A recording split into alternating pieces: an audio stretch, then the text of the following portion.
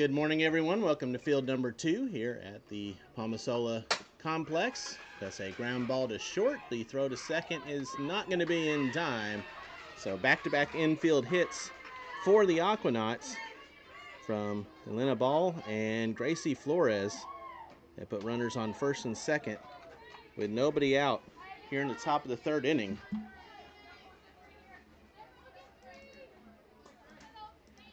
Thank you to everyone joining us here on day number 1, opening day of the Florida Gulf Coast League, season number 6. Karis Pierce, the extra hitter, fouls the first pitch away. 4 strike 1. I'm Tom Canterbury here for the first of 3 games here on field number 2.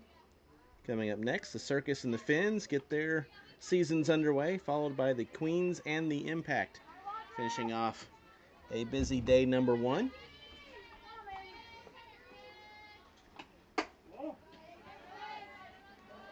In the circle for the Rodeo, it's Maggie Place, the right-handed sophomore this past season at Grand Canyon. She is the reigning FGCL Pitcher of the Year for her performance last year here in the league.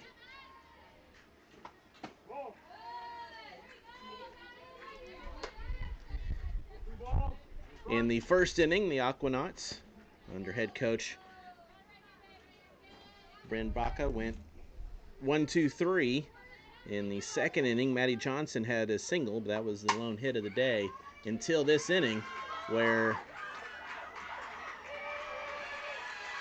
that single brings home Elena Ball, and Karis Pierce from the bottom of the order gets the first RBI of the season for the Aquanauts, and Anna Maria leads it 1-0.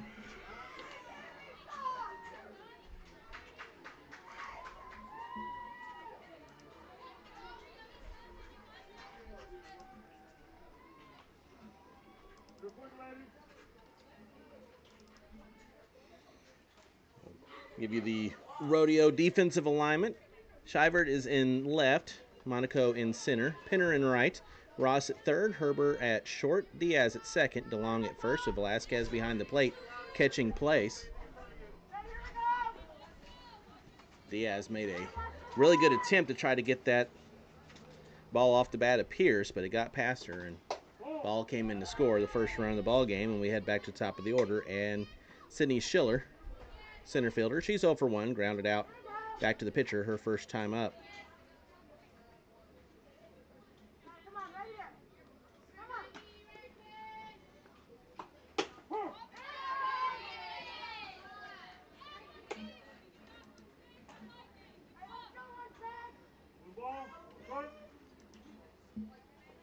One on the count now on Schiller.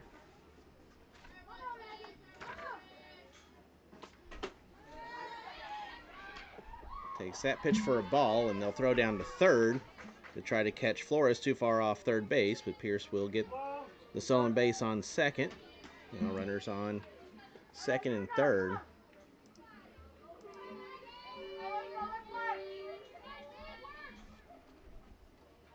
That one's fouled away.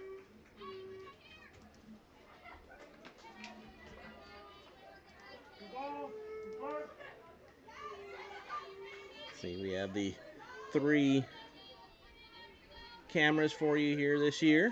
There's a picture of Flores there on third.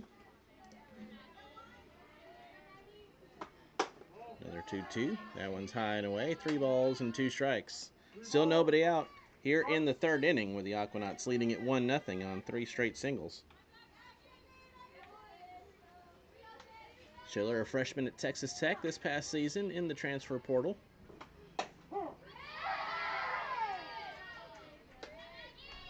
a called strike 3.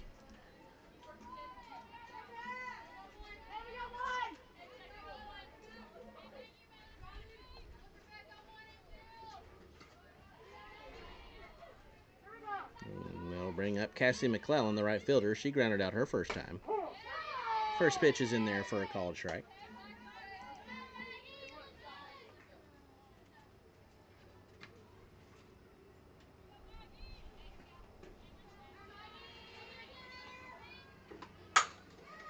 Ground ball back to the pitcher, and now they got the runner caught between third and home.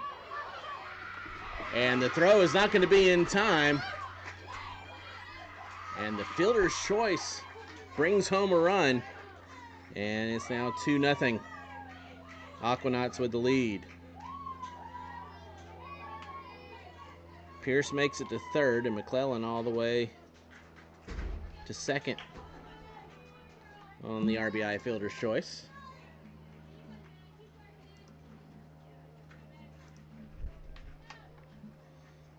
And that brings up Caroline Patterson, designated player. Grounded out her first time. First pitch is a called strike. And this is a battle of last year's player of the year versus the pitcher of the year. Patterson, part of the team that led the Aquanauts to the runner-up spot in the 2024 FGCL.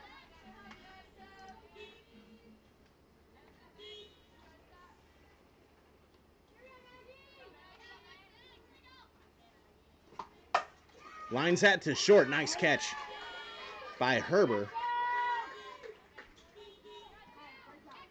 Keeps everyone where they are, and there's two gone. A hard hit ball by Patterson, but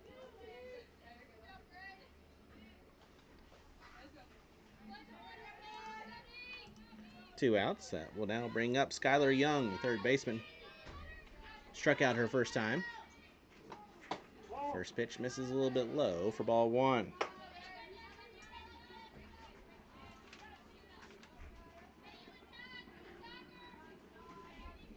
Young, a freshman in 2025 at University of North Carolina.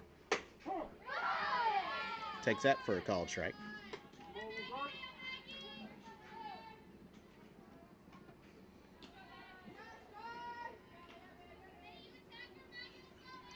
From Fayetteville, North Carolina. The pitch comes in low, 2-1. For the Tar Heels, was 3 for 12 in limited action, scored 9 runs. The 471 OBP.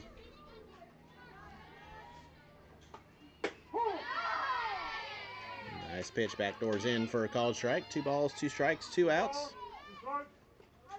2-0 Notch, trying to add to it here in the third inning as they plated both their runs here in this inning.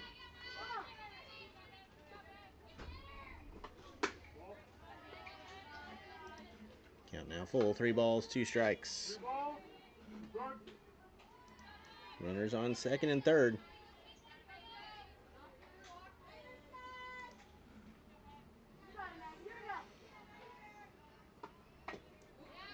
Fouled off on the check swing. We'll do it again. 3 balls, 2 strikes.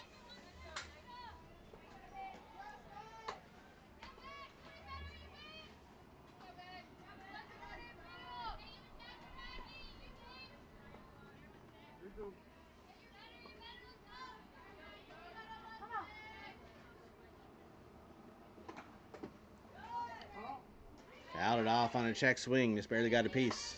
We'll do it again. 3 balls and 2 strikes.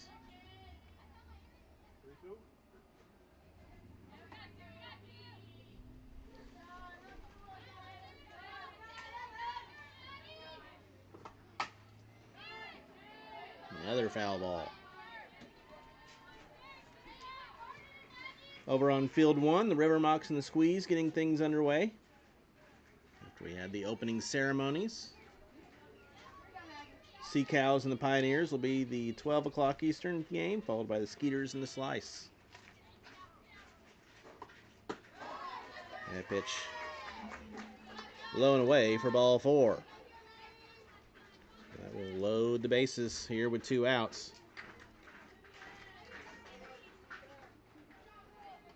For Maddie Johnson, who had the lone hit of the ball game for the Knots. A bunt single back in the second inning until this inning. A big RBI opportunity.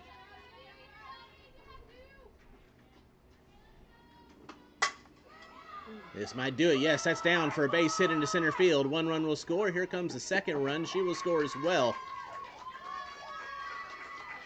Johnson takes second on the throw, and the Knots have put up a crooked number here in the third. It's now 4-0.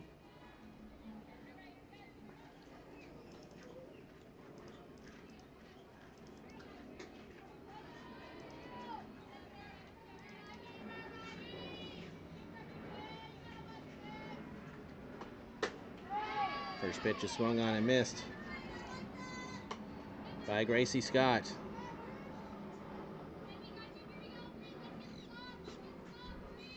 you had Pierce and McClellan come in to score.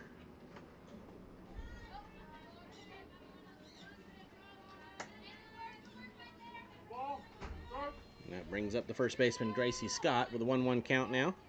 She popped up her first time.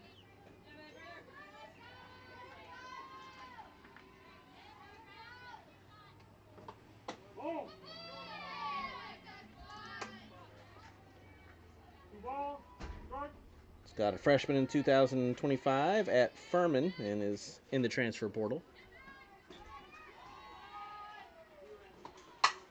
Lines this back to play. She'll make the catch for out number 3 to retire the side. But it was a big third inning for the Aquanauts as they get 4 runs on 4 hits. There were no errors and 2 left.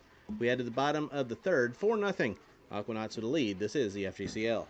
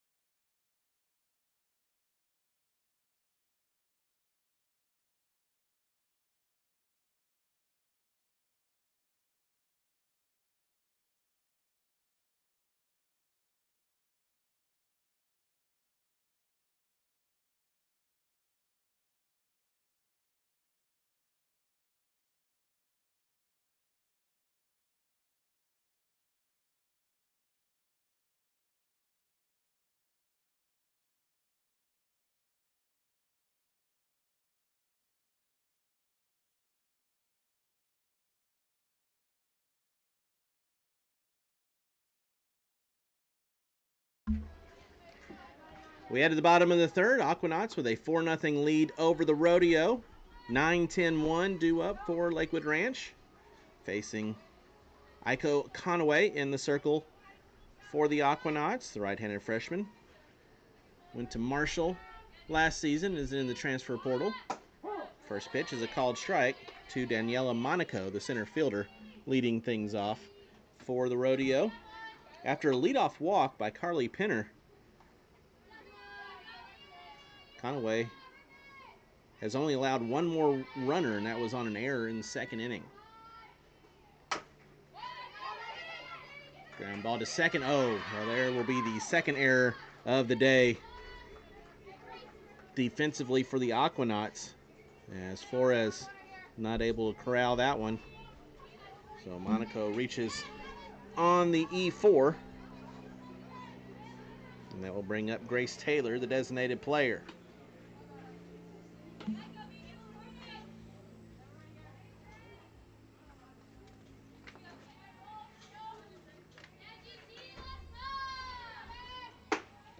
First pitch misses for ball 1.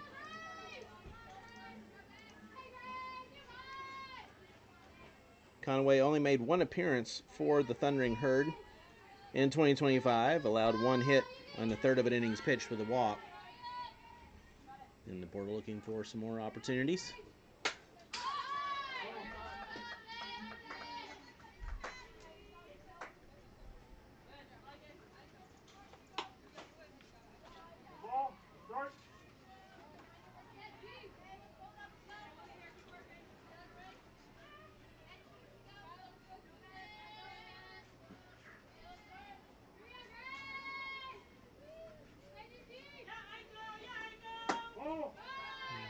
This is inside. 2 balls and a strike.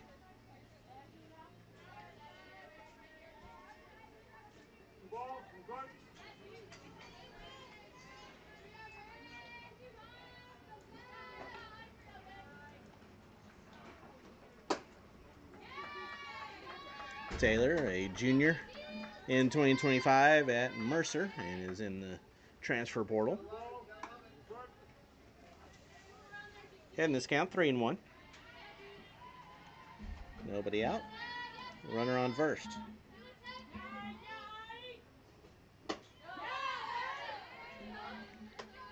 Came up empty on that swing, and the count's full. 3 balls and 2 strikes. That defensive alignment for the Aquanauts. Ball in left, Schiller in center, McClellan in right. Young at third, Johnson at short, Flores at second, Scott at first. Belair is catching Conaway, Patterson and Pierce, the DP and the EH. Fly ball to left, settling underneath it to make the catch is Ball. And there's one away.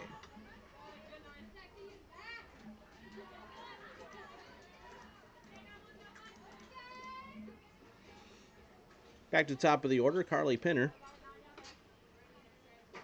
She led off in the first with a walk. She stole second, but was stranded there. First pitch is high for ball 1.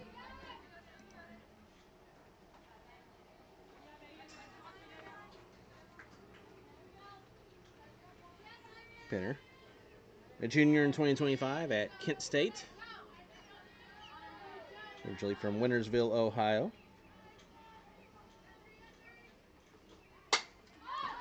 Pops this one up on the infield. Underneath it is a third baseman, Young. She'll make the catch, and there's 2 away.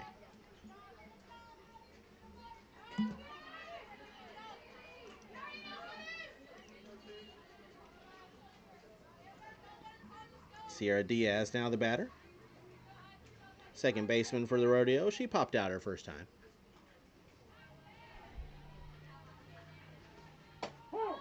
Pitch right in there for a strike.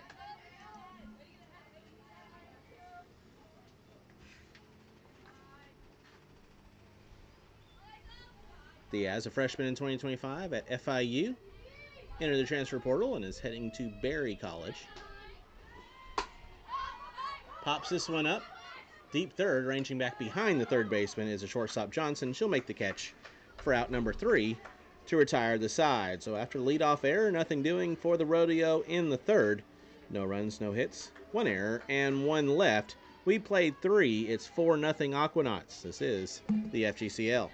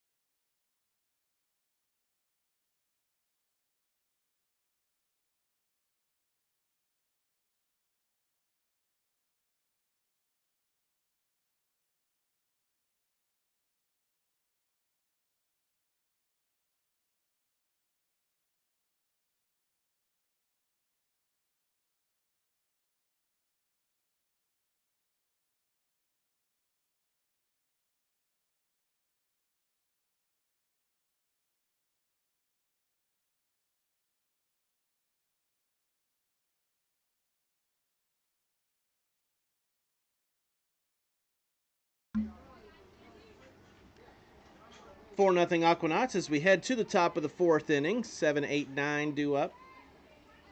Taking on Maggie Place back out for her 4th inning of work. Place, a sophomore at Grand Canyon in 2025, where she transferred from Oklahoma Baptist. Had a good season for the Lopes. First pitch to McKenna Belair's a ground ball to short. Stop made by Herbert. The throw's in time, and one pitch, one out here in the fourth inning.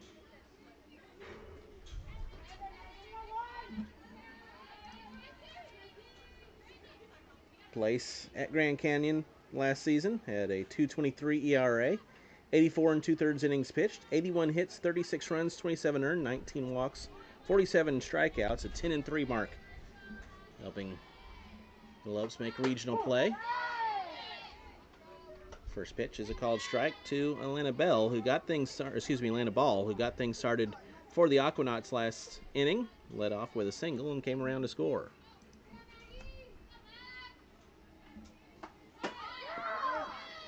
Bunted at it, missed, 0-2.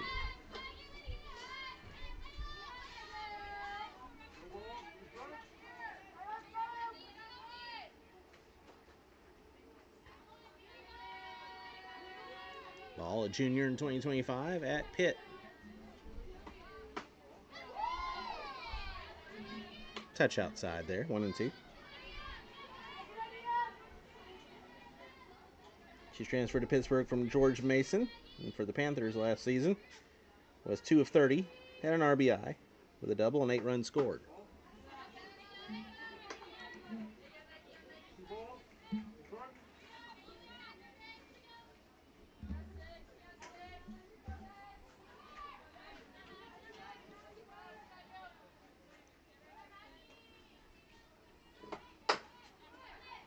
Ground ball to third. That stayed fair. The throw is not going to be in time from Ross, and an infield single for Ball. Her second such hit of the day. She's now 2 for 2, and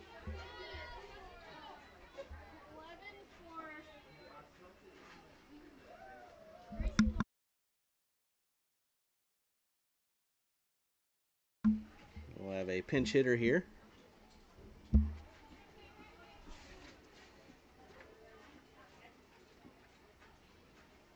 As Emily Borison will bat for Gracie Flores. First pitch is a called strike.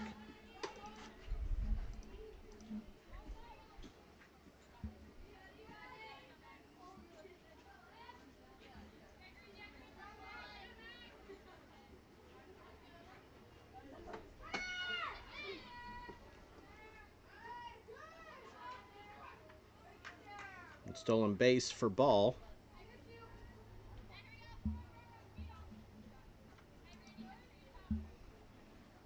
Throw got away, but Ball did not go any further than second. She would have been safe via obstruction anyway, which hopefully we won't see a whole lot of obstruction here in the FGCL.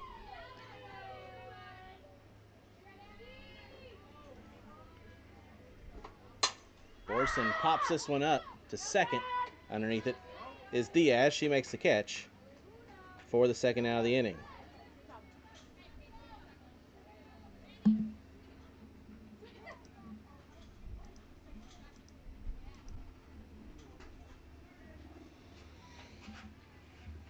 That brings up the extra hitter, Karis Pierce. She had an RBI single and came around to score in the third. Takes the first pitch for ball one. 4-0 Aquanauts as we play here in the top of the fourth inning with 2 outs.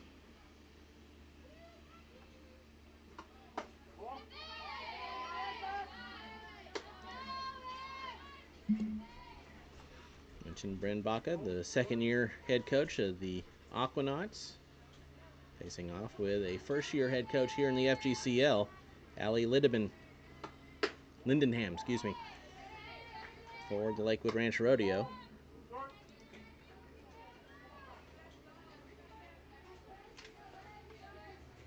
Baca, a 2-time All-Southland player at Lamar. Grounded to short does Pierce. The throw is in time from Herbert for out number 3 to retire the side. For the Aquanauts here in the fourth, no runs on 1 hit. There were no errors and 1 left. We head to the bottom of the fourth inning.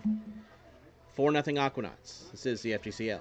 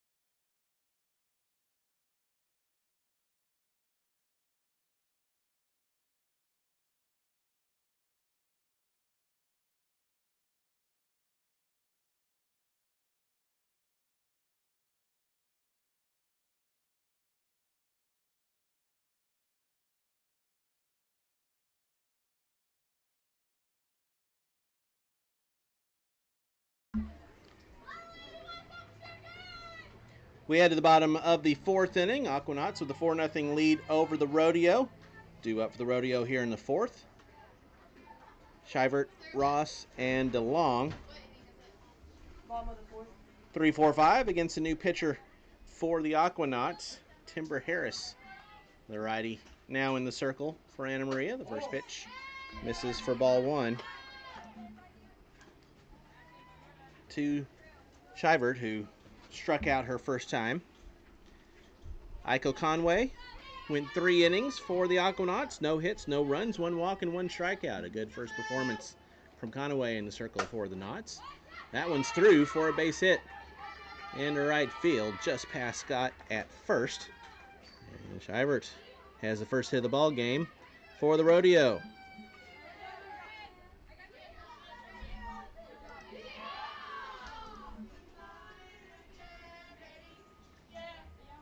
That will bring up Elena Ross, third baseman. She grounded out her first time.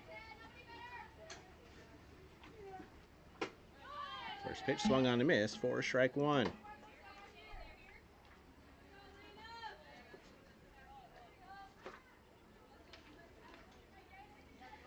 Harris, in 2025, a freshman at Georgia Tech from Vidalia, Georgia.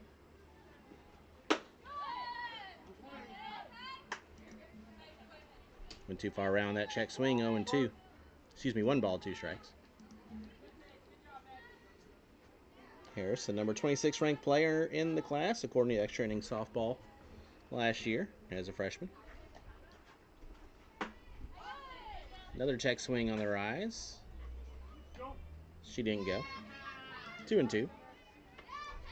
For the Yellow Jackets last year, only pitched 3 innings. 4.67 ERA, 4 hits, 3 runs, 2 earned, a walk, and 2 strikeouts.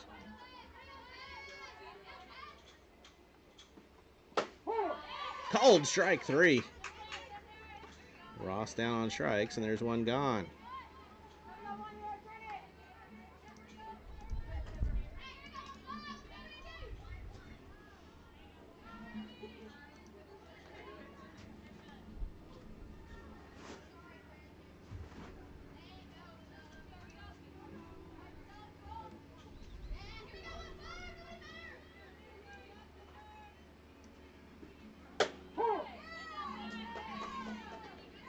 First pitch, a called strike to Randy DeLong, the first baseman, who grounded out her first time. A couple other changes out in the field for the Aquanauts. Thomas out in left now. And Pierce is your new second baseman. No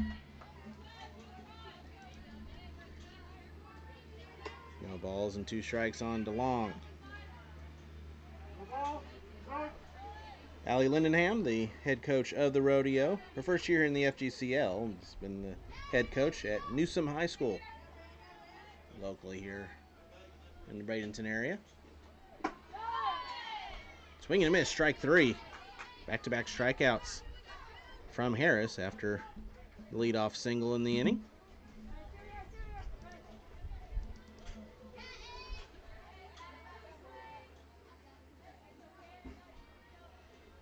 Two outs now with a runner on first for Gabby Mercado. Reached on an error her first time. First pitch is a called strike.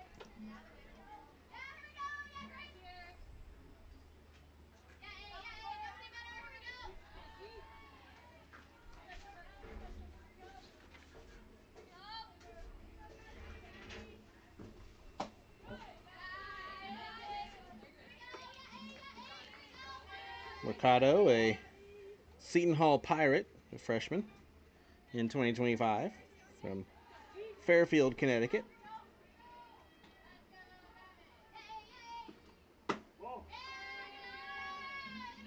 For the Pirates last season, in limited action, was 1 for 6 with 3 RBIs and 2 runs scored.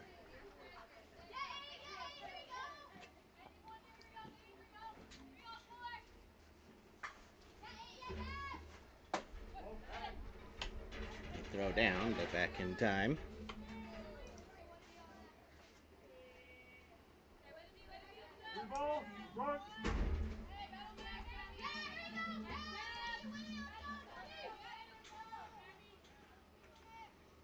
And the 3-run to Mercado is fouled off.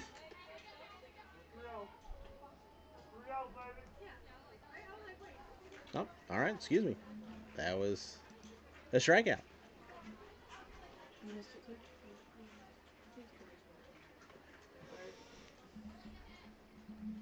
So, after the leadoff single, Timber Harris, 3 straight strikeouts, ends the inning. No runs on a hit, no errors, and 1 left. We played 4 4-0 Aquanauts.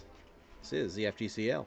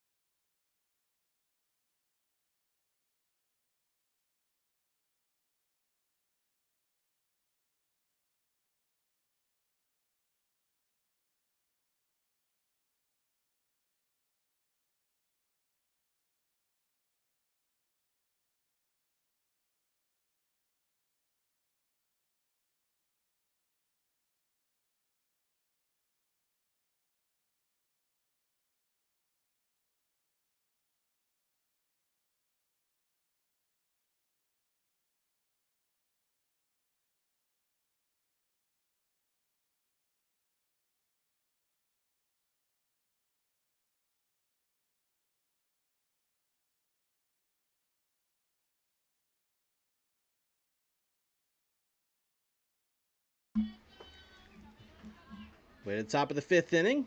Aquanauts with a 4-0 lead over the Rodeo.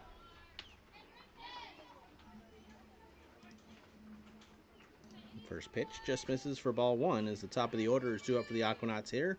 Schiller, McClellan, and Patterson taking on a new pitcher for the Rodeo.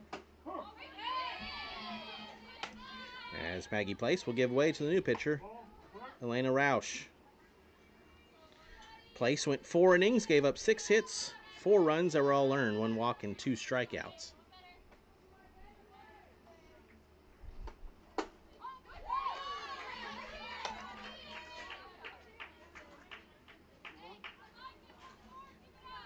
Schiller 0 for 2 on the day with a ground out and a strikeout.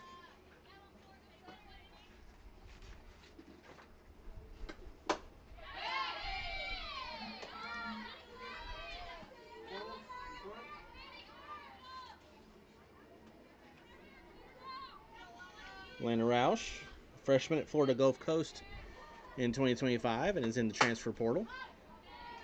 That one's fouled away. Count remains 2 balls and 2 strikes. From just down the road in Brandon, Florida. For Florida Gulf Coast this past year, had a 6.68 ERA in 14 2/3 innings pitched. 18 hits, 15 runs, 14 earned. She walked 14, struck out 9. 0-1 is her record. Got her with her eyes there for the first out of the inning.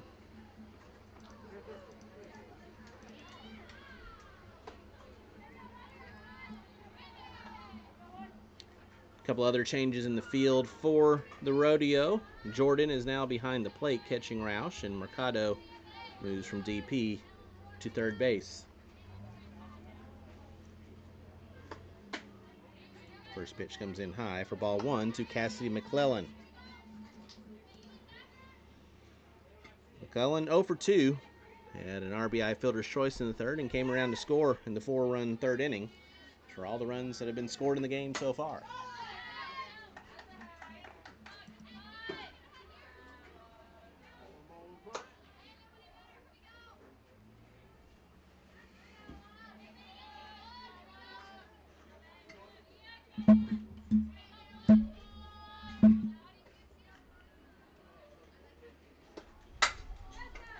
Ground ball to second. Staying down on it is Diaz. She makes a stop in the throw for the second out of the inning.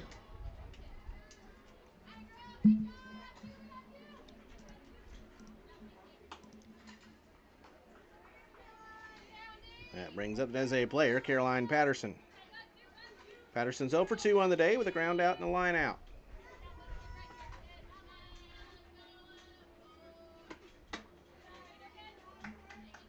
First pitch is high for ball one.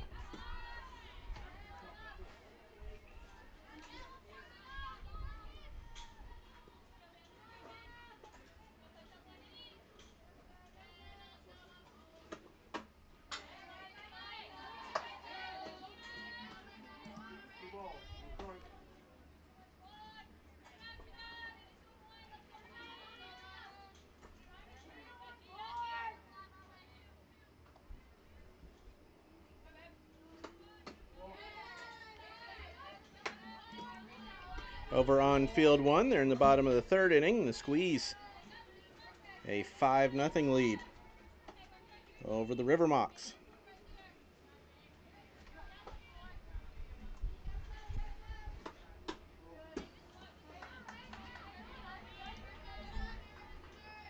And that's a 4-pitch walk to Caroline Patterson. Top of fifth.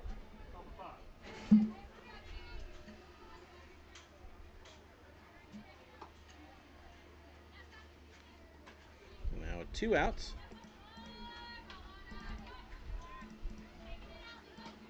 Runner on first. Skylar Young is the batter. First pitch to her is a ball. Young's 0 for 1. She struck out in the second and walked in the third.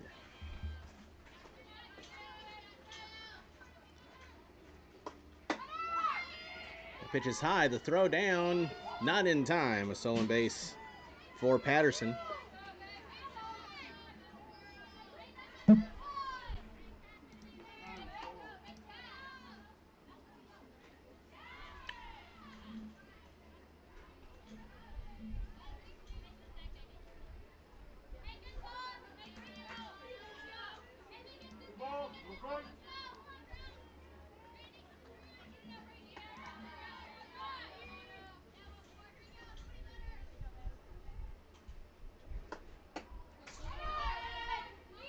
And that pitch goes wild.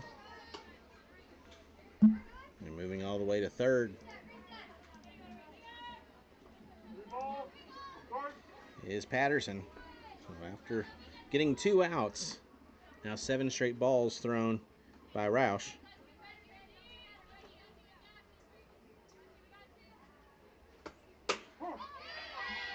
Gets the call strike there.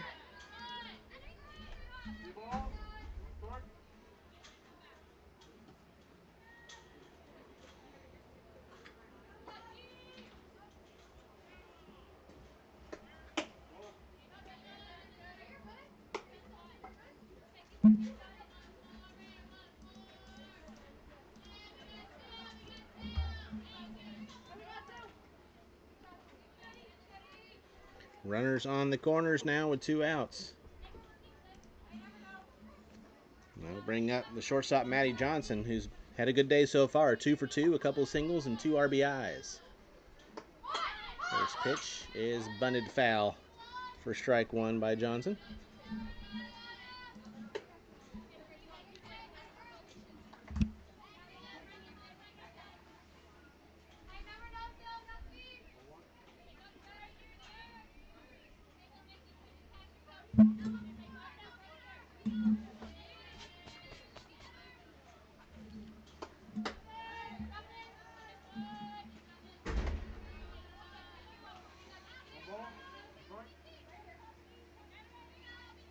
And coming up next here on field 1, the Circus and the Fins. Scheduled to get underway at noon, but our opening ceremonies ran a little bit late, so we got a little late started here as that one's fouled away.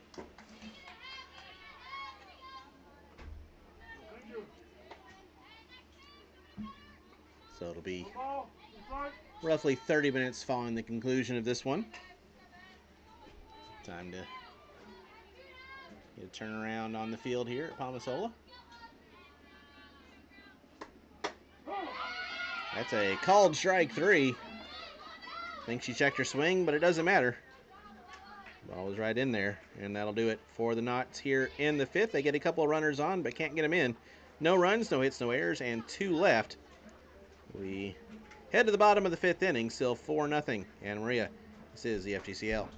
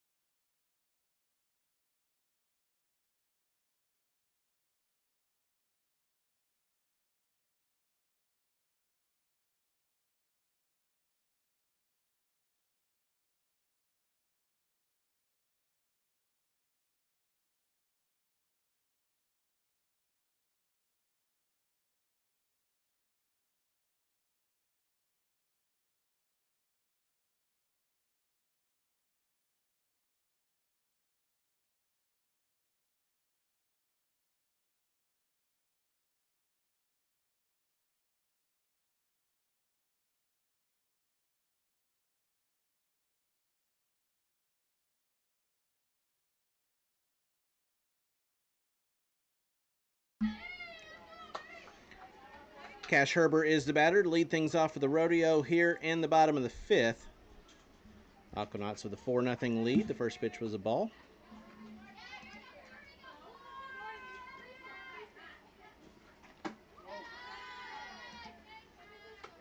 Herber's 0 for 1. She grounded out her first time. A couple of changes for the Knots defensively. They switch their middle infielders. Johnson moves over to second, and Pierce moves over to short. That one's fouled away into the corner.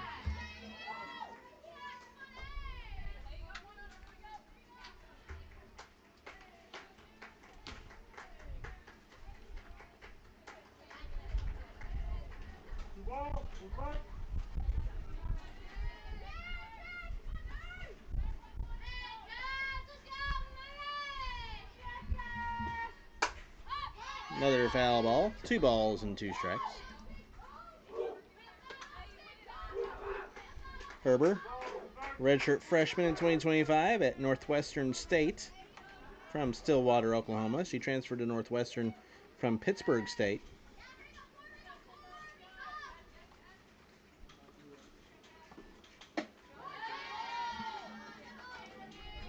For the Demons last year, batted 140 with 5 RBIs, a double and a triple, and 9 runs scored.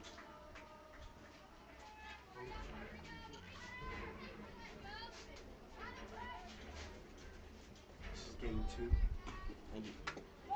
That one's fouled away.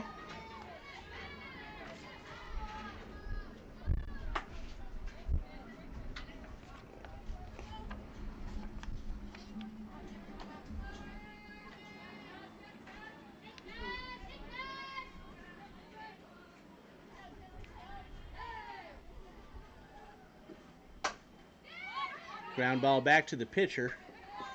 Harris is there, makes a stop at the throw, and there's one away. We'll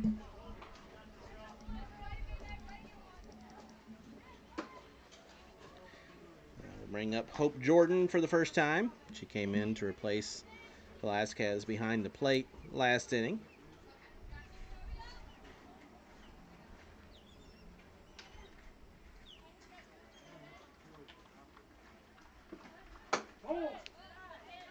First pitch misses for ball 1.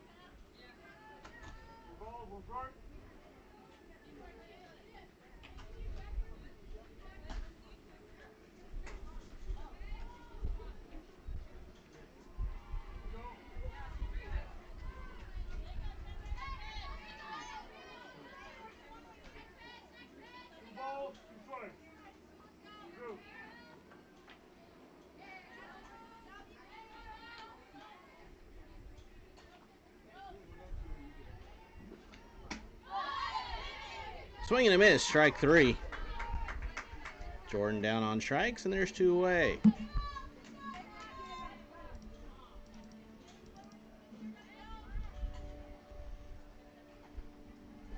So 2 out, nobody on now for the center fielder, Daniela Monaco. She reached on error her first time.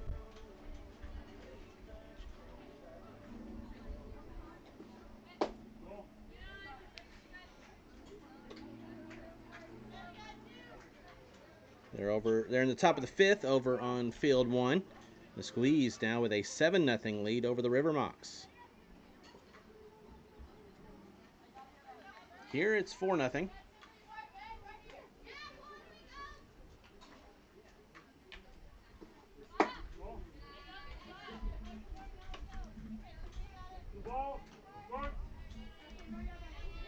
Two 0 the count now on Monaco.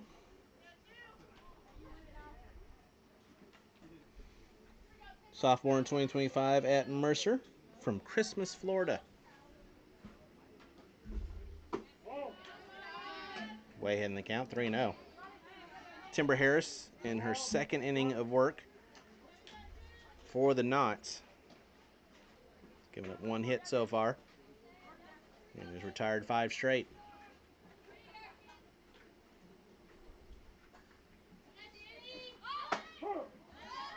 Takes the strike there, 3-1. For the Bears last year, Monaco was 6 of 11, 4 RBIs and a double, 10 runs scored.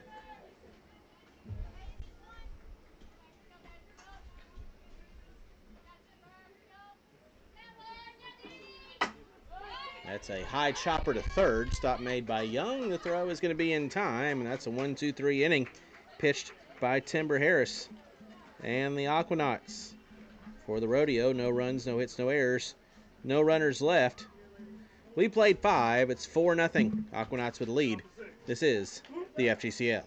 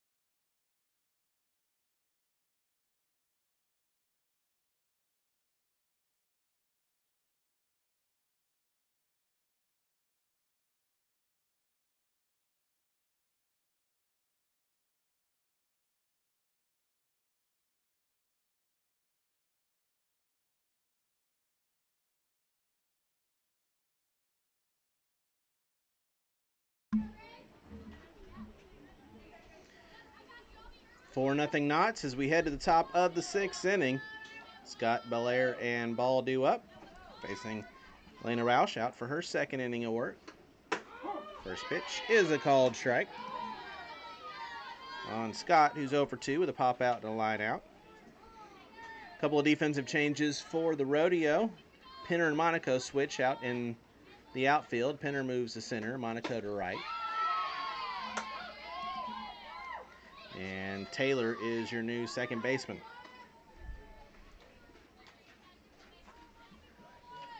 With the ability to have both a DP and an extra hitter. See a lot of times the defensive changes without there being a change in the offensive lineup.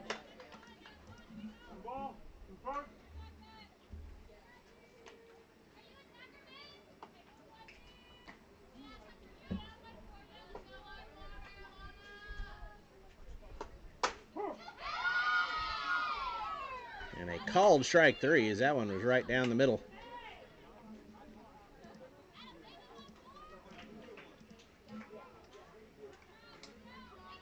And there's one down here in the 6th for the catcher, McKenna Belair. Belair 0 for 2 with a couple of ground outs on the day. First pitch is to the backstop for ball 1.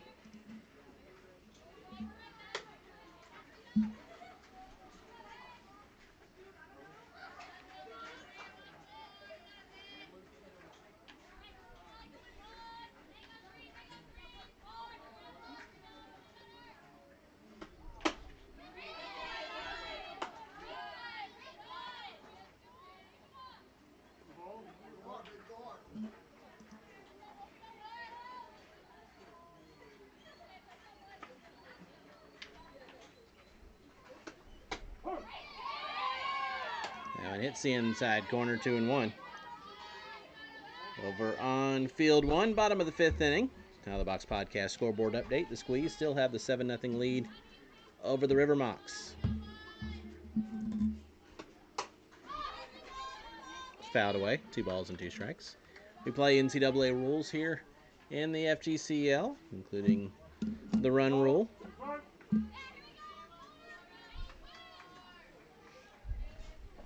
International tiebreaker during extra innings.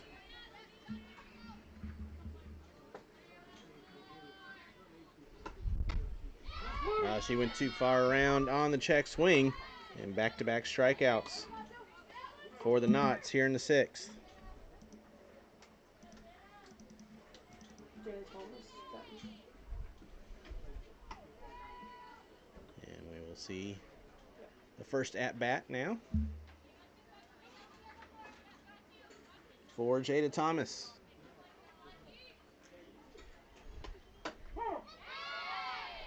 Called strike on her.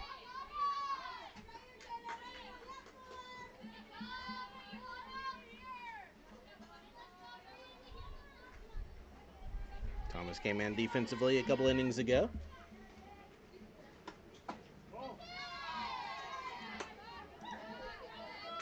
A Jacksonville Dolphin.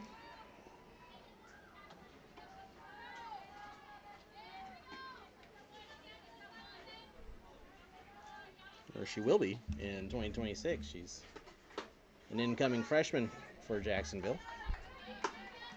Takes that one inside, 2-1.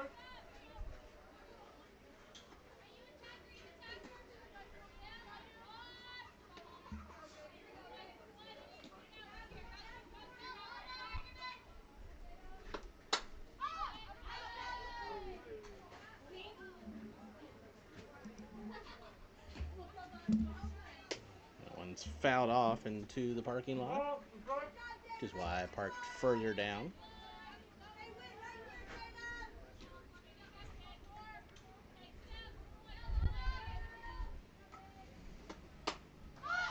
Another foul ball.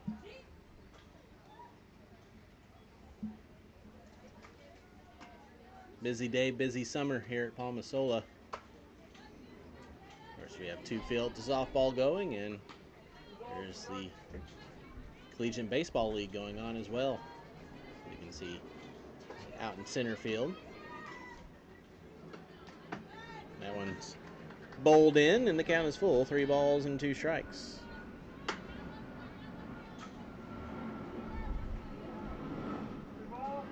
FGCL, a month-long lead. Excuse me, a month-long league. Regular season until the second week of July. And the championship on July 12th.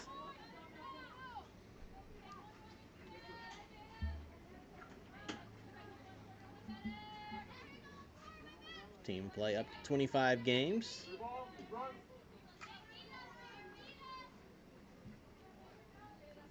Sixth year here in the ACL of the FGCL. That one's grounded to third. On the run, the stop and the throw from Mercado for out number 3, and that's a 1-2-3 inning pitch by Elena Roush. And nothing doing for the Knots here in the 6th. No runs, no hits, no errors, no runners left. We head to the bottom of the 6th inning. Still 4-0 Aquanauts. This is the FGCL.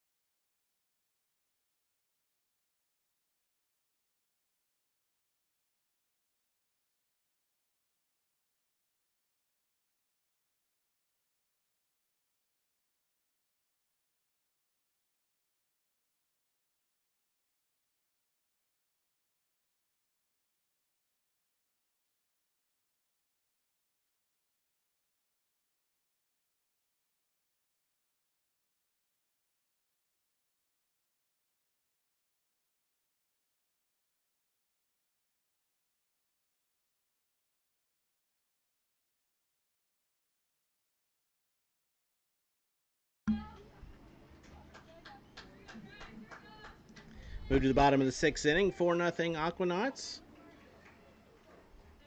10-1-2 due up for the Rodeo. Taylor, Penner, and Diaz. The first pitch is a called strike on Grace Taylor, who's 0 for 1 with a fly out. That pitch thrown by the new pitcher, Cameron Panish.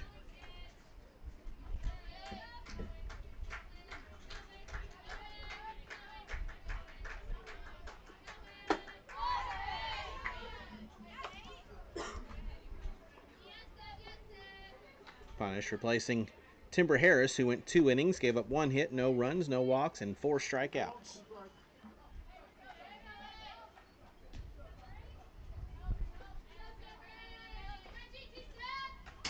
That one's to the backstop. 1 ball, 2 strikes. Into your living room.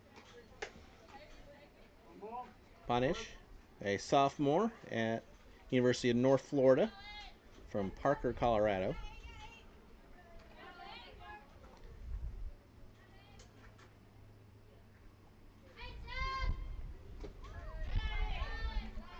For the Ospreys this past year,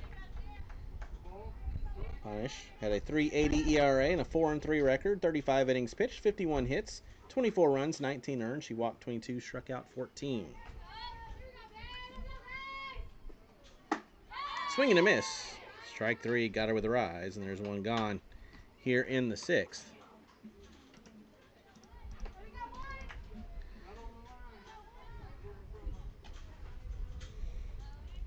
Back to top of the order, Carly Penner, right fielder, is 0 for 1. She walked in the first and popped out in the third.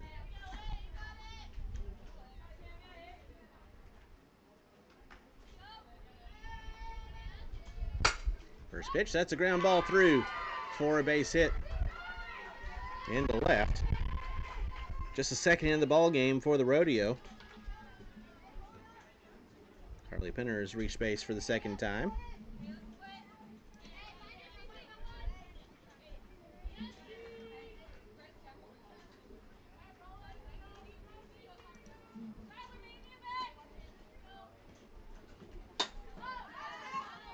Sierra Diaz fouls the first pitch back for strike one.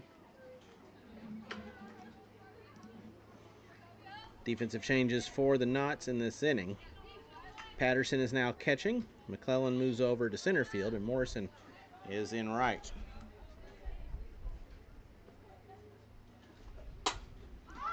Popped up on the infield. That's going to be caught on the fly by Johnson.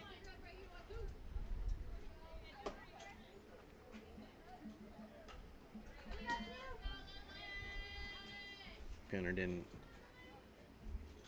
wander too far off first base, so she's back in time. So there's now 2 outs to the runner on first for Lily Shivert.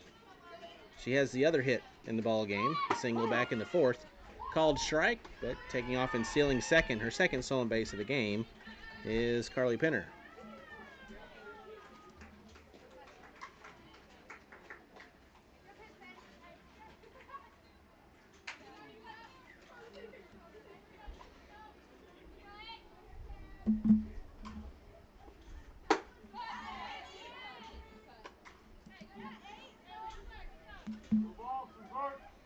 On to the count now on Shivert.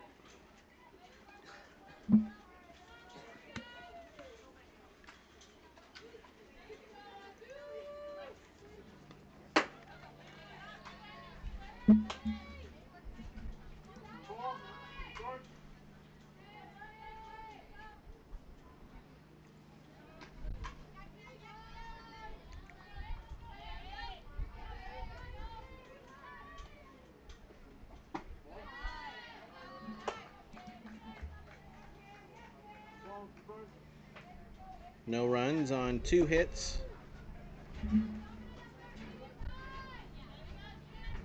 No errors. 4 left so far for the Rodeo.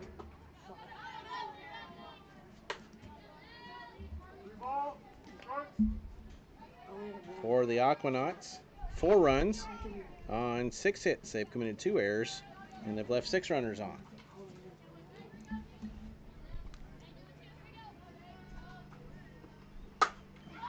That's a well-hit ball to right, and that's going to get over the right fielder's head and get all the way to the wall. Coming in to score is Pinner, and that's an RBI double for Lily Shivert. And the Rodeo on the board. It's now 4-1 Knots.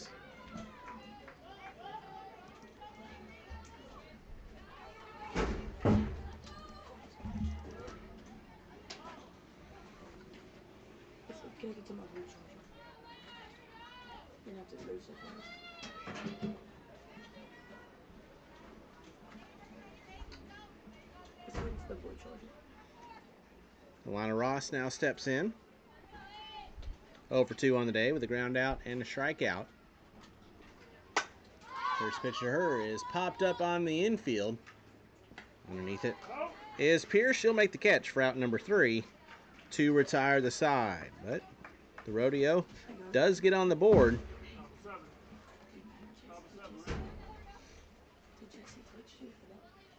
The Rodeo gets 1 run on 2 hits, no errors, and 1 left. We head to the 7th, 4-1 Aquanauts. This is the FGCL.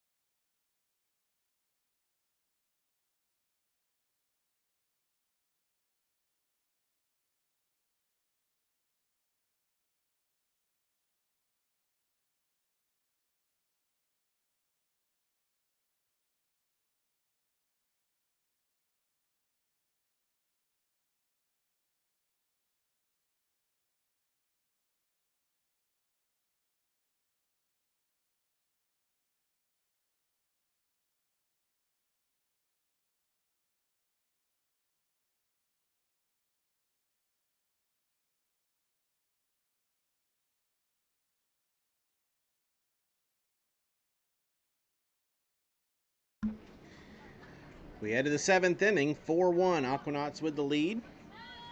9-10-1 due up for Anna Maria as they take on Lena Roush back out for her 3rd inning work. And the first pitch misses inside for ball 1. To Emily Borenson, who is 0 for 1, popped out her first time.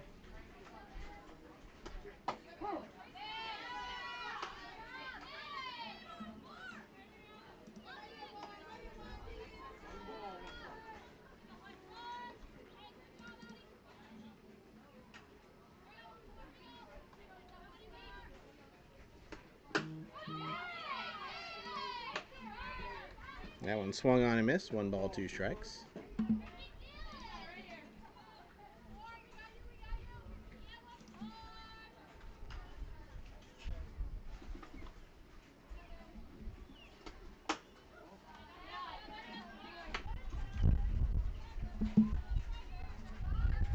It's a final over on field 1. In 5 innings, the Squeeze beat the River Mocs 8-0.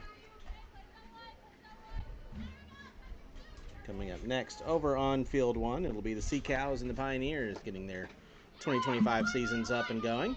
That one swung on and missed, and a ball in the dirt. The throw down is in time from Jordan to the new first baseman Armstrong. And the strikeout is the first out of the inning.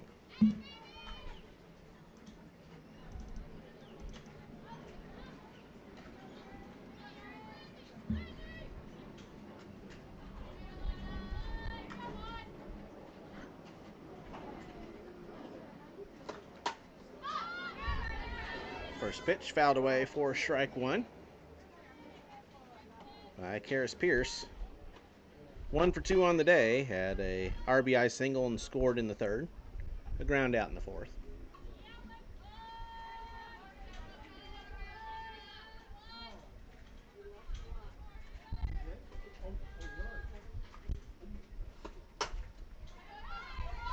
Ground ball to short. Stop made. The throw is in time. Taylor has moved over to short. She made that stop in the throw, and there's 2 away. In the flip of the middle infielders, Taylor is now the shortstop. Herber over to second.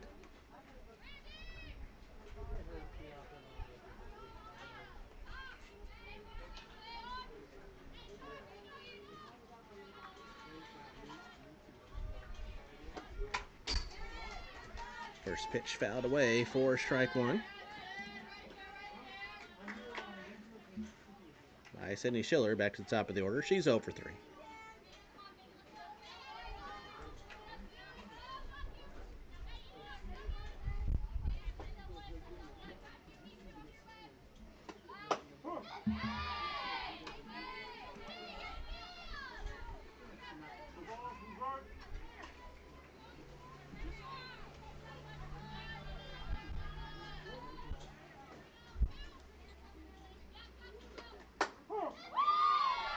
Called strike 3. That one hit the outside edge. And that'll do it for the Knots here in the 7th. Roush sits them down 1-2-3. We head to the bottom of the 7th, the last chance for the Rodeo.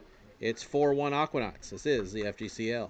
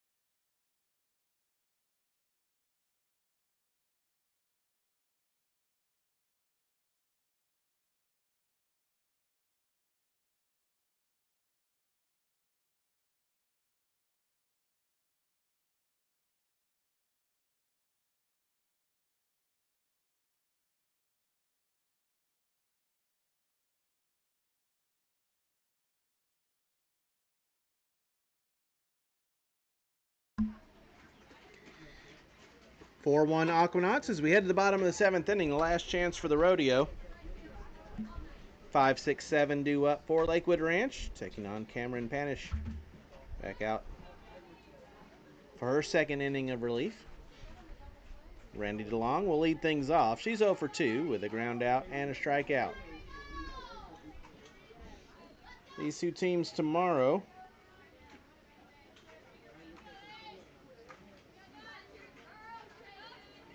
will play again. First pitch fouled away for strike one. They'll be right here on field 2, but it will be at 2:30 Eastern time.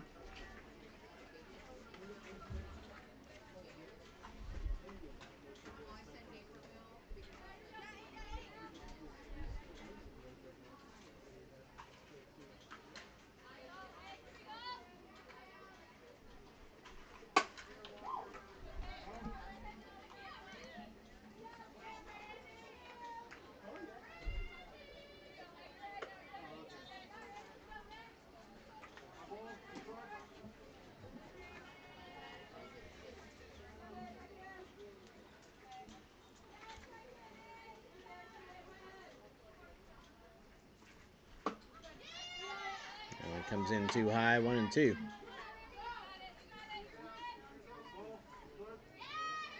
So same two teams tomorrow again. 2:30 will be the start time on field 2.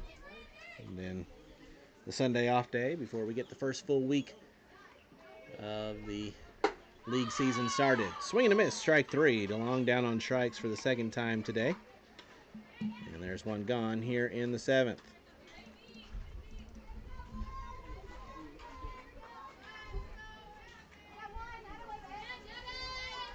That brings up designated player, Gabby Mercado. She's 0 for 2, reached on error in the second and struck out in the 4th. First pitch, jammed her to second. Stopping the throw in time, and the Rodeo down to their final out.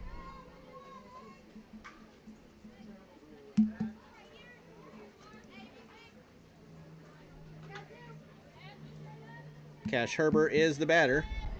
She's 0 for 2. She's grounded out to the pitcher twice so far today.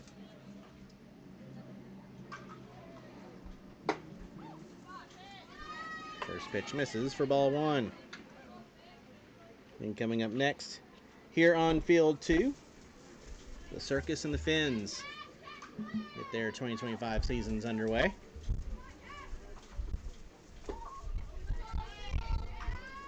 Roughly 30 minutes following the conclusion of this one. Maybe 25. Let's see how quick they can get things turned around. We'll have it for you, as well as the rest of the FGCL season right here.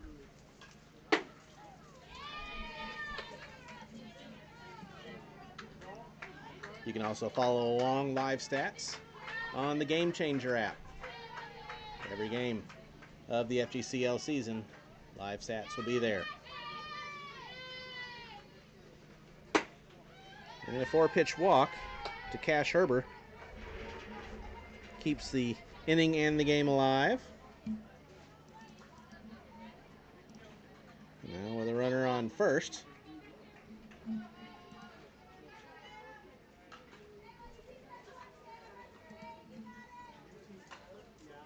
Hope Jordan steps in. Struck out her first time up back in the 5th inning. First pitch is a called strike. Good movement on that from Panish.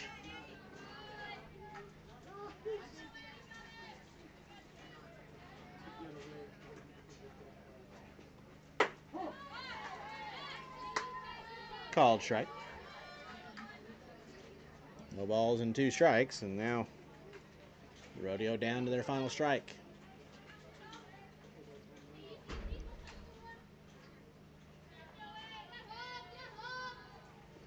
And it's well outside, 1-2.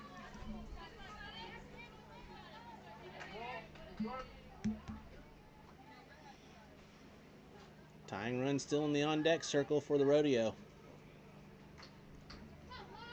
Jordan trying to keep the game continuing for Lakewood Ranch. Fouls that one off the end of the bat. Stays alive, 1-2.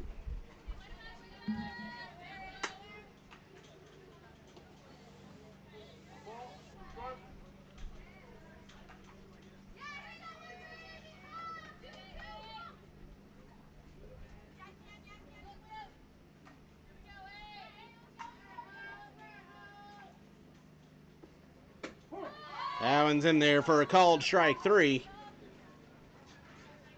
Jordan down on strikes, and that will do it for the Rodeo here in the 7th. No runs, no hits, no errors, and 1 runner left. Your final score, Aquanauts 4, Rodeo 1. Opening day victory for the Knots. They move to 1-0. Rodeo falls to 0-1. And as I mentioned, these two teams will play again tomorrow at 2:30. Right here on field 2. For the Knots, 4 runs on 6 hits. They committed 2 errors and left 6 runners on. For the Rodeo, 1 run on 3 hits, no errors, and they left 6 runners on base. Once again, your final score, Aquanauts 4, Rodeo 1.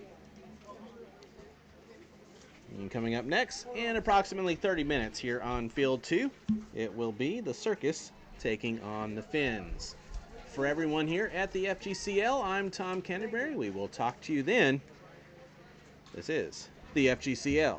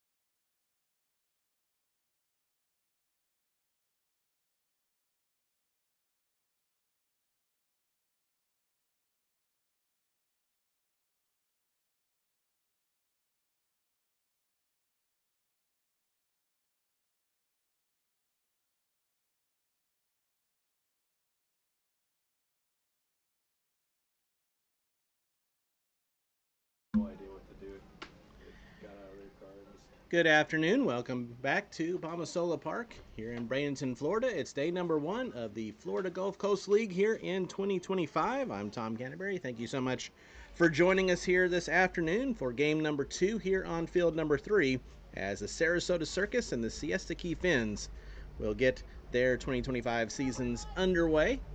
Here is the starting lineup for the visiting Sarasota Circus under head coach Katie Kissler. Sophia Anderson, left fielder, will lead things off. Lauren Fox, second baseman, bats second. Ava Hazard, third base, batting third. Sammy Zelinki, the first baseman, bats fourth. Zelinka, excuse me. First pitch, swung on and missed. 4 strike 1. Peyton Bragg, the shortstop, will bat fifth. Batting sixth is Quinny McQuillan, the center fielder. And Elise Bunsey, the right fielder, batting eighth. Batting eighth is Taylor Davidson, the catcher. Batting ninth, Madeline Dudig, the designated player. And batting 10th is the starting pitcher, Fia Zelinka. They're facing in the circle for the Fins. Left-handed sophomore in 2025 from Palm Beach Atlantic, Riley Little. Sophia Anderson at the plate. 1-2 count. Swing and a miss. Strike 3.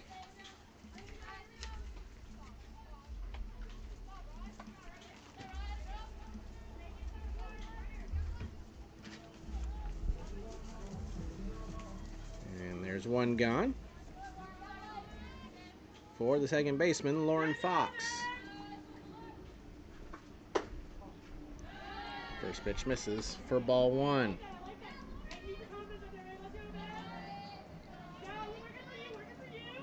Little here in the FGCL for the second year. Came in halfway through last season for the Fins and was very effective in the circle.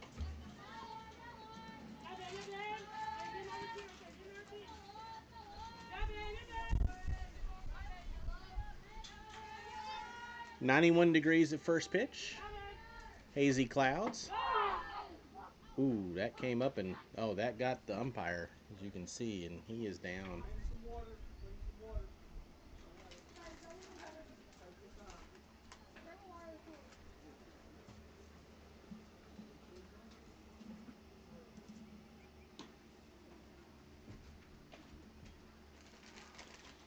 And unfortunately, he took that foul ball right off the right leg.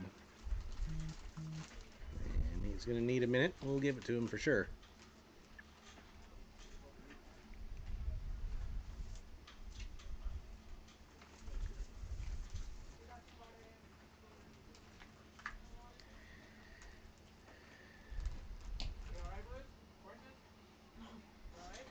Earlier today over on field 1, it was an 8-0 run rule victory for the Slice over the River Mocs. And they have gotten underway with their second game.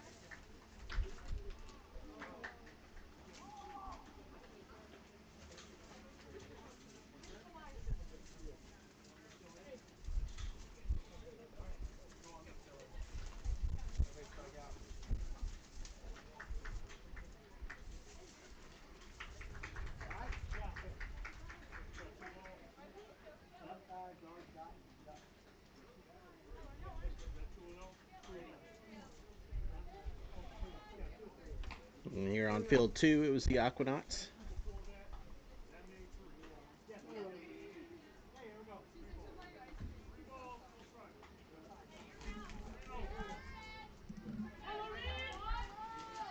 Here on field 2, the Aquanauts knocked off the Rodeo 4-1. Sea Cows and the Pioneers about to get underway over on field 1. That one's fouled off. For the first strike, 3 balls and 1 strike. 1 out, nobody on, just underway here between the Circus and the Fins.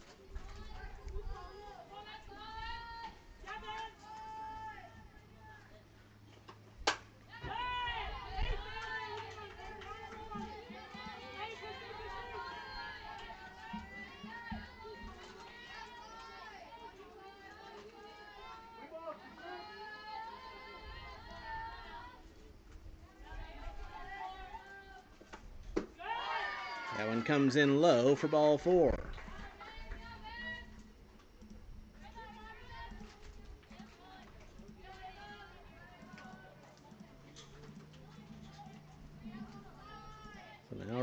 first. 1 out for Ava Hazard. First pitch misses for ball 1.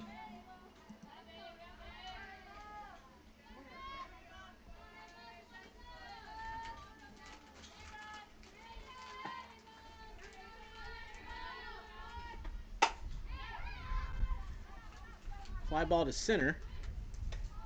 Catch is made by Braden.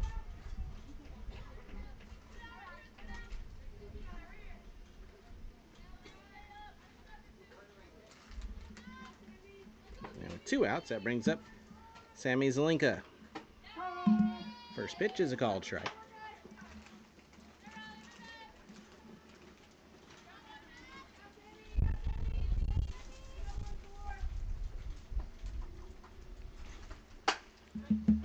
Ground ball to third. Stop made by Taylor. The throw's over in time at first, and that'll do it for the Circus here in the first inning. They get a runner on, but nothing across for Sarasota. No runs, no hits, no errors, and 1 left. We played a half inning. Circus nothing. Fins coming to bat. This is the FGCL.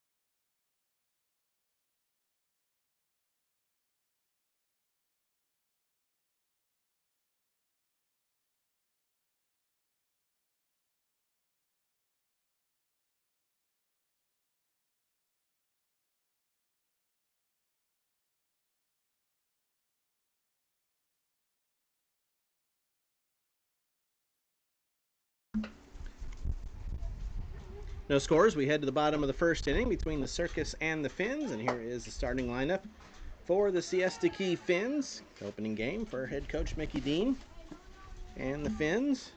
Center fielder Amari Braden will lead things off with the first baseman Paige Vukadinovich batting second. Batting third, Mariah Sanchez, the shortstop. Batting fourth, the third baseman Jesse Taylor.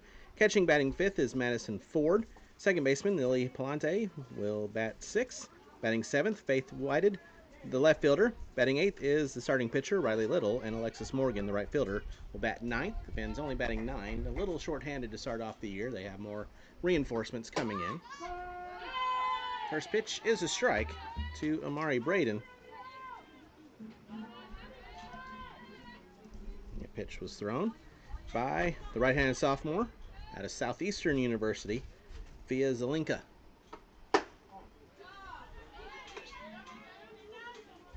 1 ball and 1 strike.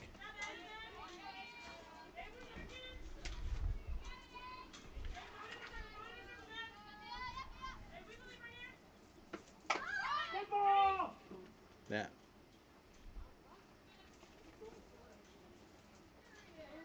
ball was fouled off. She was still in the batter's box when it hit her. So the count moves 1 ball and 2 strikes.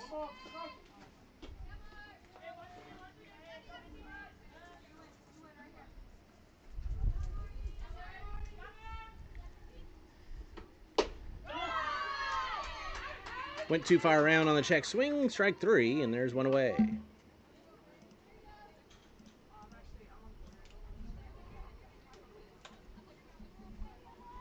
That brings up the first baseman, Paige Vukadinovich.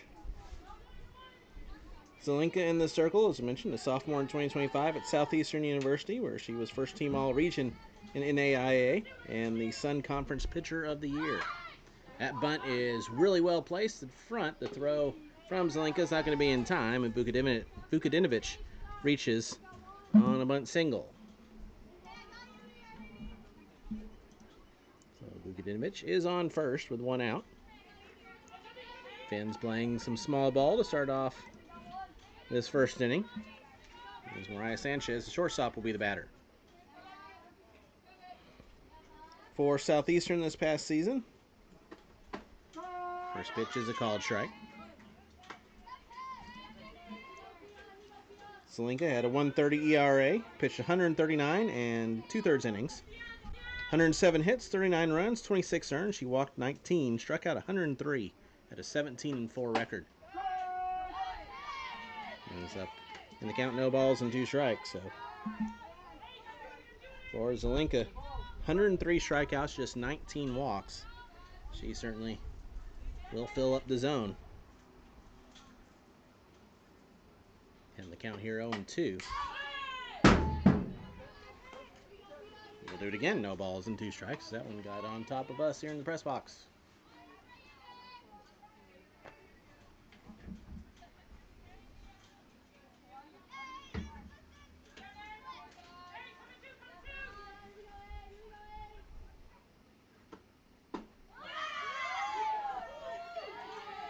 It's a little bit outside. Really nice off speed. 1 ball, 2 strikes. Did not go on the check swing.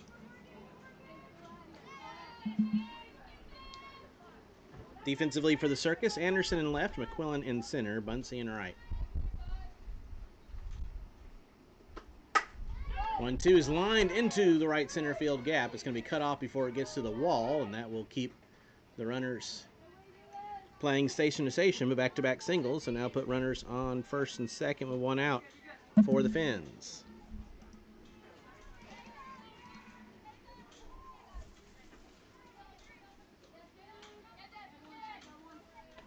And bring up the third baseman, Jesse Taylor.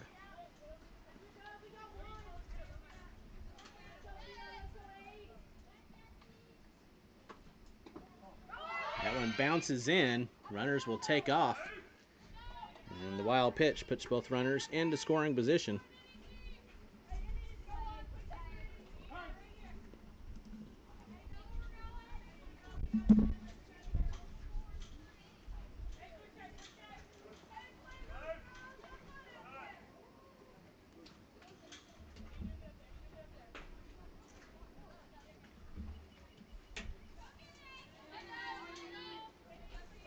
Finish off the defensive alignment for the Circus after this pitch,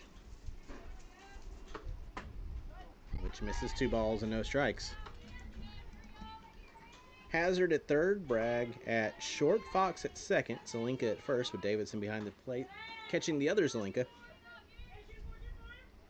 Dodig is the designated player. That one's fouled off. 2 balls, 1 strike.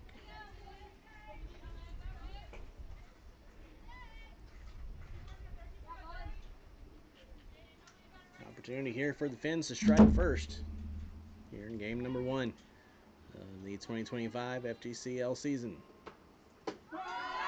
Drops in for a called strike. 2 balls and 2 strikes, and you can already see here in this first inning,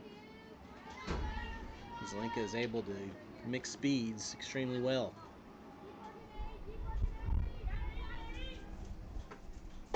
Does it again there for a called strike 3.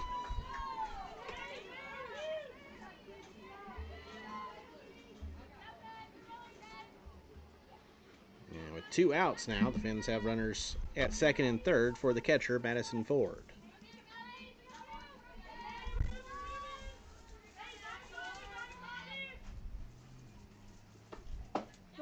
First pitch right in there for a called strike.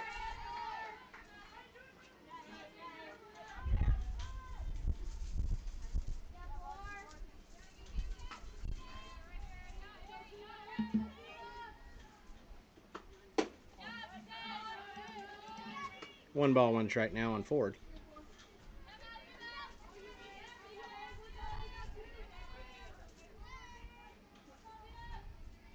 Here's a bit of a breeze, as we all appreciate it.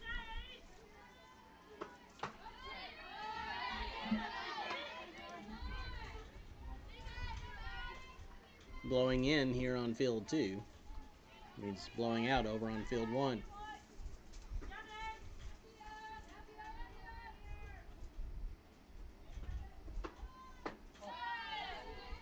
Change up too low. 3-1 the count.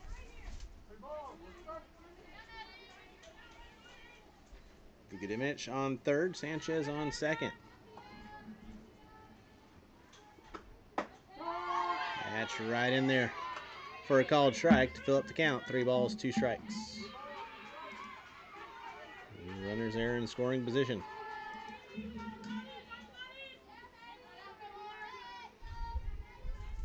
And the payoff. Misses low and inside for ball 4. Ford was able to hold off on the swing, and the bases are now loaded.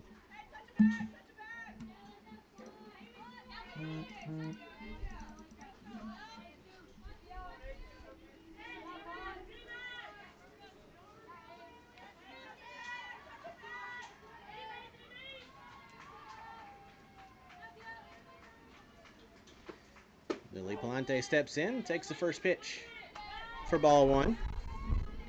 Bases loaded, 2 outs here in the first. Fins with a big opportunity. The Circus was unable to score in the top of the first inning. Swung on and missed. 1 ball, 1 strike.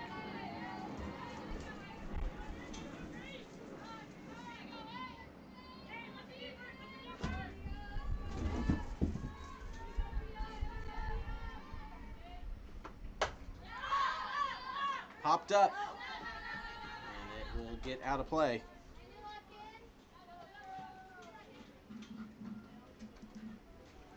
Count moves 1 ball, 2 strikes.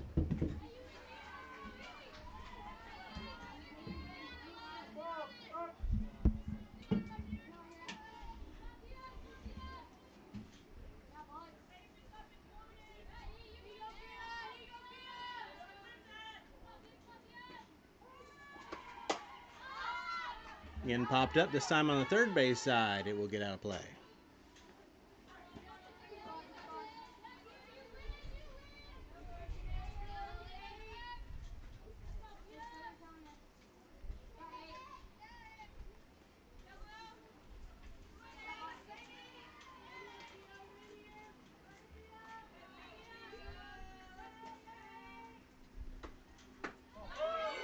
Ooh. Went too far around on the check swing, did Palante. And that's a huge strikeout to end the inning by Afia Zelenka to strand the bases loaded.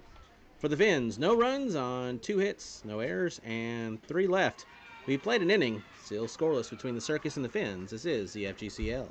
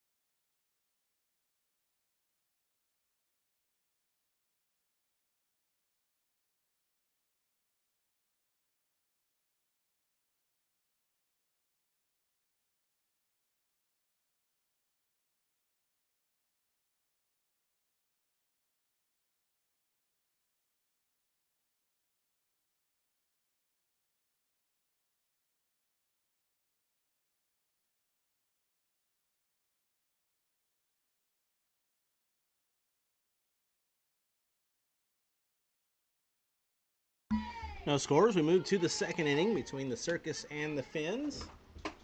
Then leading things off for Sarasota here in the second, Peyton Bragg. First pitch is a strike.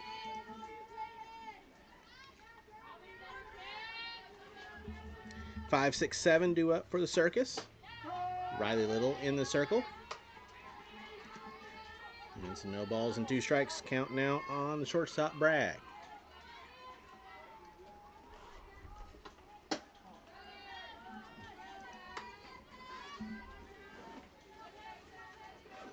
Katie Kistler, the head coach of the Circus, Florida Gator, played with the Gators 2021 to 2024. Kistler, a career batting average of .297 with the Gators, and had 45 RBIs in her senior campaign.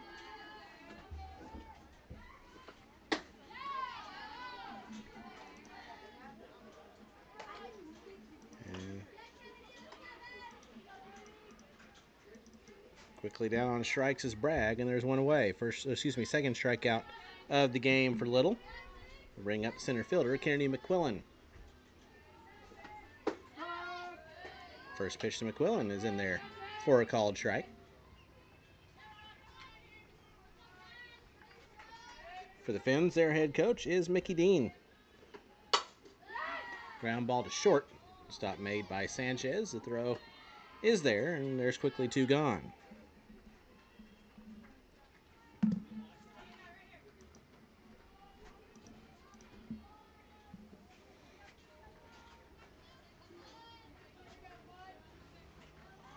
That brings up Annalise Bunsey. First pitch to her, fouled away for strike one. Mickey Dean, the former Auburn head coach and James Madison Hall of Famer.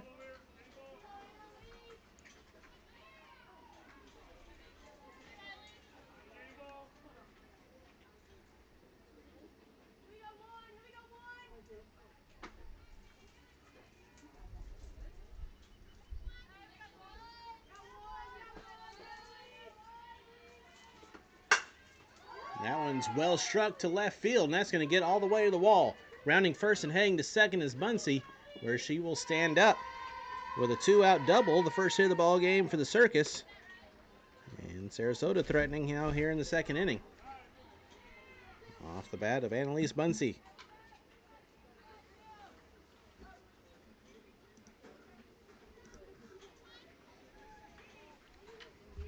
That will bring up the catcher, Taylor Davidson.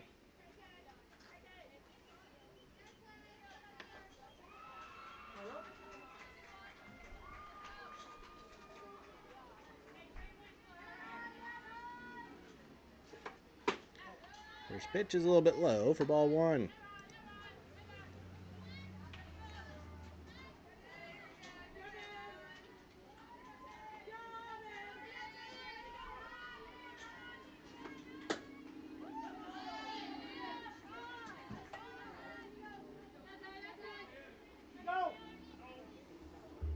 Did not go on that check swing, 2-0. Over on field one, they're in the bottom of the first. No score between the Manatee Sea Cows and the Pioneers. Here's a called strike. With the expansion to 12 teams this year here in the FGCL, the Manatee Sea Cows, a new addition.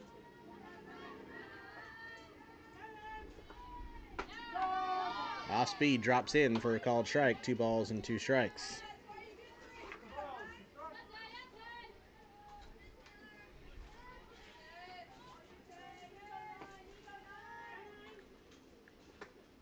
One comes in high. The count's full, 3-2.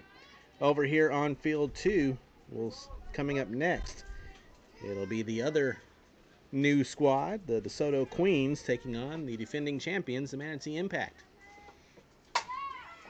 That one's lined to right, and that's going to fall for a base hit. Rounding third is Bunsey. She will score. And the RBI single by Taylor Davidson gives the Circus the 1-0 lead here in the second.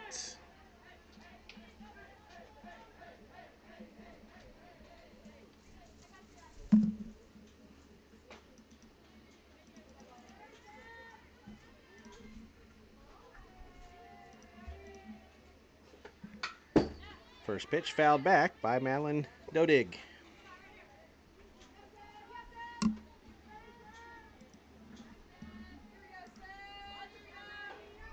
Taylor Davidson, the first RBI of the season for the Circus. She's standing on first.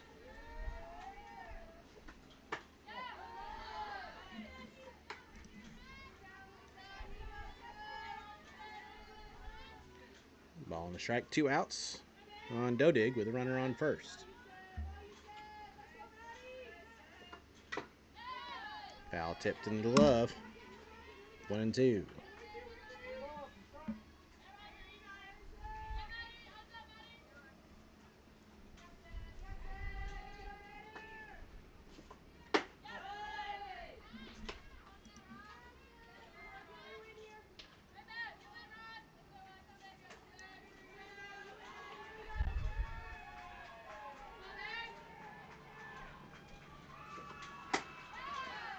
Swing and a miss. Strike 3.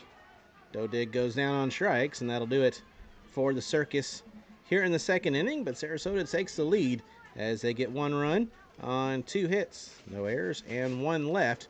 We head to the bottom of the second inning. It's 1-0 Circus. This is the FGCL.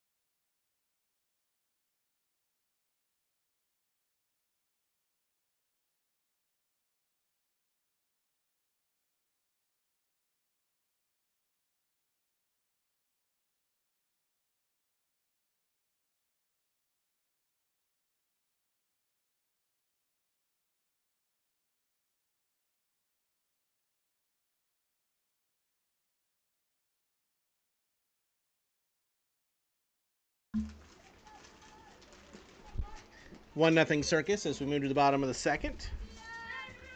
7-8-9 due up for the Finns against Fia Zelinka in the circle. The first pitch squared around a bunt and pulled back by Faith Whited. Right-handed hitting left fielder. Pitch was a ball.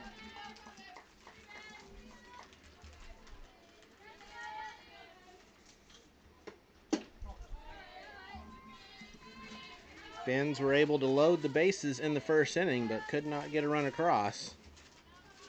Circus answered with a run in the top of the second to take the 1-0 lead. That bunt popped up foul.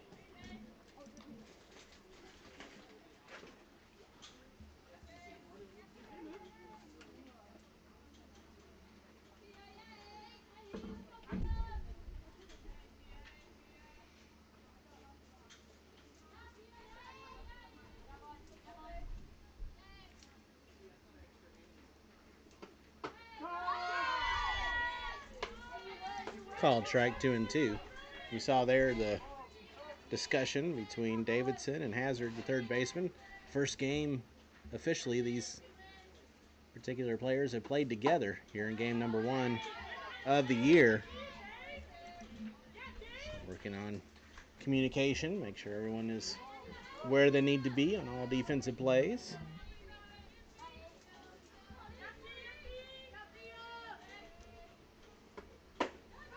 Pitch too far inside, and that's ball 4.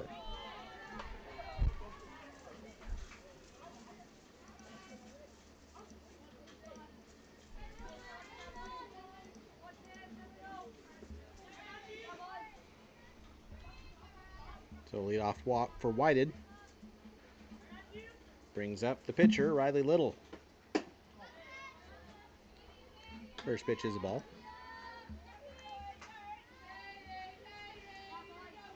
As we get into next week, we probably won't see the pitchers batting as much for the Finns. Probably we'll see them batting 10 people. The first pitch is in there for a strike. 1 ball, 1 strike. But Siesaki a little bit shorthanded here in the first few days. Or the entire team will get here next week.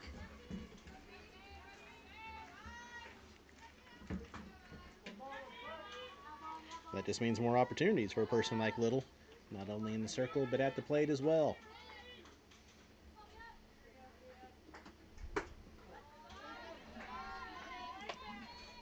2-1 the count.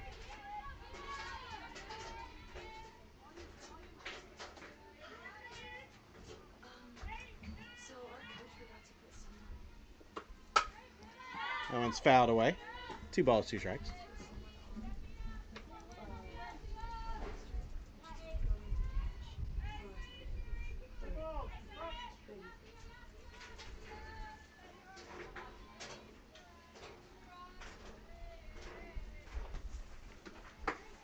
Swing and a miss. Little down on strikes, and there's one gone here in the second. 4th strikeout of the day by Zelinka. All 4 of her outs have been via the strikeout.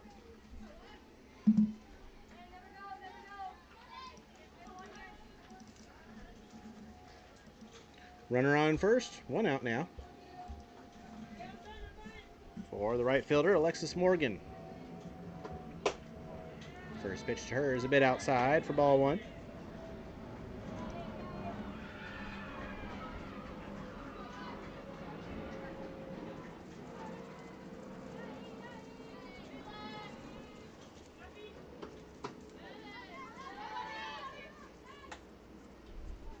That one's in the dirt for ball 2. They threw down, but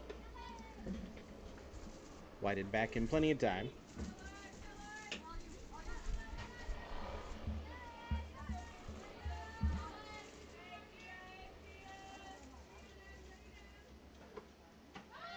Missed outside, and taking off and stealing way ahead of the throw is Whited.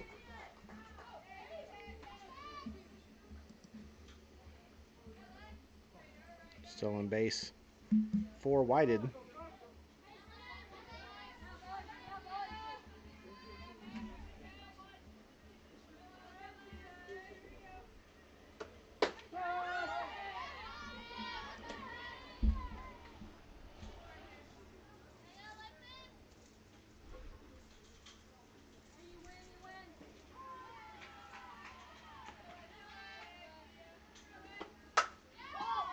That one is taken into left. Soft liner. Corralled by Anderson. Runners now on the corners.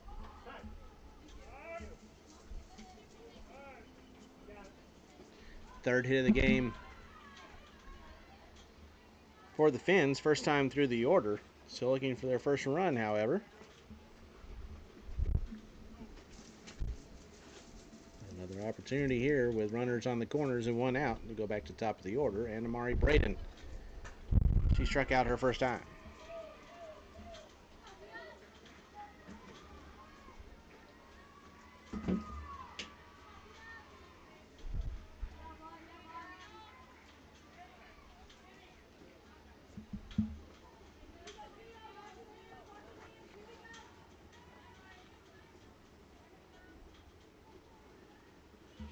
First pitch, squares around the bunt, and that one is fouled away for strike 1 as Finn's trying to get some chaos on the base paths going there too, because both runners were going.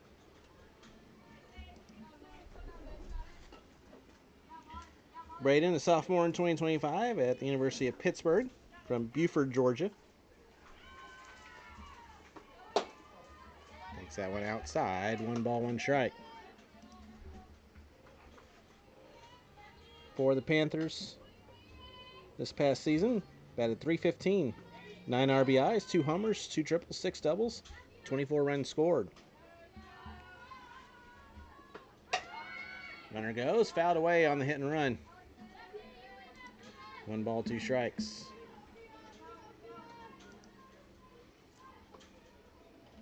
And you have Whited on third and Morgan on first.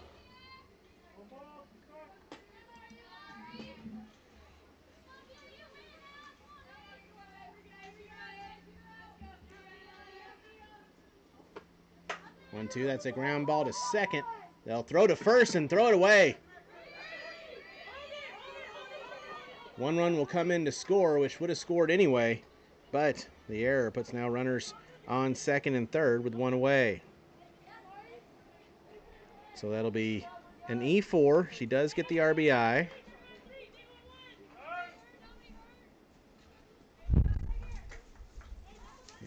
runners in scoring position. And the game is tied at 1.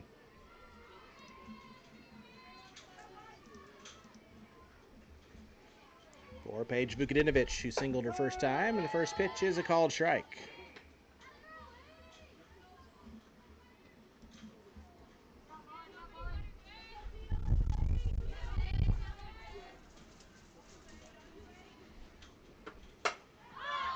That one is a fly ball, shallow left and foul ground, ranging over and making the catch. On the run was Bragg. What a nice catch. And kept everything in front of her. No one was able to come in to score.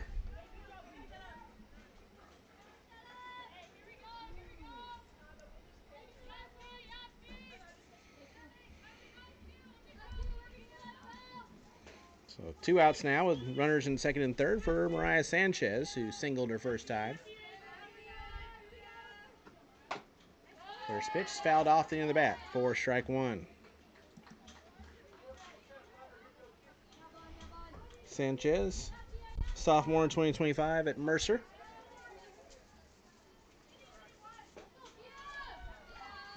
For the Bears, batted 111. Pops this one up in foul ground. It'll get out of play, 0-2. She was 5 of 45 with 2 RBIs and 4 runs scored. The Bears team that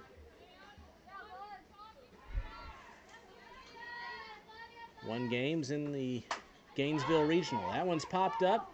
Deep second, ranging back, and over-the-shoulder catch made by Fox for out number 3 to retire the side. But the Finns even things up here in the second as they get 1 run on 1 hit. There was 1 error and 2 left.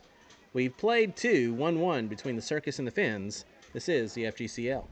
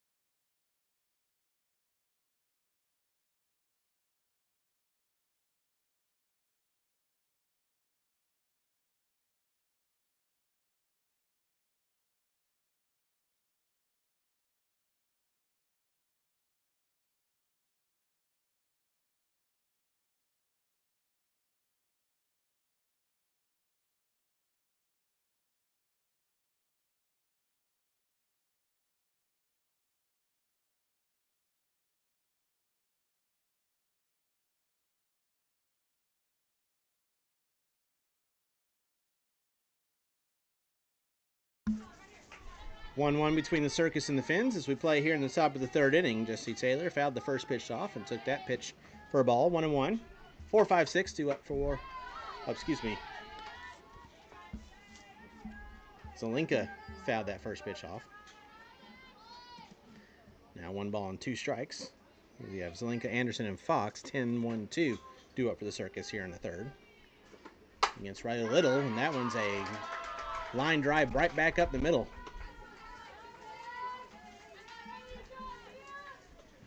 Zelenka leads off this third inning with a single. And we'll head back to the top of the order for Sophia Anderson.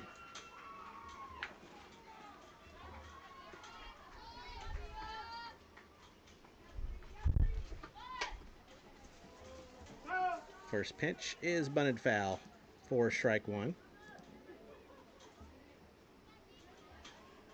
Anderson, 2025, a freshman at UC Davis, scored 4 runs. 0 for 1 on the day, struck out back in the first.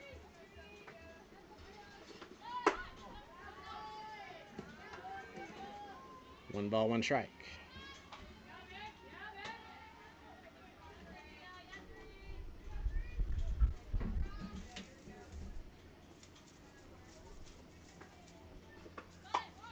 The bunt's popped up and caught behind the plate. They'll throw down, which got Anderson on the leg, but no harm there.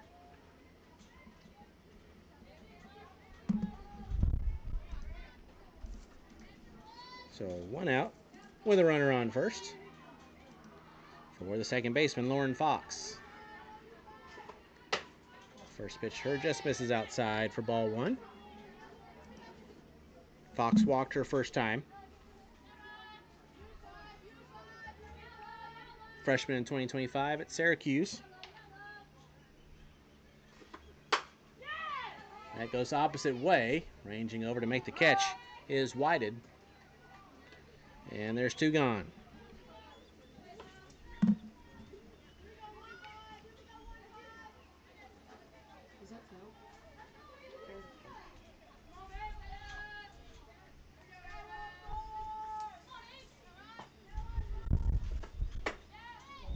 First pitch to Ava Hazard misses outside for ball 1.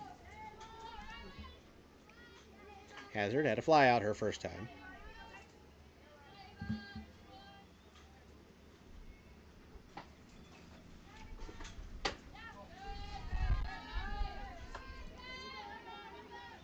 Hazard, a freshman in 2025 at Marshall, and has entered the transfer portal after redshirting this past season. Lines this to left. That's down for a base hit. Whited fields it and will get it in to keep the runner at second. But the 2-out single by Ava Hazard puts runners now on first and second with 2 outs.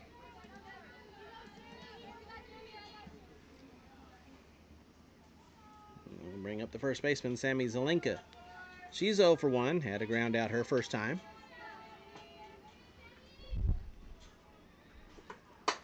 First pitch to her is a fly ball to the left. But Whited's there. She'll make the catch for out number 3 to retire the side. So the Circus threaten again here in the third to respond, but can't get anybody in. No runs on 2 hits, no errors, and 2 left. We move to the bottom of the third, still 1-1 between the Circus and the Finns. This is the FGCL.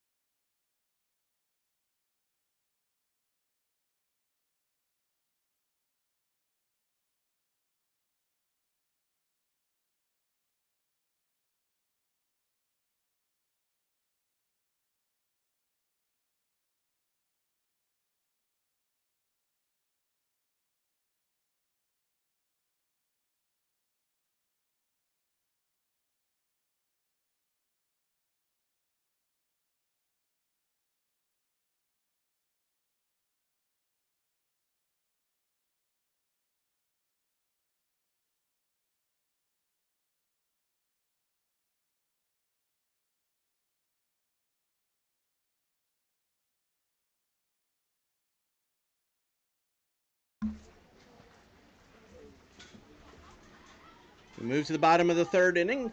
Circus and the Finns knotted up at 1. Due up for the Finns here in the third. It'll be Taylor, Ford, and Palante. 4-5-6, Fia Zelinka back out for her third inning of work in the circle for the Circus. First pitch is to the backstop for ball 1. On Taylor, who struck out her first time.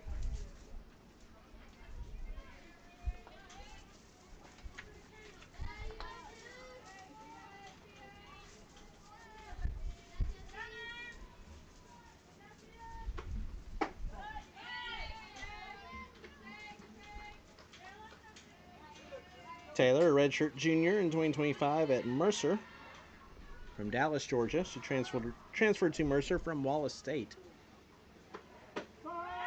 Takes that for a called strike.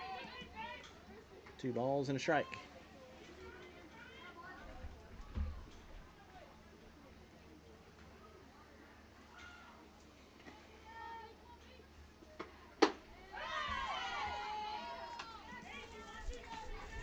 Over on field 1, they're in the bottom of the second. The Pioneers with a 3-1 lead over the Sea Cows.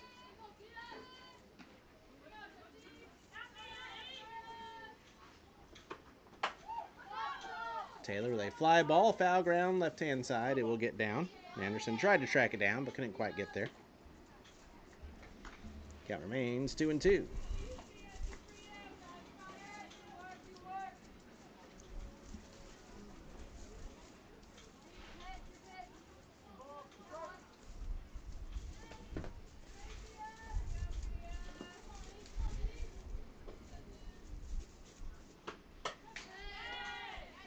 It'll be the Skeeters and the Slice in the final game of the day over on field 1.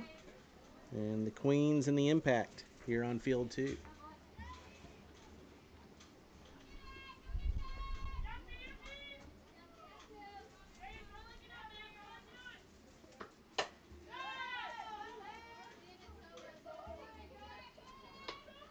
Jesse Taylor with the battle right here against Fia Zelinka.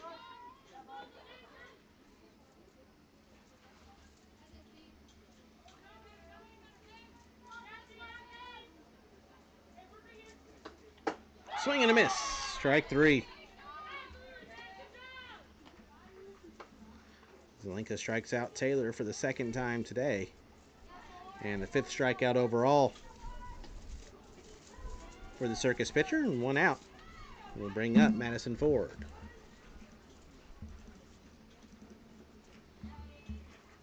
Ford walked her first time. First pitch misses for ball 1.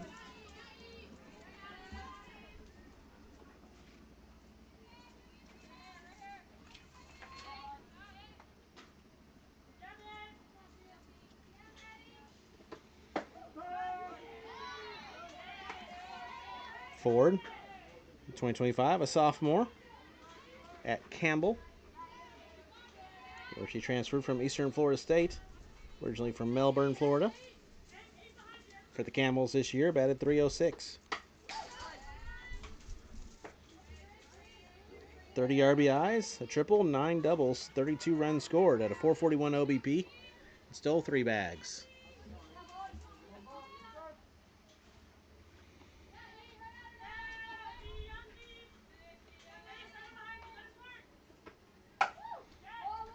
Two-hopper to short, knocked down by Bragg. She will recover and make the throw for out number 2.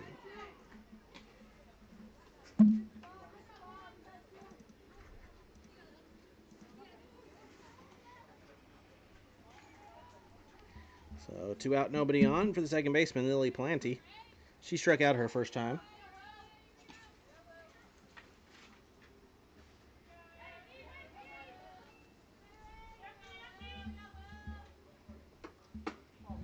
First pitch is high for ball 1. Palante from Charlottesville, Virginia, in the Miller School, heading to Virginia Tech as an incoming freshman in 2026.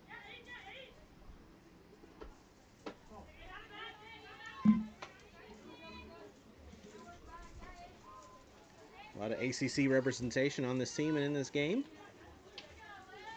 Georgia Tech, Pittsburgh, Virginia Tech. Saw North Carolina earlier. Now Ponte's ahead in the count, 3-0.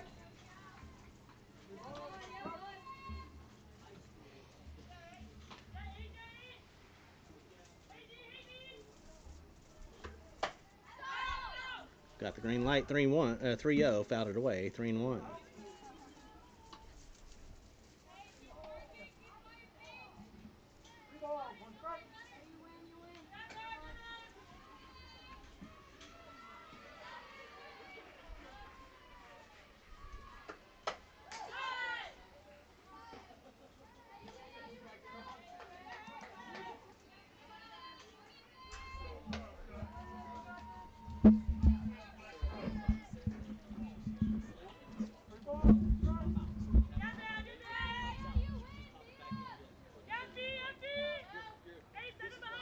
Here comes the payoff pitch.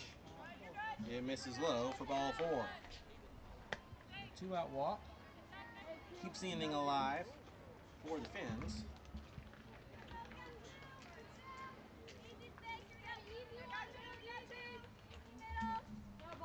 Bring up the left fielder, Faith Whited. Whited walked and scored her first time.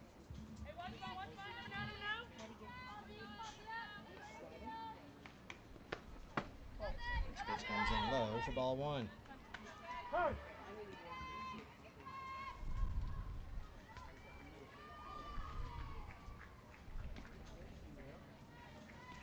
Whited, a freshman at Walter State Community College from Jefferson County, Tennessee. Here we go, ladies. Davidson goes out to have a word with Zelinka.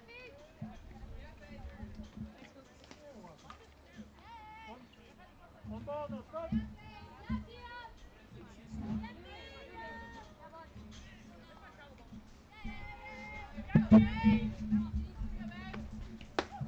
That one comes in too high.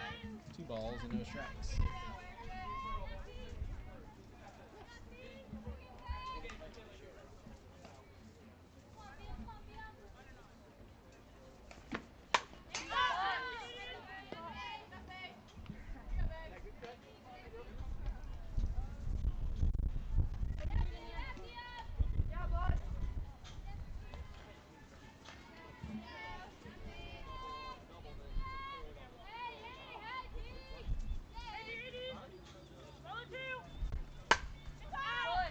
Go in. Go. Go. 2 balls, 2 strikes, 2 outs, 1-1 the score here in the home half of the 3rd inning. Balls, 2 strikes. Galante is on first.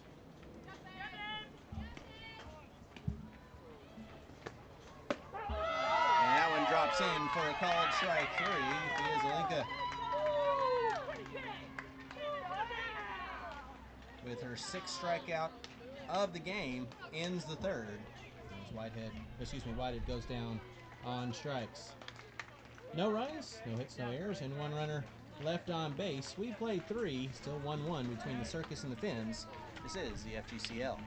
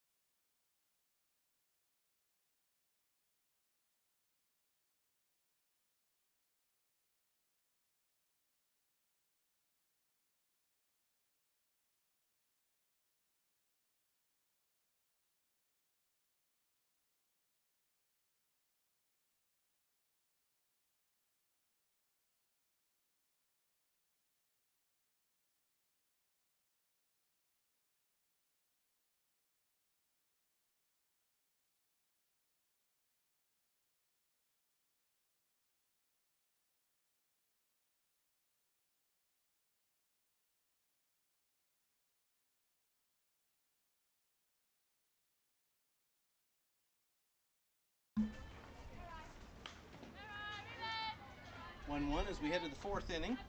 Peyton Bragg leading things off for the Circus. This pitch fouled away for strike one. Bragg's 0 for 1 with a strikeout.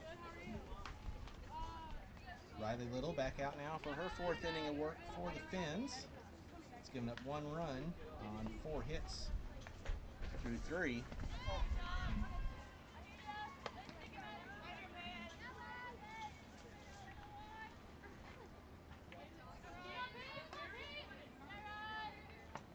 Three strikeouts and a walk so far for Little. Swings and a miss there. 1 ball, 2 strikes.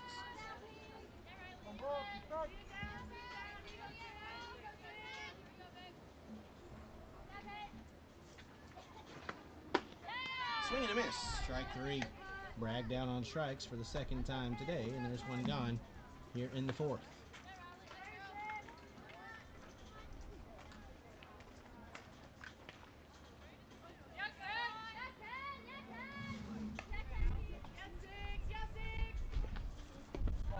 First pitch drops in too low on Kennedy McQuillan. She's 0 for 1. She grounded out her first time.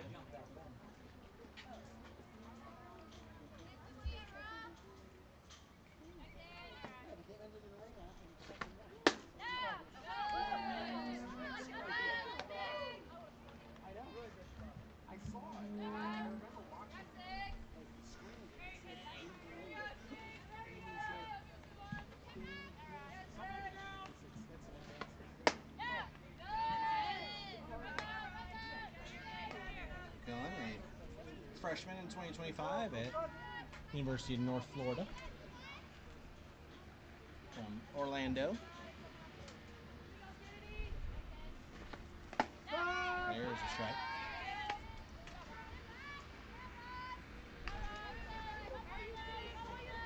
One of 2 D1 softball players in the family. Her sister Kylie plays at UNC Greensboro. That one comes in low for ball 4. And 1 out. Circus has a base runner here in the fourth. Trying to break up this 1-1 tie.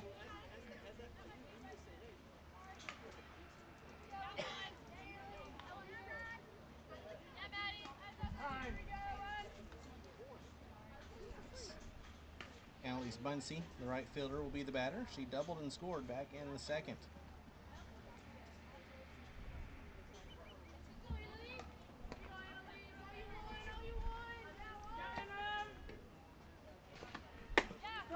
First pitch is a called strike.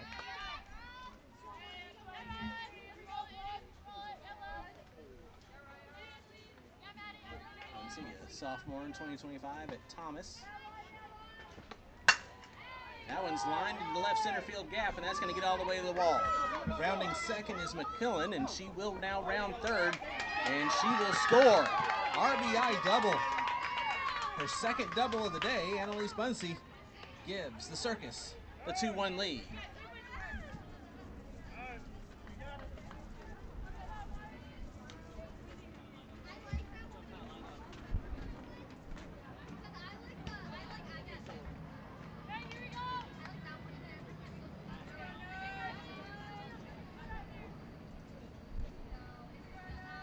Now with a 2-1 lead, the Circus sends up the catcher Taylor Davidson, who fouls the first pitch away for strike 1.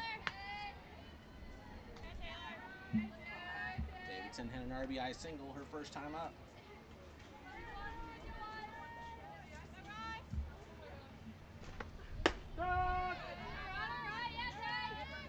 Moved to 0-2 now on Davidson.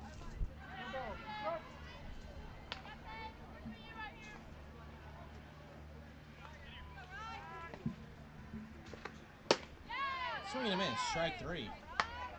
Little comes back with a 3-pitch strikeout after giving up the RBI double. And there's 2 away.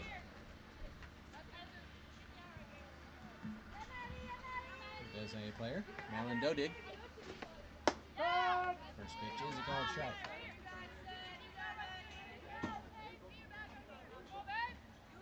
Dodig, a sophomore in 2025 at Binghamton.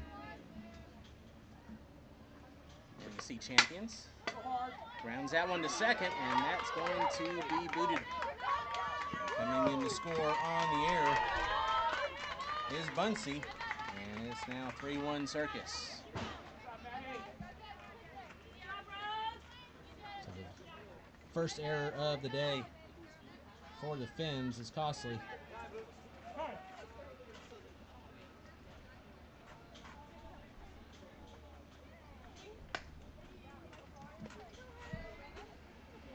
Meeting in the circle now for the Finns as they try to regroup here and get out of this fourth inning.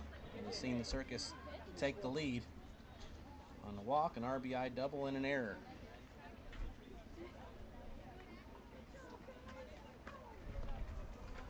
And there will be a change in the circle now for Siesta Key.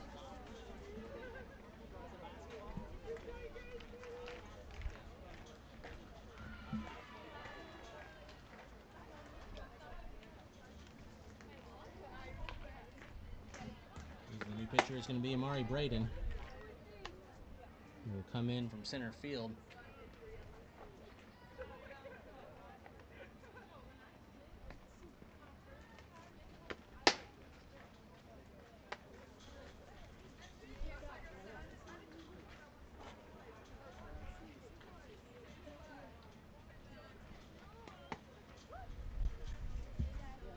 Braden will be the new pitcher. Vukadinovich will go out to center field.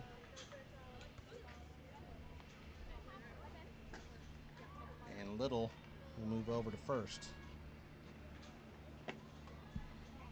for the Finns.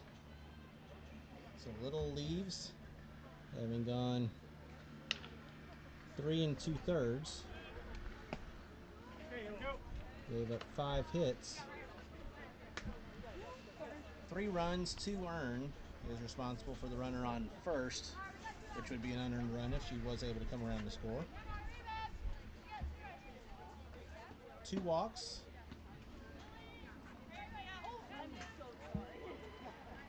And 5 strikeouts for Little. Fia Zelinka now bats. She singled her first time. First pitch misses outside for ball 1.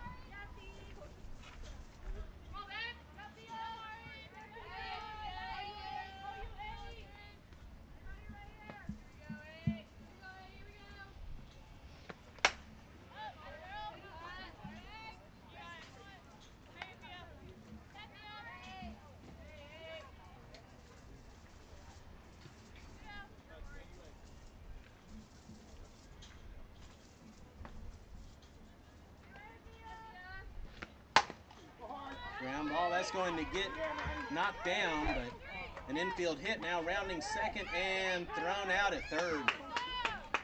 It is going to be Dodig to end the inning. So a really nice play by Planty on the infield single, keeping the ball in the infield, and they got the runner trying to take that extra base to go to third to end it. So the Circus here in the fourth, 2 runs on 1 hit. There was 1 error and 1 runner left on base. 2 hits in the inning. We move to the bottom of the 4th inning. It is now 3-1 Circus. This is the FGCL.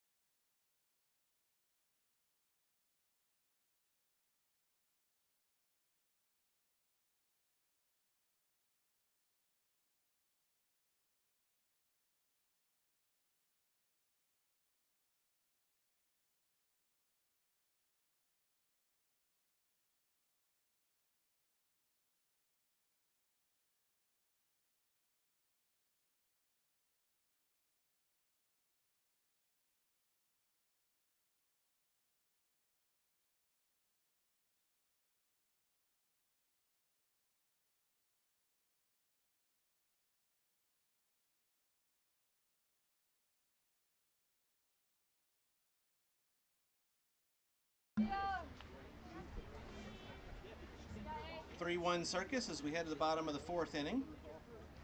Little Morgan and Braden due up for the Finns.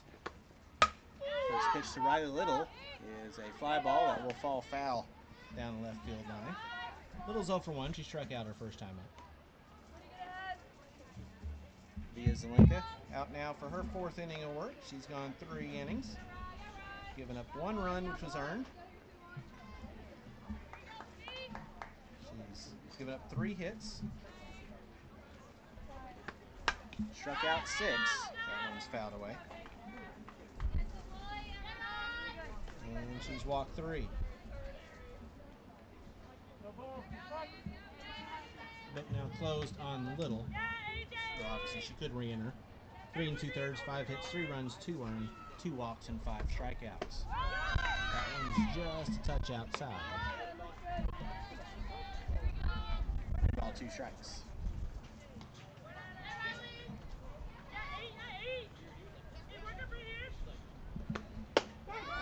That hits the outside corner for a called strike 3. Little down on strikes for the second time today. 7th strikeout for Zelenka. And there's 1 gone now for the right fielder, Alexis Morgan. Morgan singled back in the second.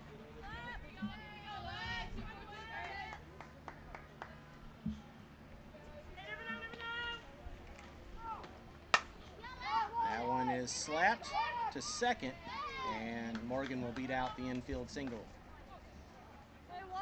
Once it got past Zelenka there at first, who got a piece of it but wasn't able to corral it.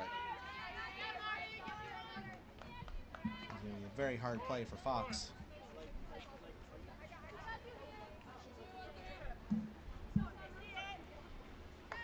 So now with a runner on first and 1 out, Mari Braden will be the batter.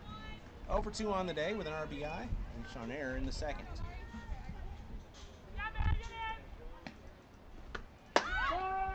First pitch is a called strike. Good speed for Morgan on first, who's on base for the 2 for 2 day.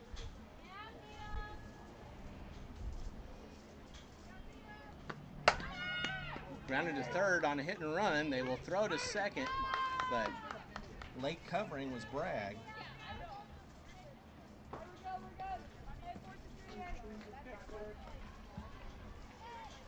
So runners now on first and second. Braden reaches for the second time today without a hit. The error in the second, reached an error on the fielder's choice.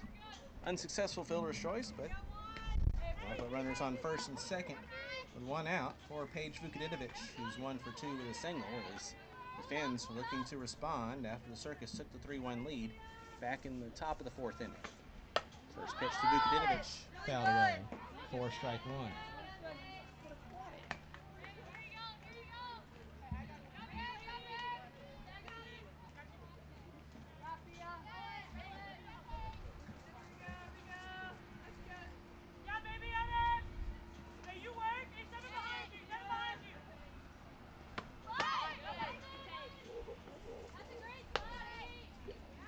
One was a little high, 1 ball, 1 strike.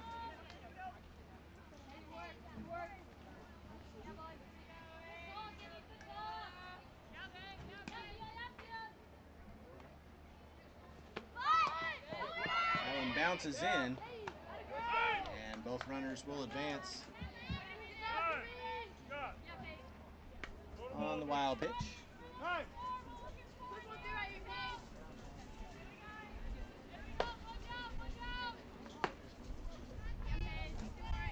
Over on field 1, they're in the top of the fourth inning. The Pioneers with a 3-2 lead over the Sea Cows.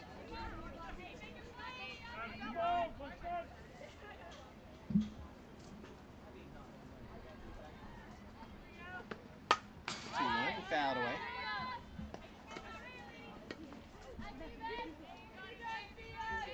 Leaves 2-2 on Vukadinovic. Georgia Tech Yellow Jacket with an RBI opportunity here, maybe to tie things up with a hit into the outfield.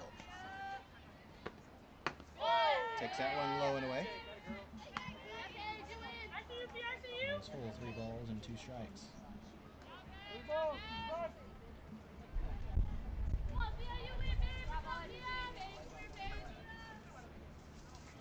Payoff pitch. Vukadinovich with a ground ball to second, which goes right through the wickets. One run will come in to score. Here comes the second. She will score as well. Vukadinovich takes second on the play. And the E4 brings in 2 runs, and we're tied up at 3.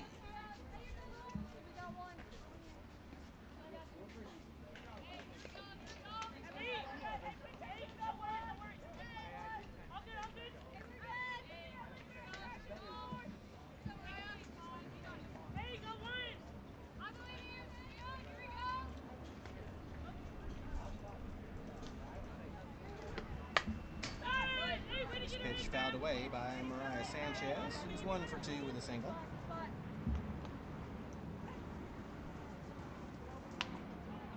Two errors made so far on the day by the Circus, and they've both Directly led to run scoring.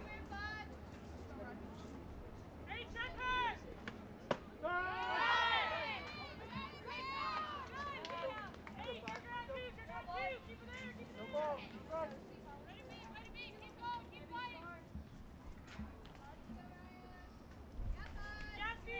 Zelenka back ahead in the count now, 0-2 on Sanchez. That one's well struck to left. On the run to make the catch is Anderson, and Vukadinovich will stay at second. There's now 2 away.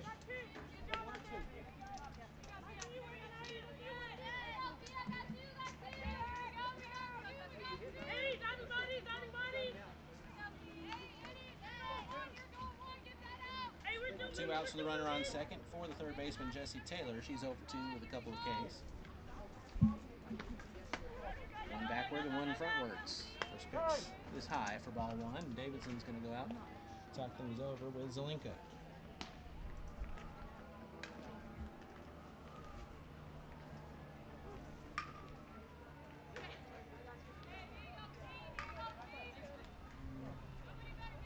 One ball. No strike.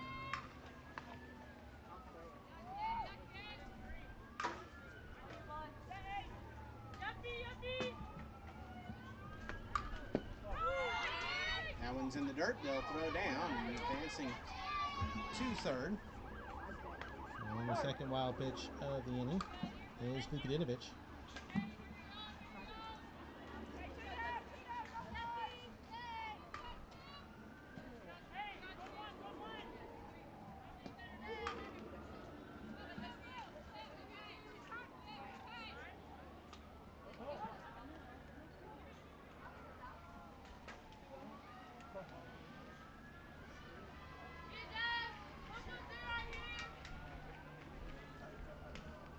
came in from another field. Now we're ready. It's fouled back. 2 balls and a strike.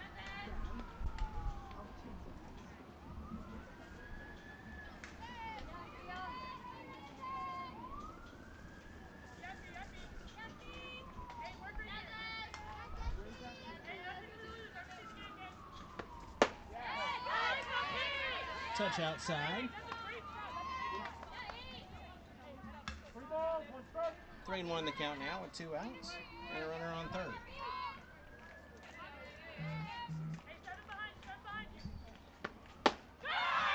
Swing and a miss. The count's now full. 3 balls, 2 strikes. 3 balls. 2 strikes. That's sitting on third would be the go-ahead run. Paige Vukadinovich. Payoff pitch. Swung on and missed. 4 strike 3. Taylor down on strikes for the 3rd time today, and the go-ahead run is stranded on third. But the Finns do tie things up here in the 4th. So they get 2 runs on 1 hit. There was 1 error and 1 runner left on base. We played 4, 3-3 between the Circus and the Finns. This is the FGCL.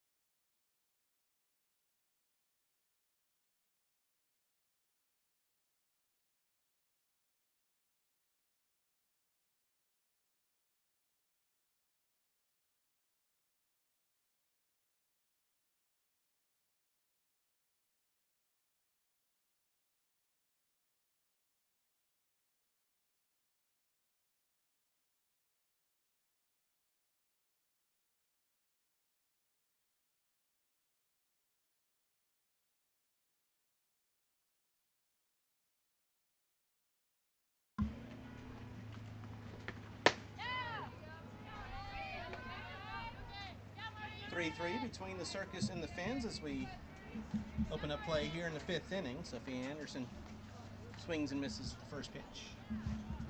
Takes that one high for ball one. 1 ball, 1 strike on the leadoff hitter for the Circus. 1 for 3, excuse me, 1, 2, 3 due up. Anderson's 0 for 2 on the day with a strikeout and a foul out.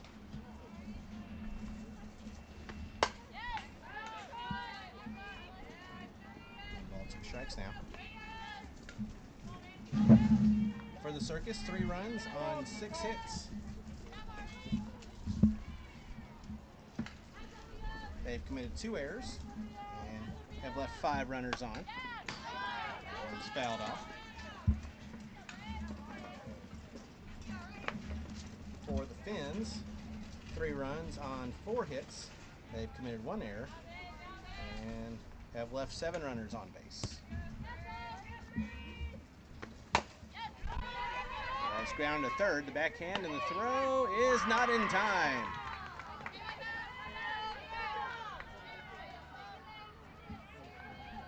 Infield single for Sophia Anderson.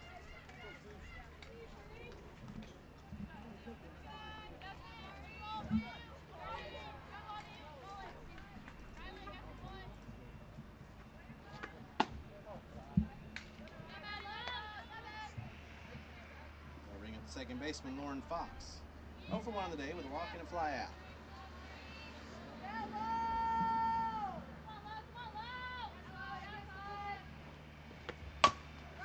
Chopper back to Braden in the circle. She'll throw to second for 1 and will not be able to turn the double play.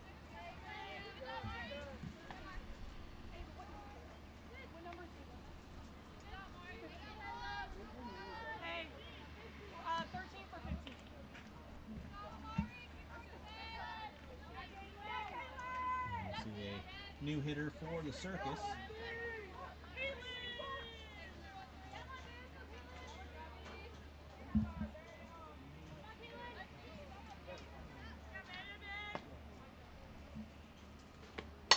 Caitlin Clark. First pitch is fouled away for strike 1.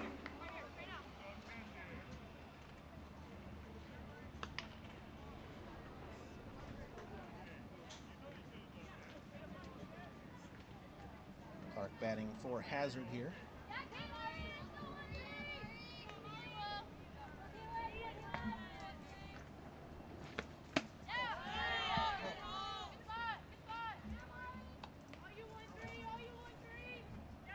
One strike, 1 out with a runner on first. After the fielder's choice. And Fox stands on first.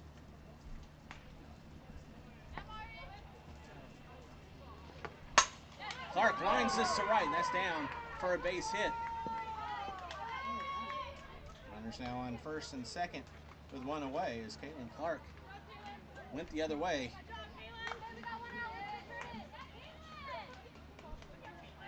Passed a little at first.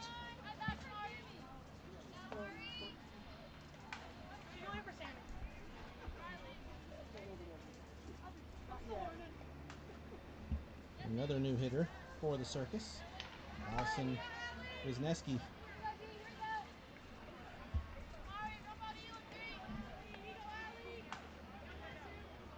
Bat here for Sammy Zelenka.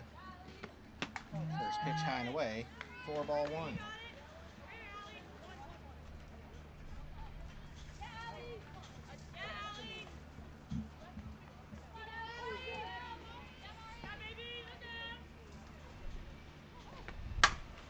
Ground ball to short.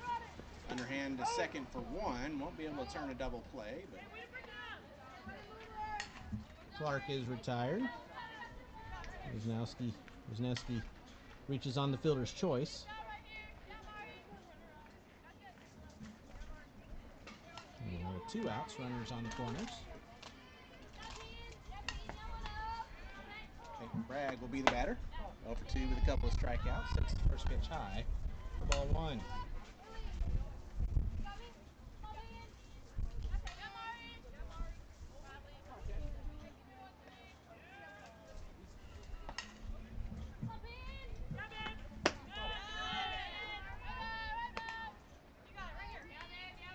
Over on field one. They're in the top of the fifth. The Pioneers still with a 3-2 lead over the Sea Cows.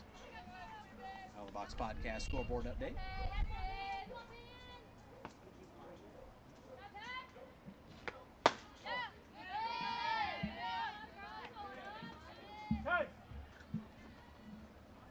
Count moves to 3-0. We'll have a meeting in the circle. Ford going out to talk things over with Braden.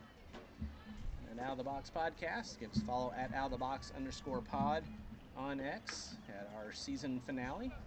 Myself, Tom Canterbury, along with the FGCL Director of Broadcasting, Gray Robertson.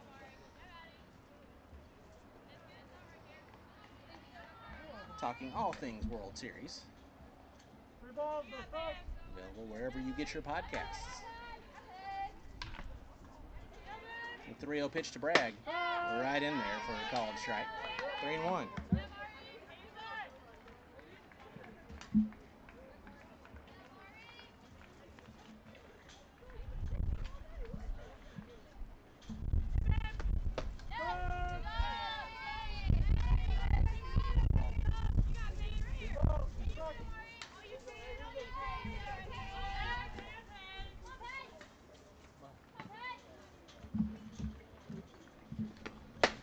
That pitch misses outside for ball 4.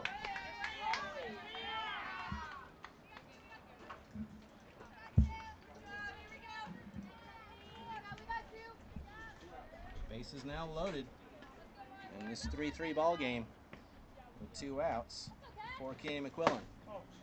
First pitch to her misses for ball 1.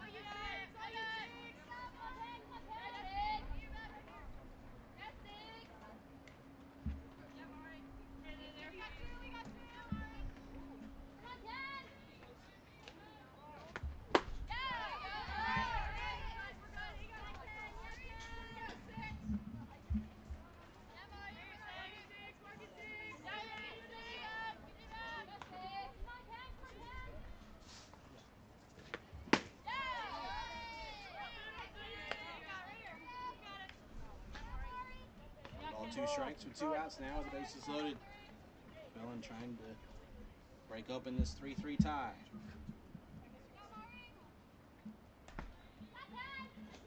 The 1-2. Speed going away. 2 balls, 2 strikes.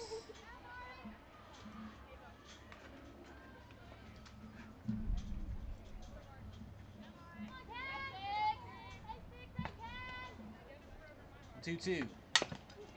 Fouled off at the plate. And again, 2 balls, 2 strikes.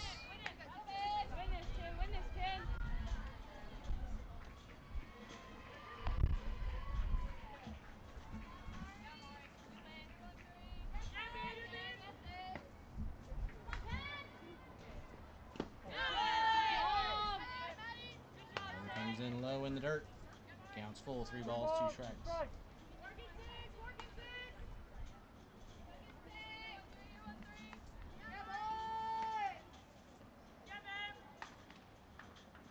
Now the payoff. Ground ball, that is a foul ball. Touched just foul. On the left side of the third base bag by Taylor. And we'll do it again, 3 balls and 2 strikes.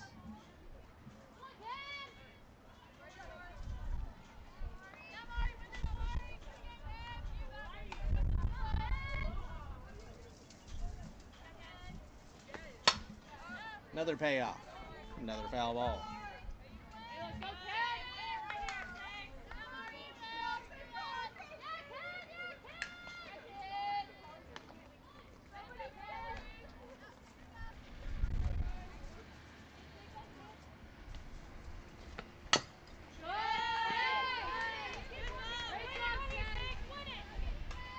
Could be the biggest at-bat of the ball game right here. Bases loaded, 2 outs. Tied up at 3. Top of the 5th. Another foul ball by McQuillan. Braden looks in. And another 3-2. Another foul ball. Got to see the 10th pitch of the at-bat thrown.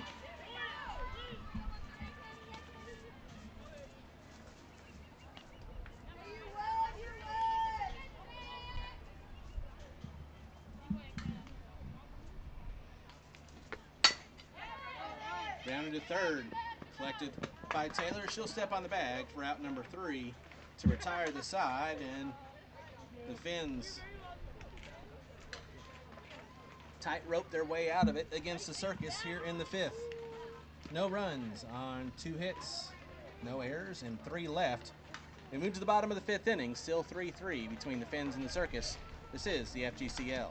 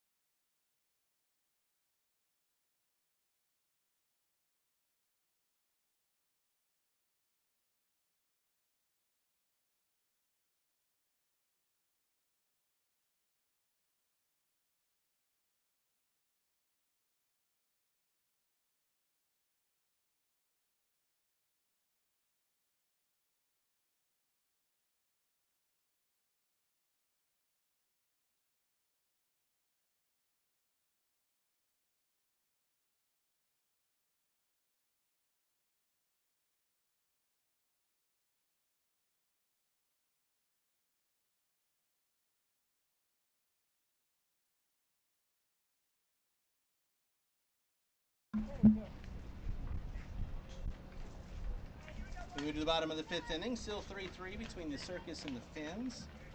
Madison Ford to lead things off for the Finns. 0 for 1 with a walk and a ground out.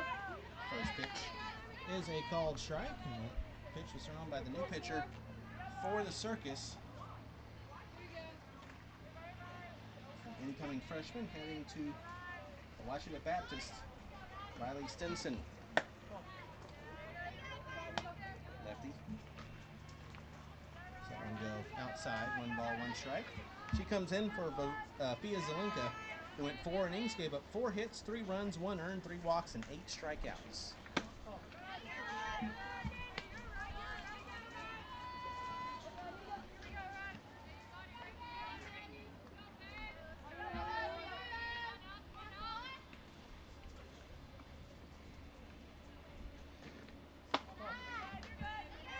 It's a game that we're tied up at 3, but runners left on base have been a big storyline as both teams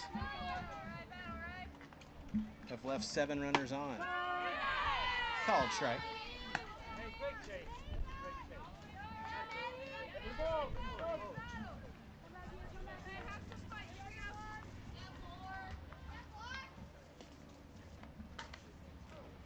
Payoff pitch.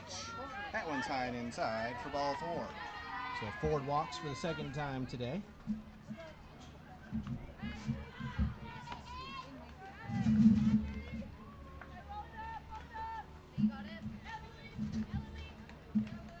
They'll bring up Lily Palante. 0 for 1, struck out in the 1st and walked in the 3rd. Pulled back the bunt, took the called strike.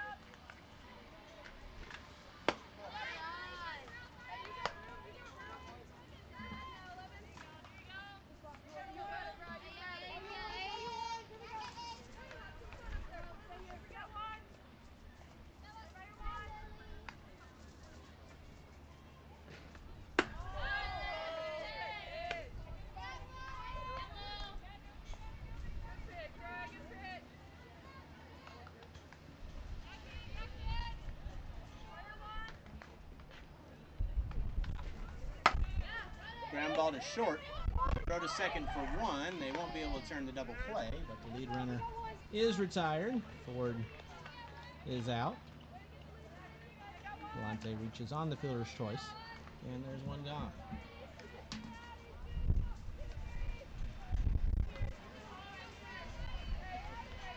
For Faith Whited.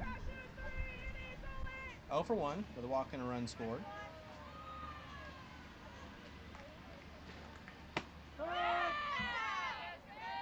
First pitch is a strike.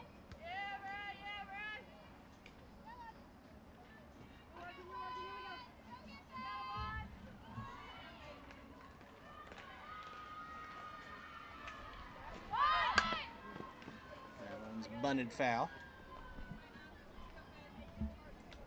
0-2.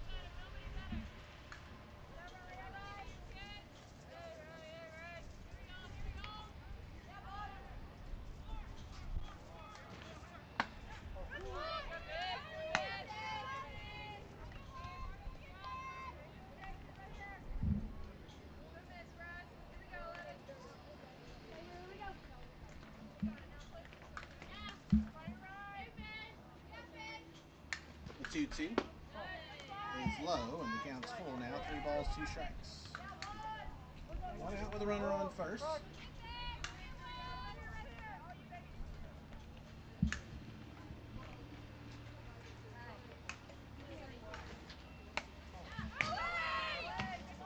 That one's high for ball 4. Got to the backstop.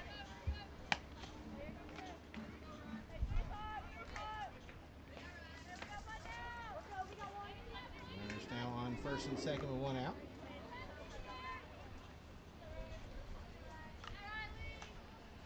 For Riley Little, who's 0 for 2 with a couple of Ks. First pitch is a bit high for ball 1.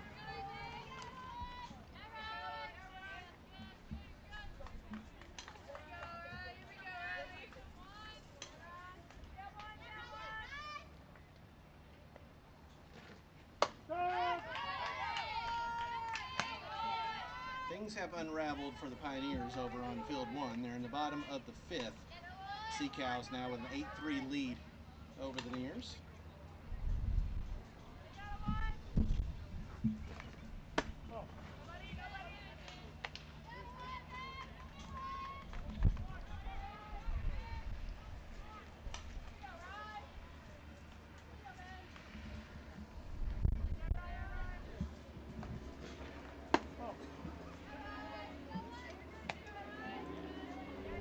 Count now 3-1 on Riley Little.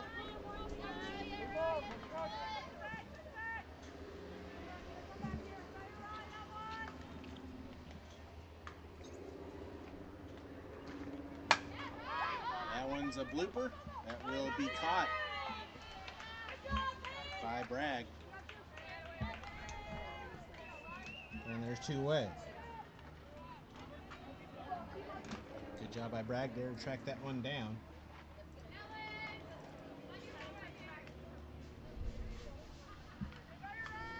For the right fielder, Alexis Morgan, who's had a good day, 2 for 2. A couple of singles and a run scored. And that one's lined to left. That's going to fall for a base hit, and that day gets better. 1 run will score. Here comes the second run. As the ball bounces away, she will score as well.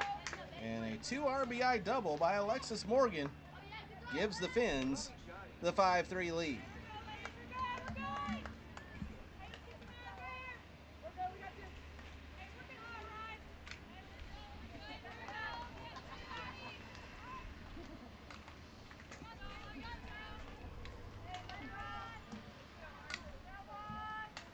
We go back to the top of the order, and Amari Braden.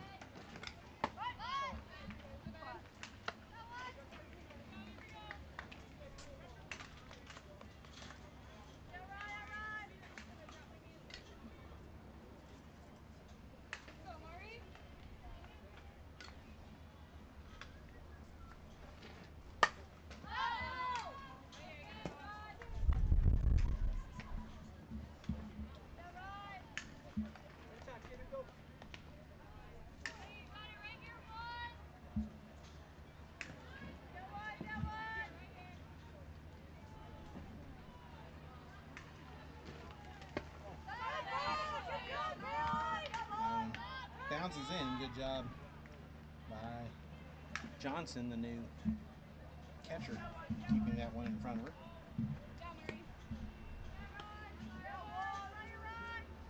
2 balls and a strike. 2 outs, runner on second.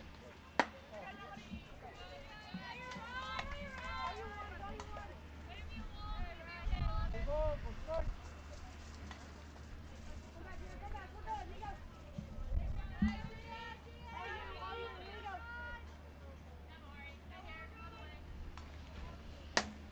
3-1's off the end of the bat to short.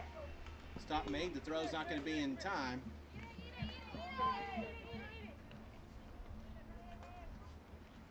Ball got away from Zelinka, and the error will allow Morgan to reach third. So hit and the error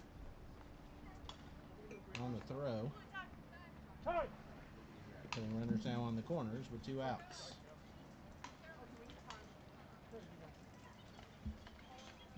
So Braden gets the infield single, and the throwaway allows Morgan to reach third.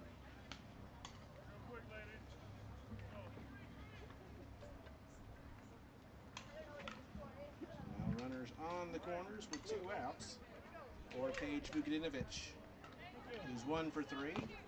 Singled in the first, had a foul out in the second, and reached on an error in the fourth.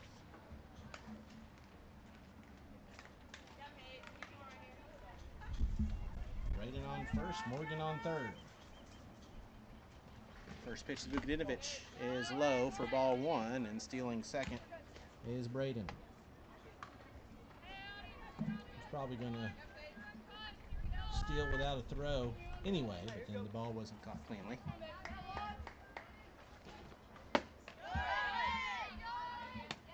There's a swing and a miss. 1 ball, 1 strike.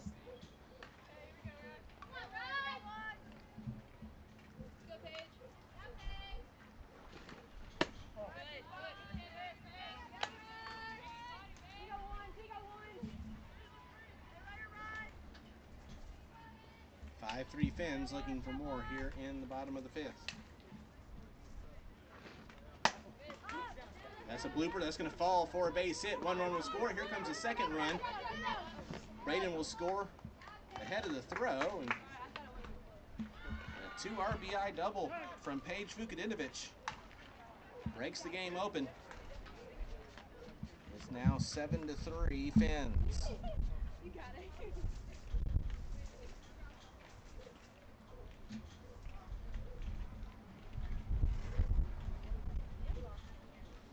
It's a perfectly placed chip shot from Vukadinovich.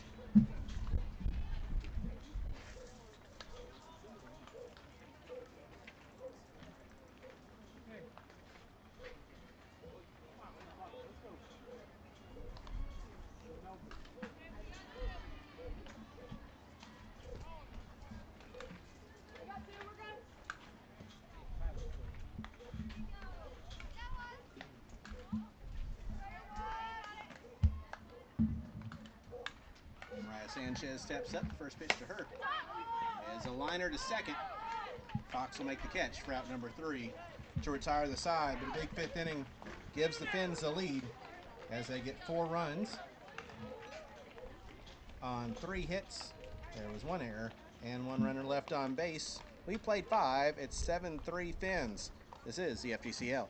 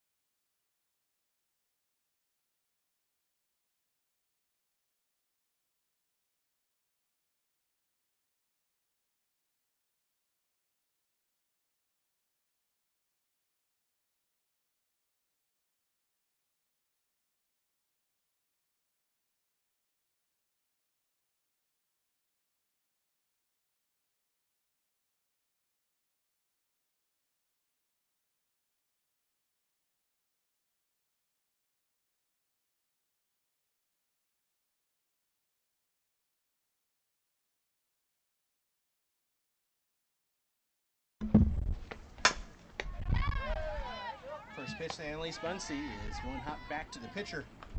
Braden makes a stop in the throw for out number 1, and Bunsey, after going 2 for 2 with 2 doubles, is retired to start things off here in the 6th. Fins holding on to a 7-3 lead for the catcher.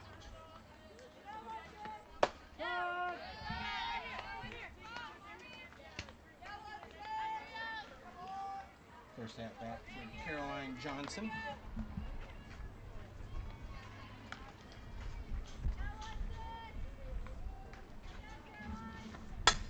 Came in to catch a couple innings ago and has a fly out to Morgan in right for out number 2.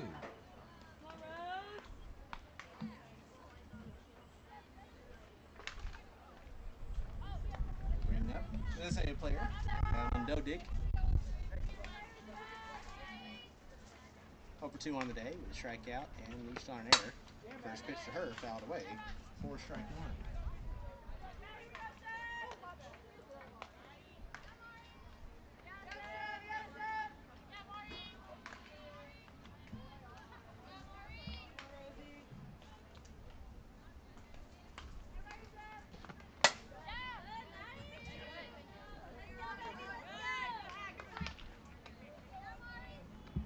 No balls, 2 strikes now.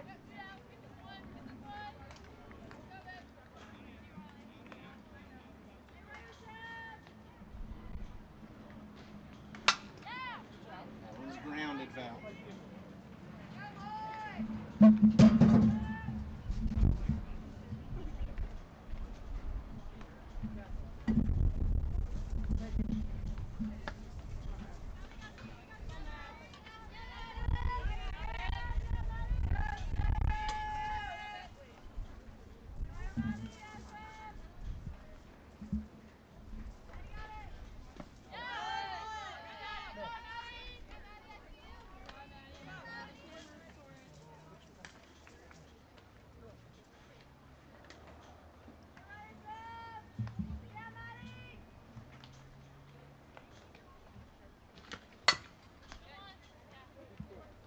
Two's fouled away. Count remains 1 ball, 2 strikes. 2 outs, nobody on. We play here in the top of the 6th inning. Fins with a 7-3 lead over the Circus.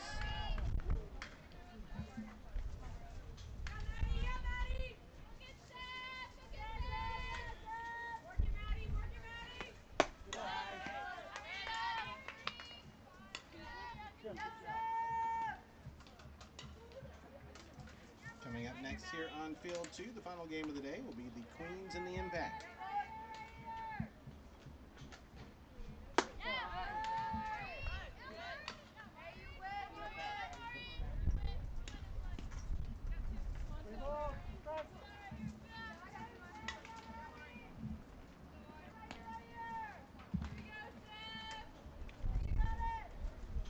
Payoff.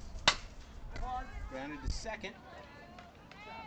Snagged by Sanchez. She'll make the throw for out number 3 to retire the side, and that's a 1-2-3 inning pitch by Amari Braden. And the Circus, nothing doing here in the 6th. No runs, no hits, no errors, no runners left. We head to the 7th. 7-3 Fins with a lead. This is the FGCL.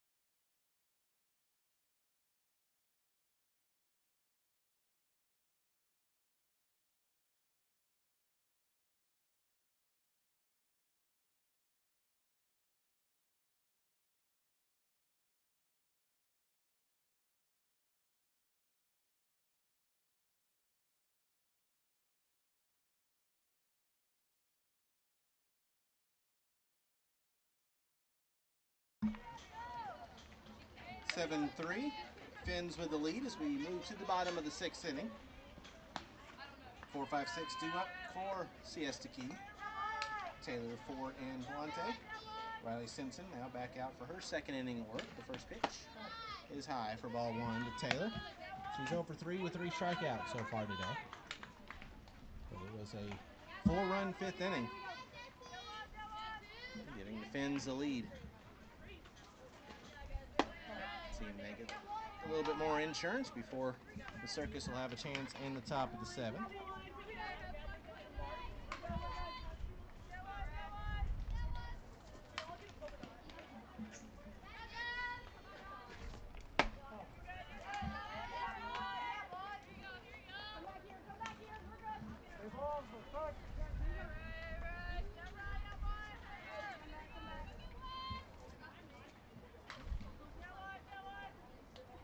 The 3-0 is a called strike.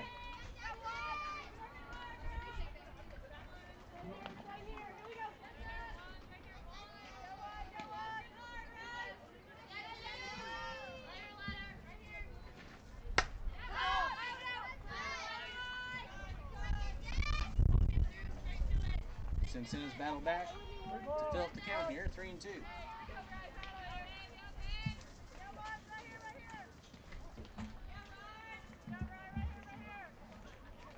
Payoff pitch, fouled back. Count remains 3 balls and 2 strikes.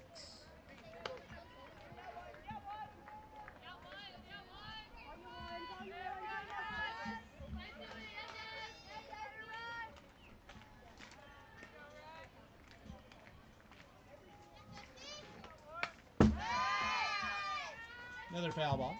Count remains 3 balls and 2 strikes.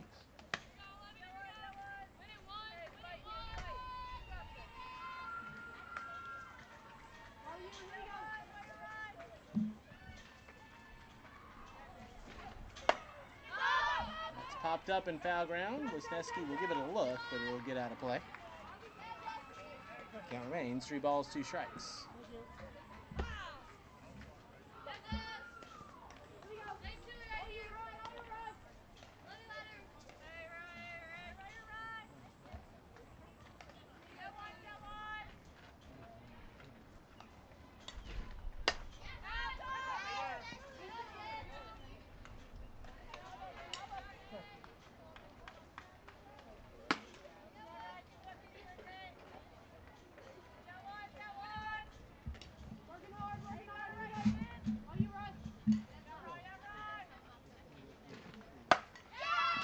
Taylor, a fly ball to deep left field, ranging back and making the catch just in front of the fence is Anderson for out number 1.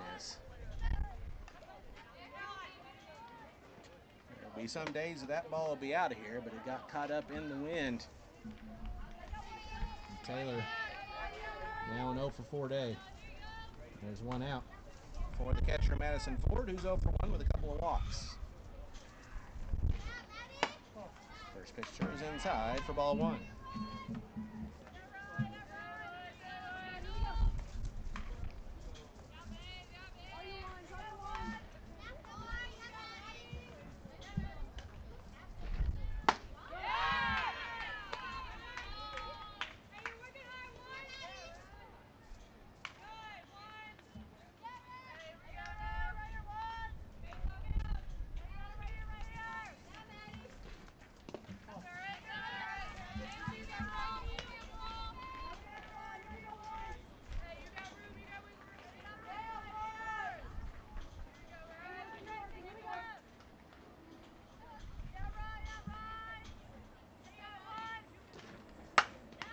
Ground ball to second. Eaten up momentarily, but recovering and making the throw is Bragg for out number 2.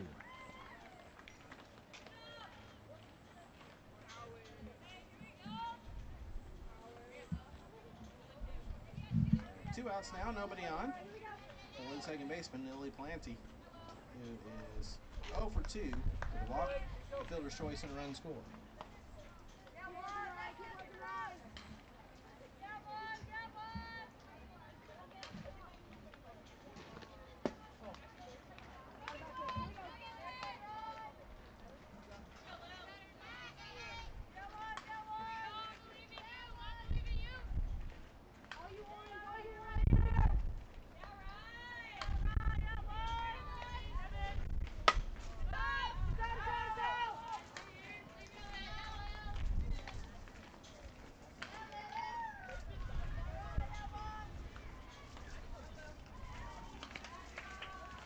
Ball, one strike, two outs, nobody on here in the sixth. 7-3, Finns with the lead. It's a ground ball to short. Bragg stays down on it. Stop and throw. And that'll do it for Siesta Key here in the sixth. So they go 3 up and 3 down. We head to the seventh and the last chance for the Circus. It's 7-3 Finns. This is the FGCL.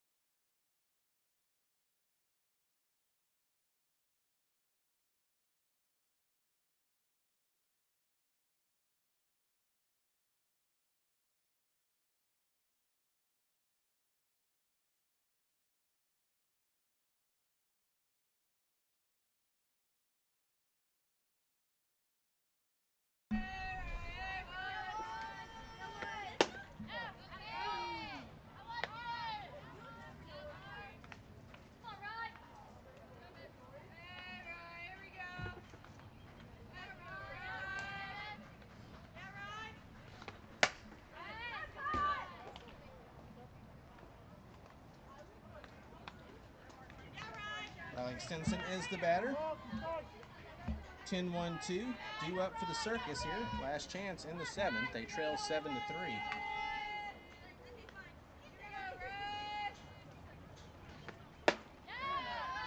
Stinson down on strikes. Braden got her with a rise, and there's one gone.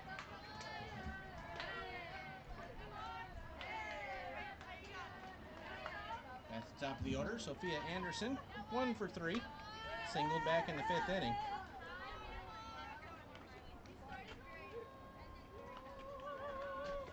First pitch is high for ball 1. These same two teams will meet again tomorrow. 9:30 first pitch here on field 2.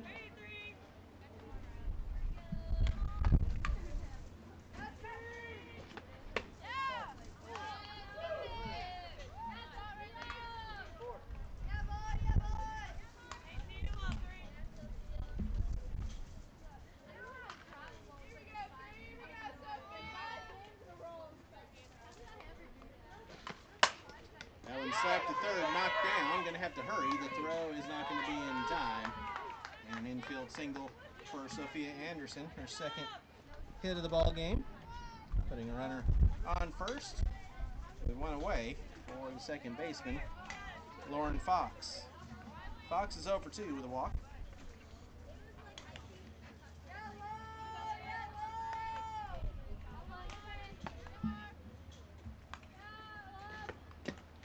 First pitch misses low and in for ball 1. With that tying run still in the hole, we'll have to get a few more base runners for the Circus as they trail it by 4 here in the top of the 7th.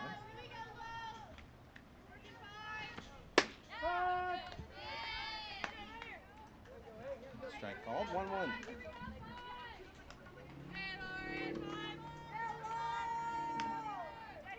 Anderson on first.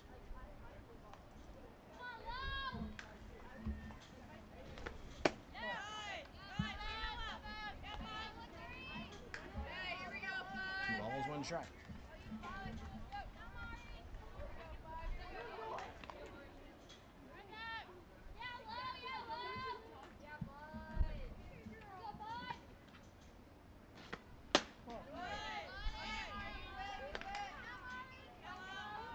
Time. Timeout called. Ford's going to go talk things over with Braden. It's pitched well in relief. Came in a jam in the 4th inning. Got out of that one. 3 balls, 1 strike. Stranded, the bases loaded in the 5th.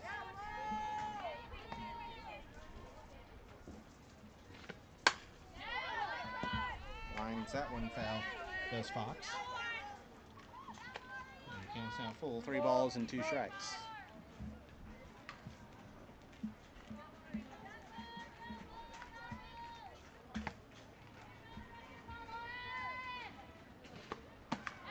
That one misses low and inside for ball 4. And a single and a walk, and now put runners on first and second with 1 out for Caitlin Clark, who singled her first time.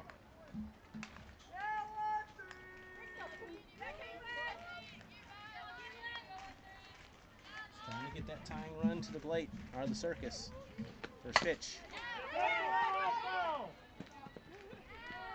Clark double hit that one for a foul ball.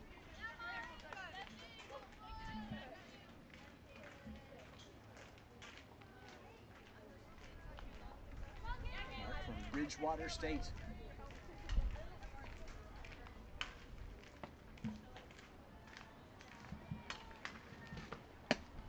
Takes that one outside.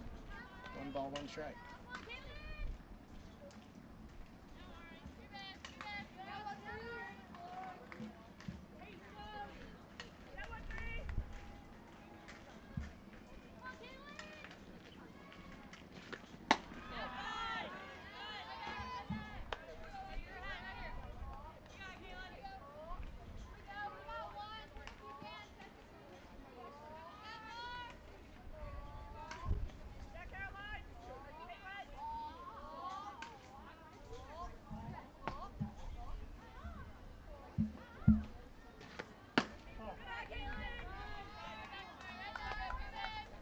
Out of the Box Podcast scoreboard update over on Field 1. They're in the bottom of the 7th. Balls, 1 strike. Sea Cows with a 9-3 lead over the Pioneers. Pioneers have 2 on and nobody out, trying to make a big 7th inning rally. Clark takes that one inside for ball 4. And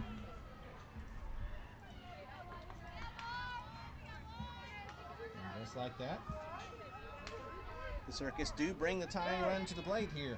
Bases loaded, 1 out.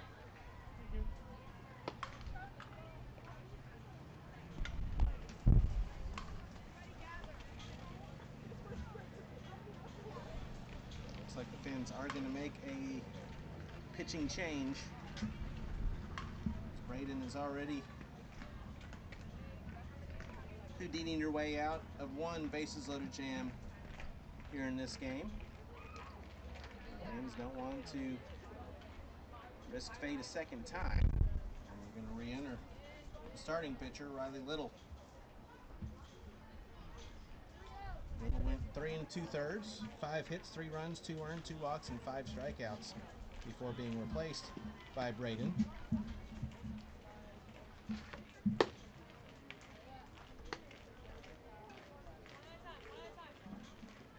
Braden went 2 2/3.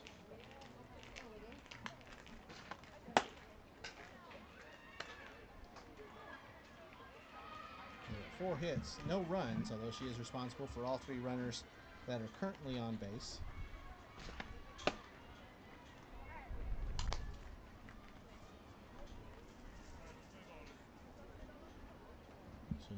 She walked 3 and struck out 1.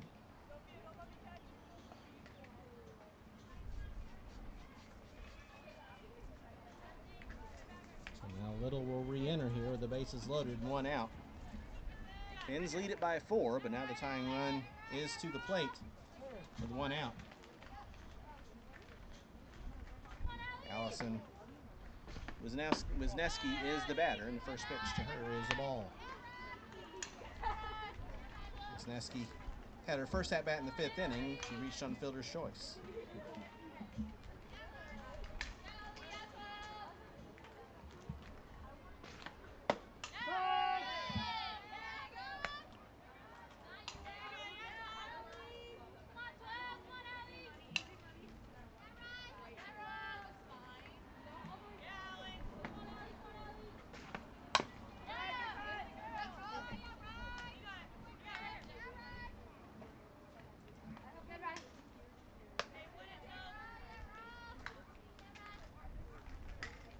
One ball, 2 strikes.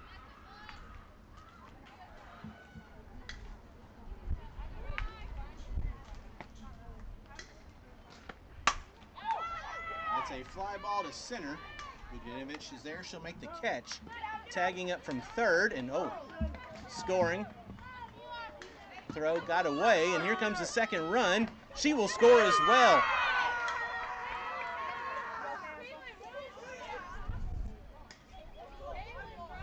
There was obstruction called at the plate, and the ball got away.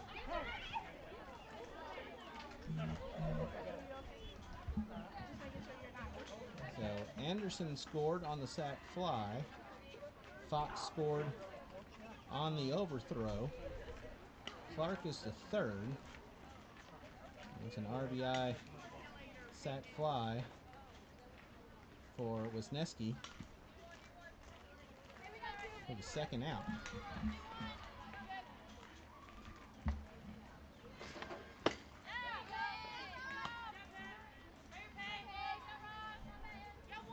First pitch to Peyton Bragg, misses for ball 1. It's now 7-5. Bragg is still the tying run at the plate. And she's heading the count, 2 balls and no strikes.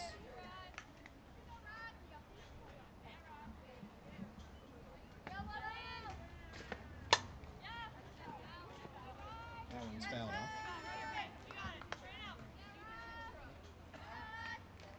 One ball, 2 strikes.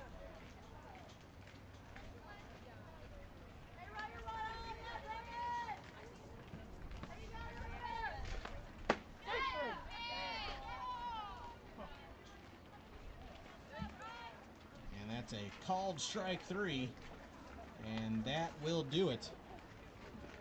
Circus score 2 and bring the tying run to the plate here in the 7th, but the Finns hold on to get the win. Your final score, 7-5. Finns with the win.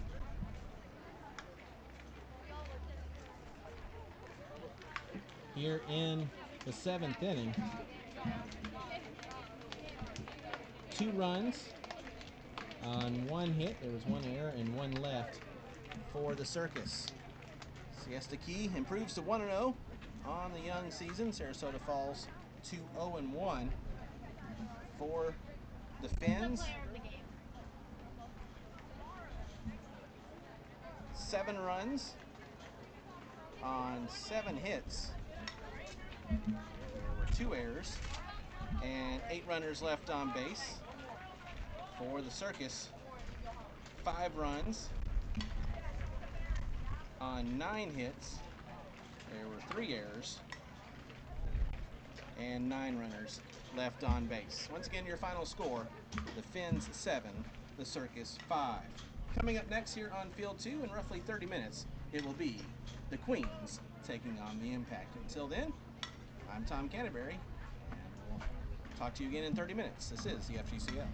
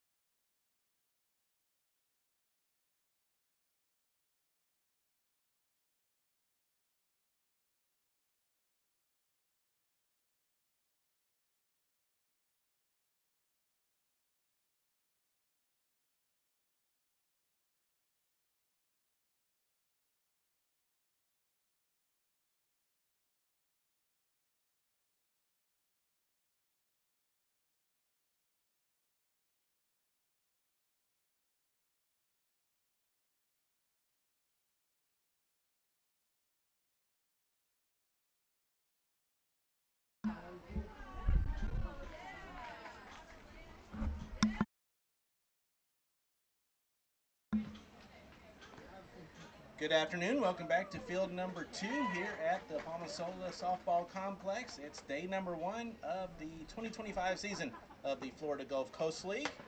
And our final matchup of 3 here on the day here on field 2 features the Manatee Impact, the reigning and defending FGCL champions, taking on the DeSoto Queens on their maiden voyage, their first game here in the newly expanded FGCL. I'm Tom Canterbury. Thank you so much for joining us here this afternoon. And here is the starting lineup for the DeSoto Queens under their head coach, Presley Pylon. Leading things off, the right fielder, Taya Charlton. Savannah Lewis, center fielder, will bat second. Jemiah Byram, shortstop, batting third. Batting fourth is Carissa Howell, designated player. Sophia Grillo, catching, batting fifth. Batting sixth is Ava Blakely, the left fielder. Kirsten Amua, the second baseman, will bat seventh. Batting eighth is Isabella Ruggiero, the first baseman. Anna Land, third base, batting ninth. And batting 10th is Natalia Colon, the extra hitter. They'll face in the circle for the Impact the right-handed freshman out of Miami, Ohio, Shelby Krager. Krager, for the Red Hawks this past season, had a 10.83 ERA in 21 and a third innings pitched, 33 hits, 43 runs, 33 earned. She walked 23, struck out 9 with an 0-4 record.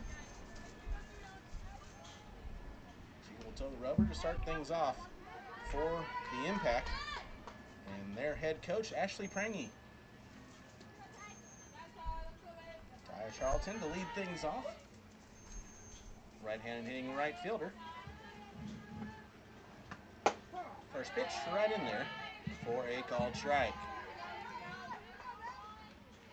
Defensively for the Impact, Peak in left, Rucker in center, Madlock in right, Ellis at third, Lang at short, George at second, Carter at first, Montalvo behind the plate catching Krager, Parrish and Towery, the DPs and extra hitters. It's a little bit inside, 1 ball and 1 strike. 89 degrees at first pitch, sunny skies. We've had a breeze all day blowing in here on field 2. It's kept the ball in the ballpark a couple of times.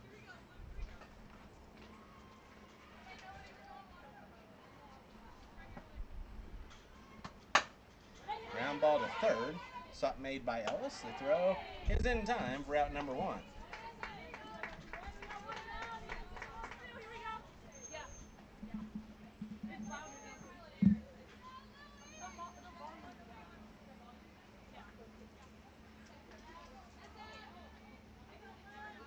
So 1 out. Nobody on for the center fielder, Savannah Lewis.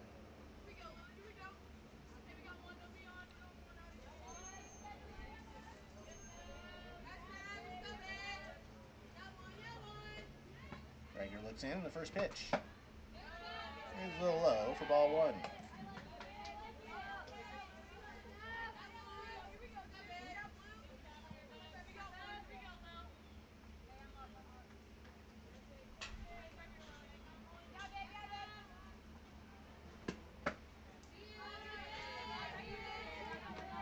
Two balls and no strikes.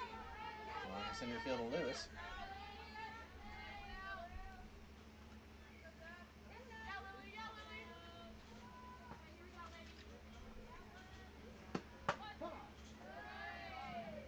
Mentioned, this is the third of 3 games here on field 2 today. Game number 1 after the opening ceremonies, the Aquanauts knocked off the Rodeo 4-1, and then just a little while ago it was the Finns holding off the Circus 7-5. 1 hopper back to the pitcher. Krager has it, makes the throw, and there's 2 away.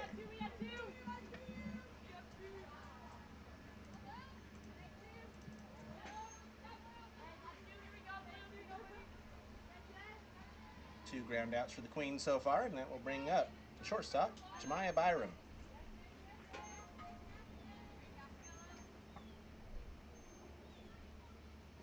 First pitch to Byram is high for ball 1. Over on field 1 earlier today in 5 innings, it was a squeeze of the River Mocs, 8-0. And Sea Cows stopped a 7th inning rally by the Pioneers and won 9-4. Underway over on field 1, the final game of the day is the Skeeters and the Slice. Keep you up to date on as the day goes along.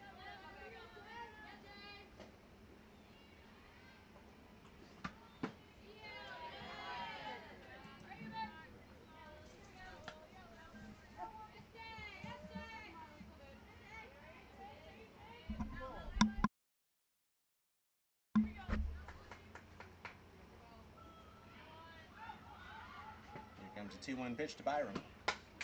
Fouled away. 2 balls, 2 strikes, 2 outs. Nobody on, nobody in here in the top of the first inning, just underway between the Queens and the Impact. These two teams will play again tomorrow at noon right here on Field 2 before everyone takes Sunday off, and then we get going with the first full week of action on Monday. Swing and a miss, strike 3. The ball popped out of the glove momentarily by Montalvo, but she caught it again, and that'll do it for the Queens in their first inning at the plate in FGCL play. No runs, no hits, no errors. No runners left. We played at half inning. Queens nothing. Impact coming to bat. This is the FGCL.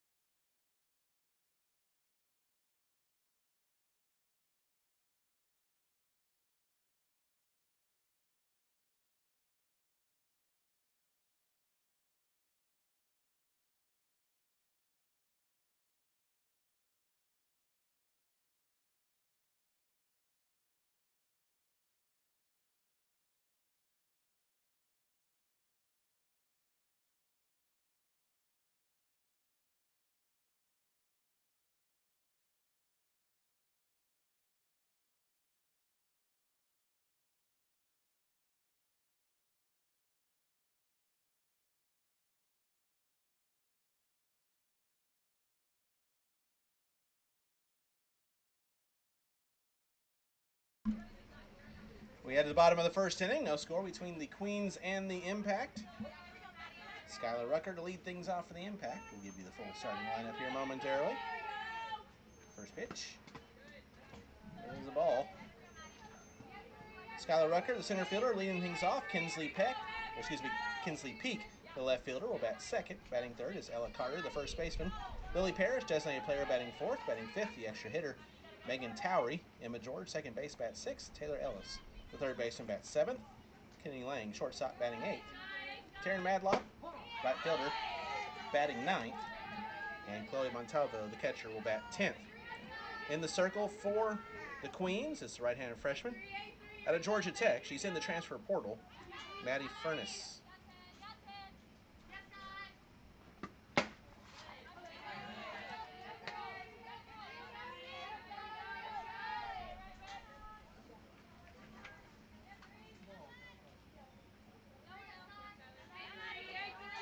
Furness for the Yellow Jackets this past season had a 7.71 ERA and a 1-2 record.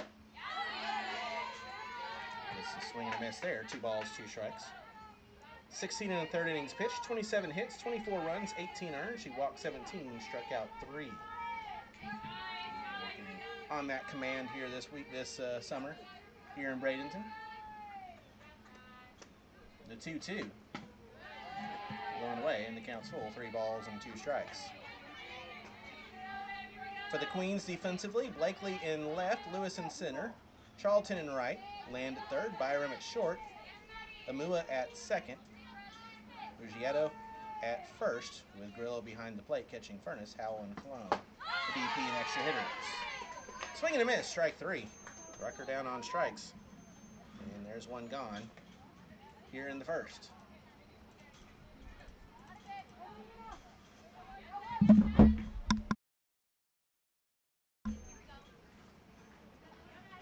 bring up Kinsley Peak, the left fielder.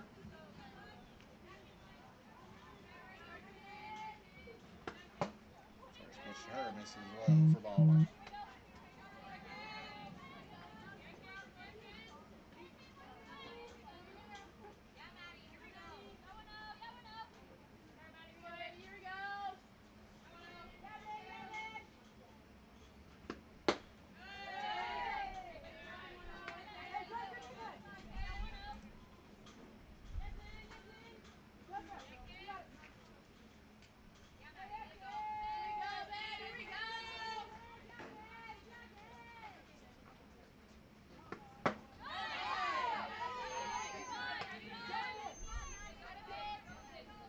Swing and a miss there by Peak.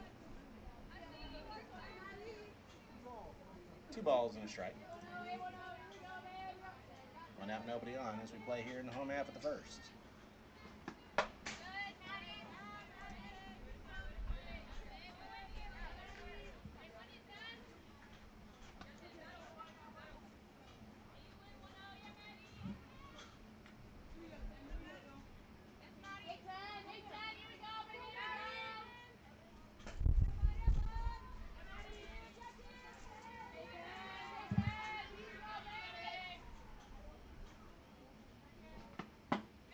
Two swung on and missed for strike 3 and back-to-back strikeouts by Maddie Furness. Starting off the game for the Queens in their first ever inning out in the field here in the FGCL, the maiden voyage of the Queens. 2 out, nobody on now for the first baseman, Ella Carter. This pitch is low for ball one.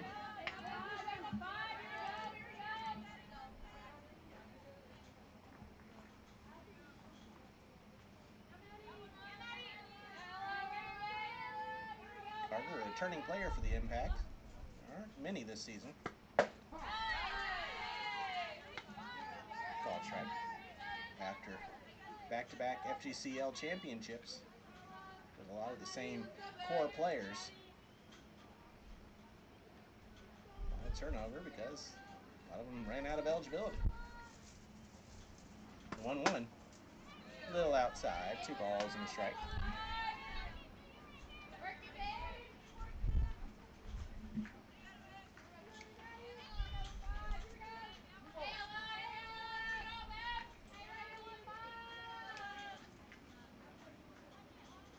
That one bounces in.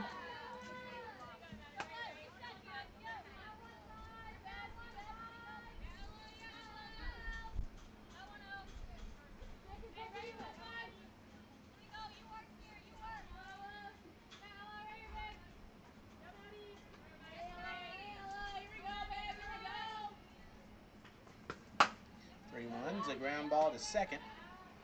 Stop made. The throw from Alua is in time, and that'll do it for the Impact. Here in the first, they go down in order. No runs, no hits, no errors. No runners left. We played an inning. No score between the Queens and the Impact. This is the FGCL.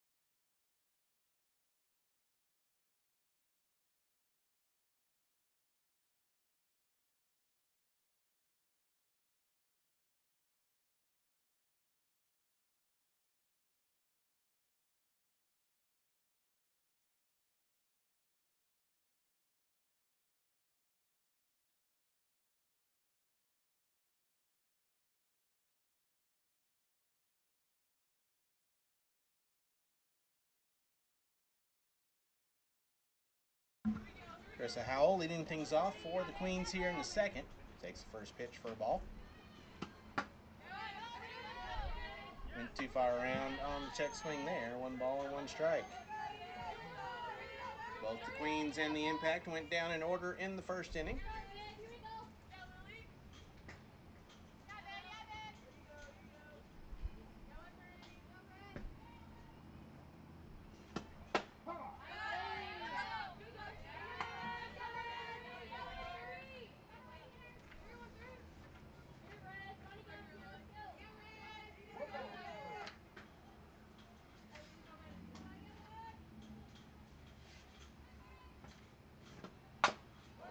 That one's grounded back to the pitcher.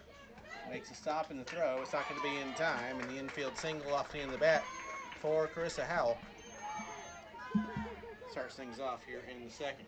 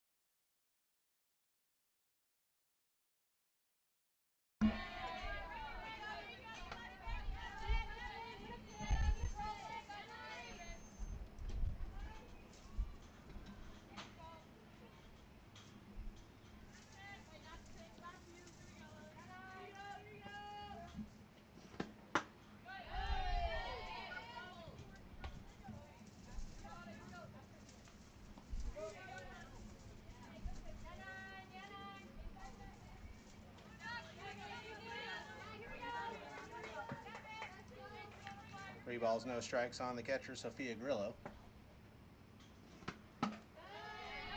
Takes that one low for ball 4. So runners now on first and second. Lily Parrish, after getting the Queens 1-2-3 in the first, now allowed 2 base runners to start things off here in the second, with Ava Blakely, the left fielder, stepping in.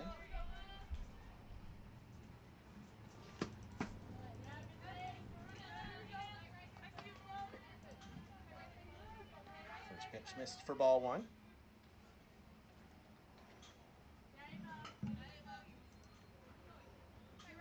Howell on second, Grillo on first.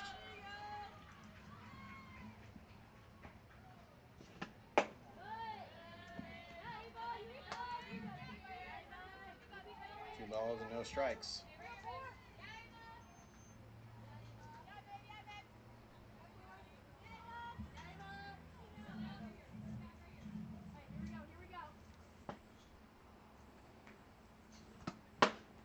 Swung on and missed. 2 balls and 1 strike.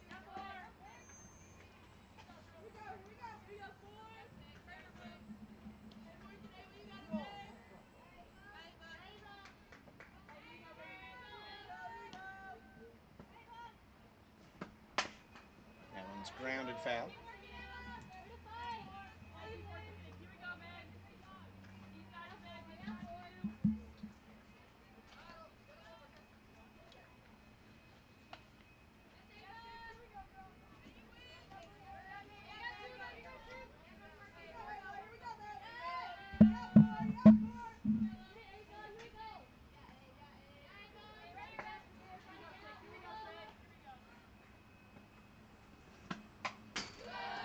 Fouled back.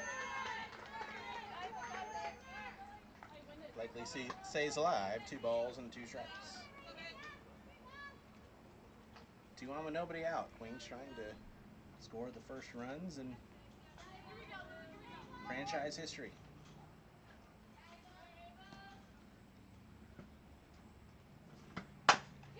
One hopper back to Parrish. She knocks it down and will scoop it to get the out at first. Runners advance on the productive out, and there's one away.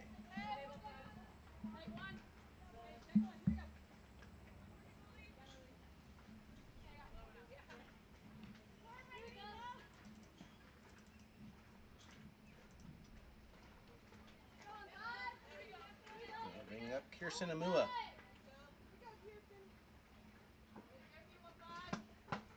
First pitch. Misses inside for ball one. Got away momentarily from Montalvo, but she corralled it.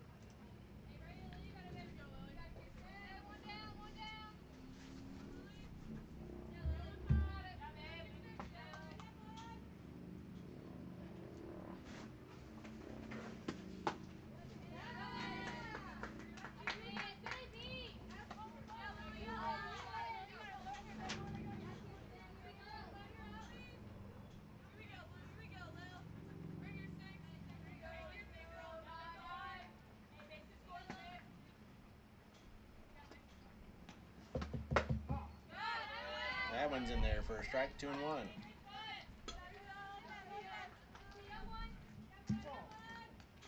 On second and third.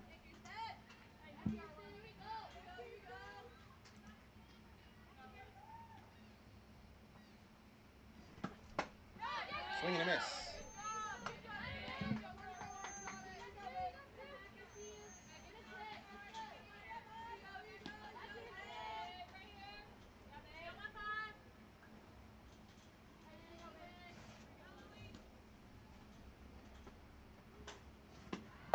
Swing and a miss, strike three.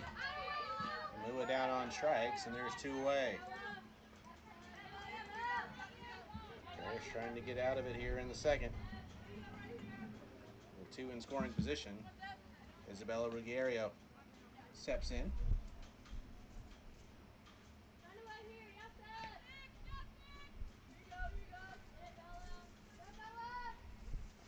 First pitch is grounded just foul down the first baseline.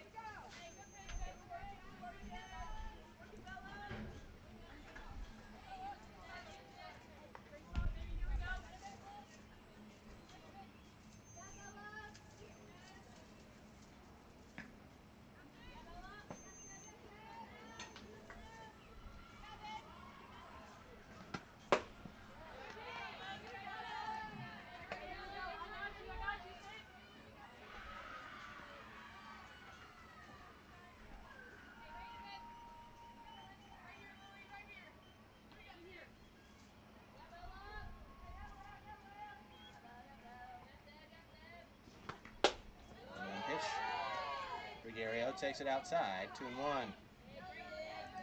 2 out, 2 on in scoring position here in the second. Queens trying to strike first.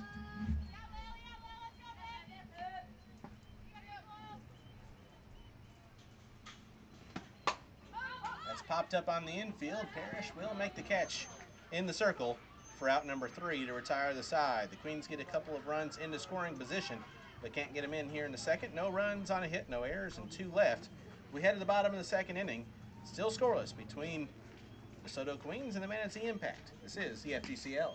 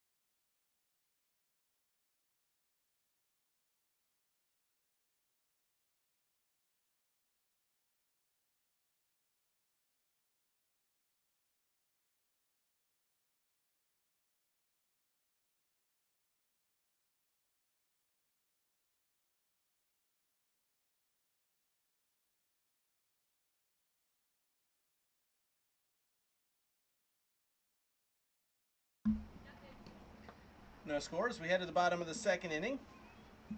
Due up for the Impact here in the second. It'll be Parrish, Towery, and George.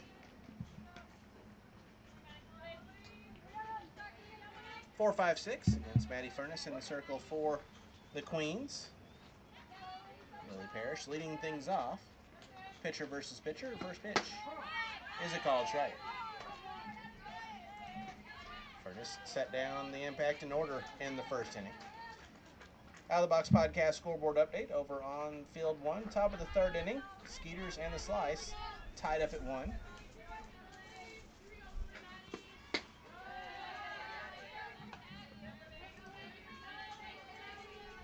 Keep you up to date on that one as it continues. As we wrap up day number 1 here in the FGCL 2025.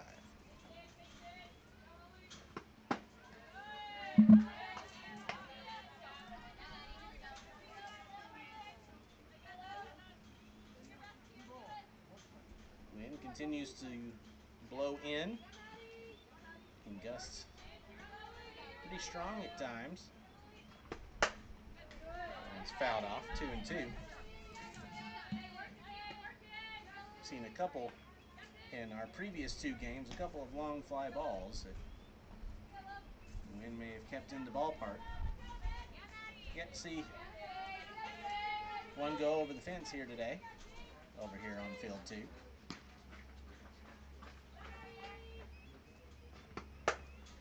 That one's line just foul. Yes. Ghetto at first. She didn't touch it. She was in foul ground even if she did.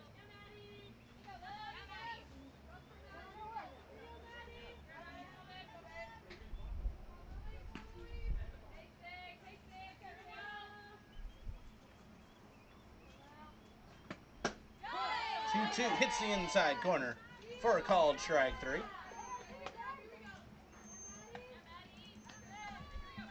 And there's one gone. Parrish will head back to the dugout. Hope that she gets that call when she's in the circle moving forward. So 1 out, runner on first for the extra hitter, making Towery.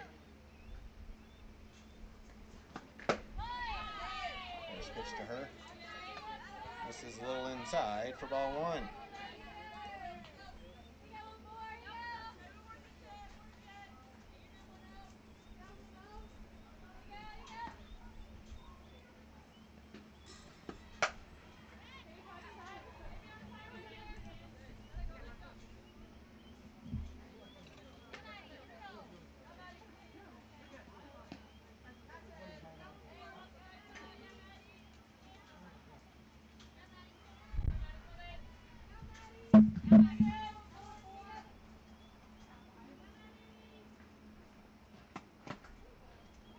Comes inside, almost hit her on the foot. Towery got out of the way, 2-1.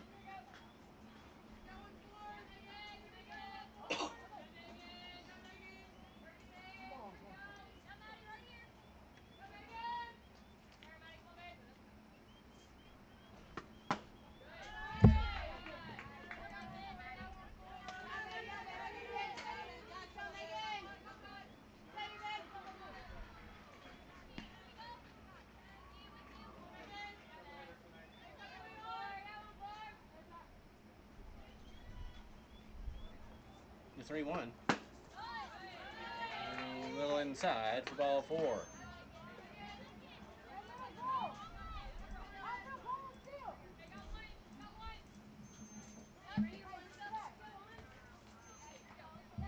Towery becomes the first base runner of the day for the Impact on the 1-out walk. We'll bring up the second baseman, Emma George. First pitch to her is in there for a called strike.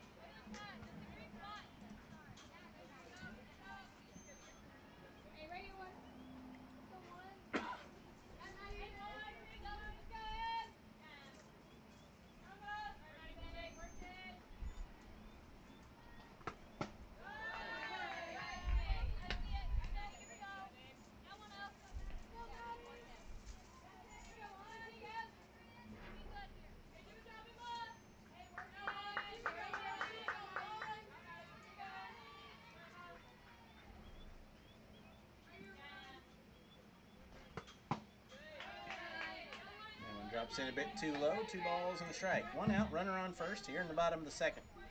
No score between the Impact and the Queens.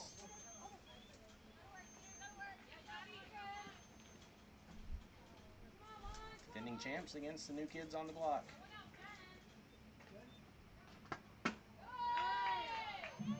Furnace not afraid to work inside on the right-handed hitters, but she's not been able to hit that inside corner more often than not against him. Now we'll have a meeting of the minds, both offensively and defensively.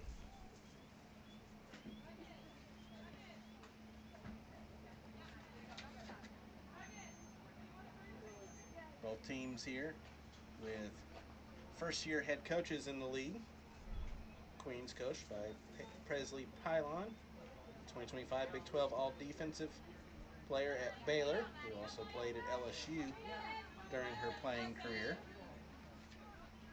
And Ashley Prangy, All-Conference at the University of Alabama. That one is swung on and missed. Hit George. As again, Furnace working inside, and George will take a second after taking that one on the arm and maybe a little bit on the midsection.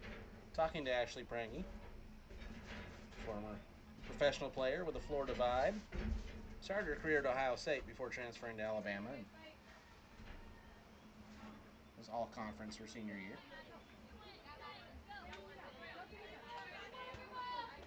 Now George will step back in with a full count, 1 out, runner on first. Payoff pitch, fouled off. We'll do it again, 3 balls and 2 strikes.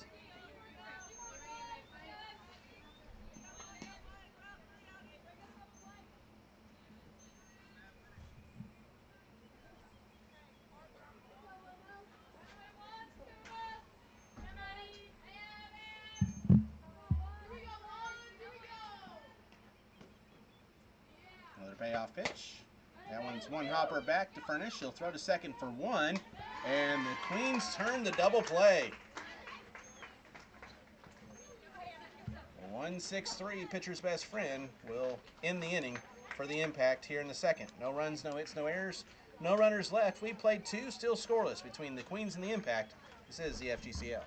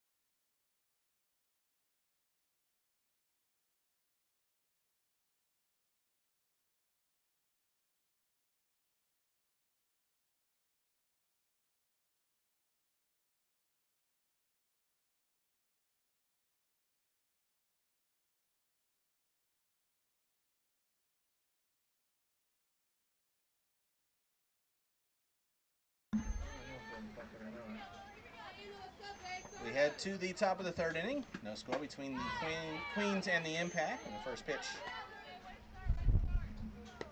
swung on and missed for strike 1 by Anna Land, the third baseman. 9-10-1 due up for the Queens. It's Lily Parrish out for her third inning of work for the Impact. Pitch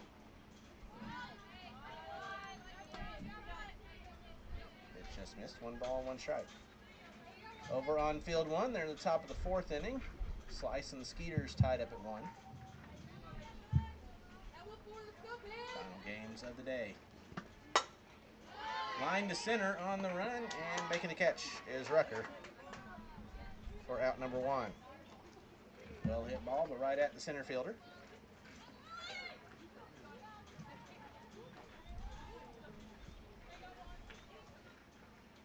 We'll bring up the extra hitter, Talia Cologne.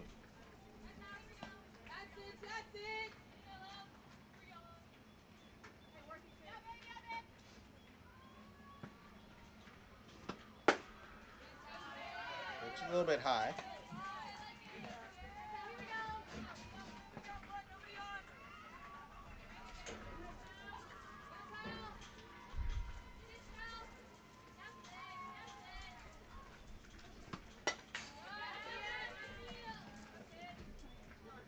It's fouled off. 1 ball, 1 strike.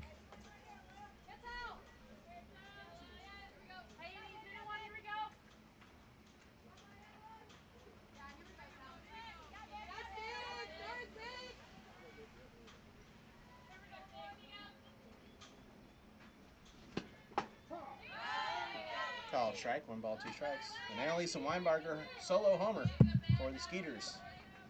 2-1 now, the lead over on field 1.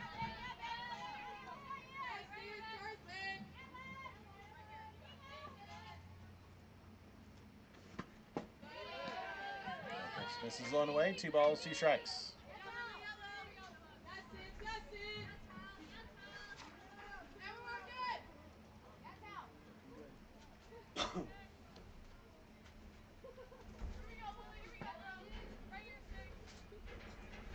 And 2-2. Ooh, that came in, and that got her on the wrist. So hit by pitch.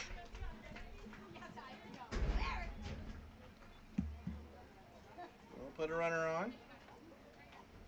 And turn the lineup over for the Queens. Ty Charlton, right fielder, will step in. She grounded out her first time.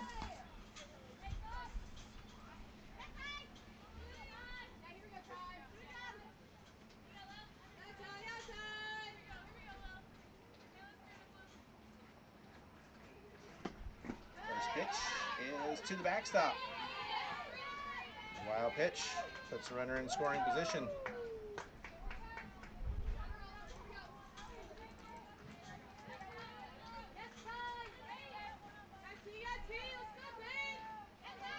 Charlton, a freshman in 2025 at the University of Georgia.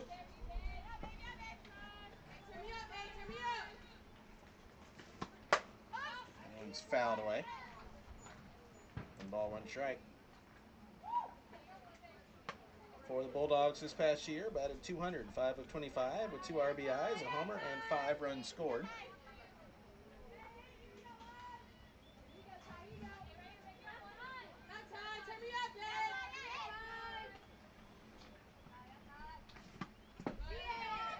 Takes that one low, 2-1.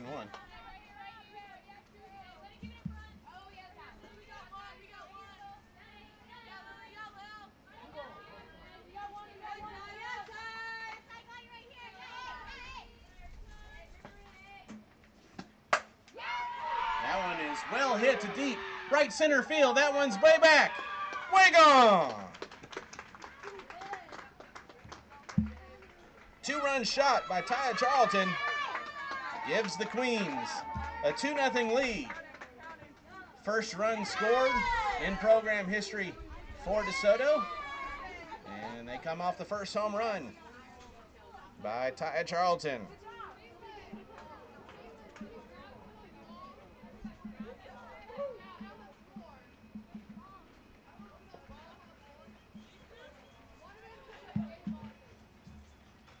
First homer of the day here on field 2.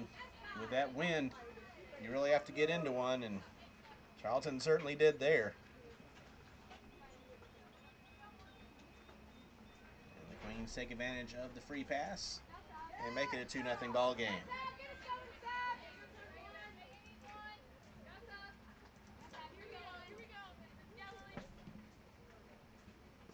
That pitch is bunted out and missed by Lewis for strike 1. Savannah Lewis at the plate now with 1 out, nobody on.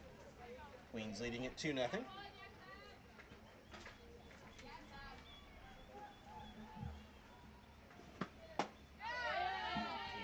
missed. No balls and 2 strikes. Lewis just finished up her sophomore year at Salt Lake Community College. He's looking to transfer to a 4-year institution.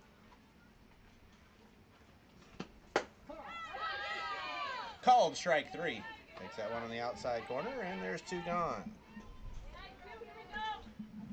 So, Lily Parrish comes back after giving up the homer to get a 3-pitch strikeout. And with 2 outs, that brings up Jemiah Byram.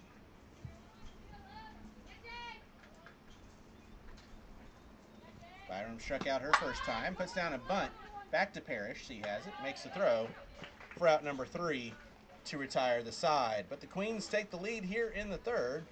2 runs on 1 big hit, no errors, and nobody left. They move to the bottom of the third inning. Queens 2, Impact nothing. This is the FGCL.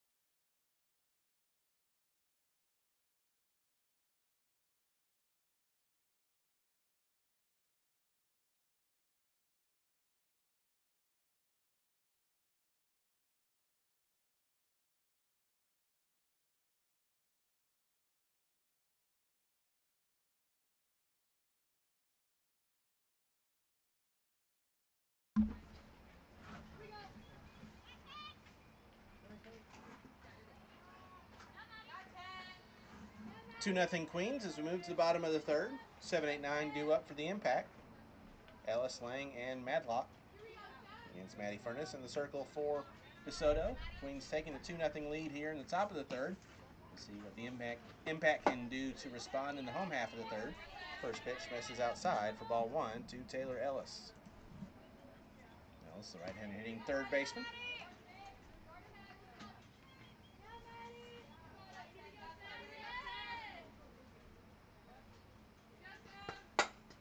That one's grounded to first. Stop made by Ruggietto. She'll step on the bag, and there's one gone.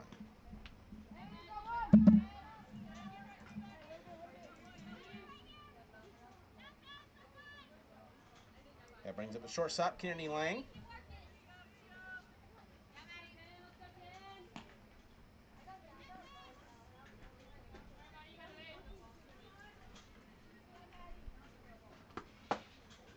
First pitch outside for ball 1.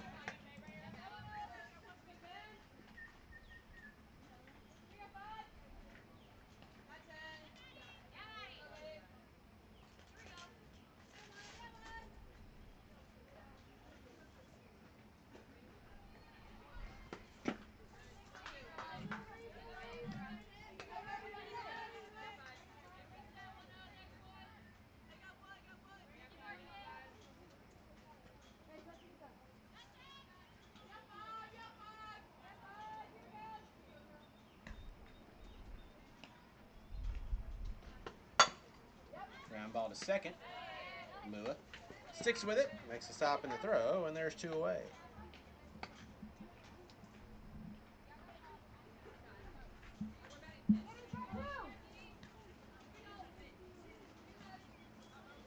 So 2 out, nobody on for the right fielder, Taryn Madlock.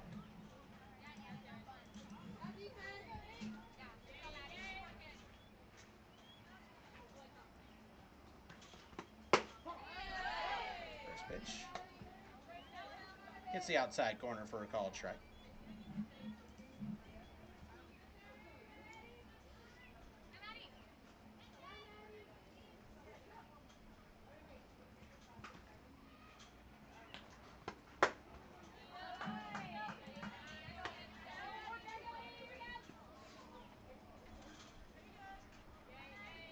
These two teams will play again tomorrow here on Field 2 at noon, where everybody gets Sunday off, and then we get rolling with our first full week of action in the FDCL on Monday. That pitch is low and away.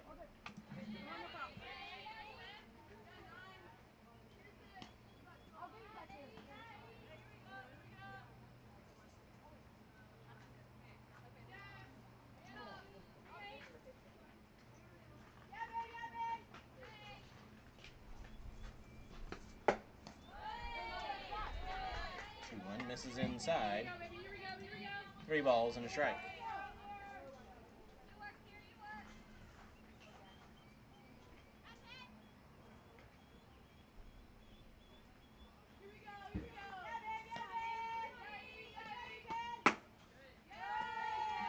That one misses low for ball 4.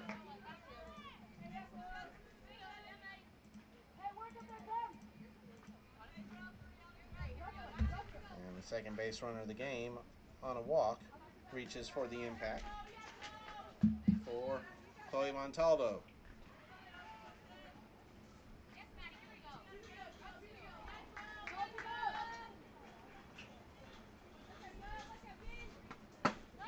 First pitch right in there for a called strike.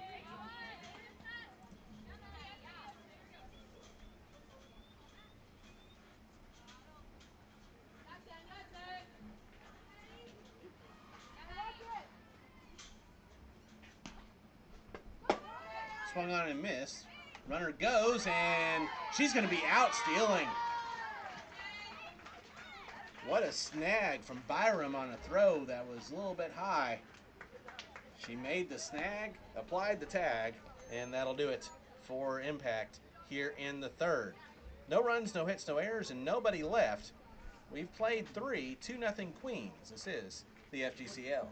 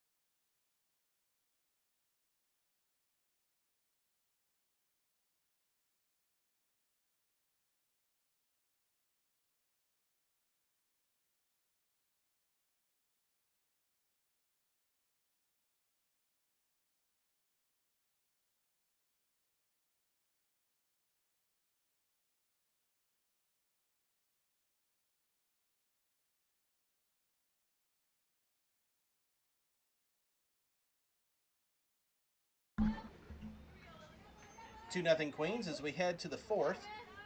Carissa Howell, Sophia Grillo, and Ava Blakely leading things off. 3-4-5, or due up, I should say.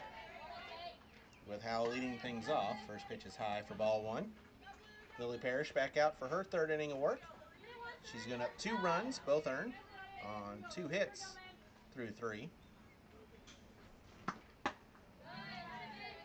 She struck out 3, walked 1 and hit 1.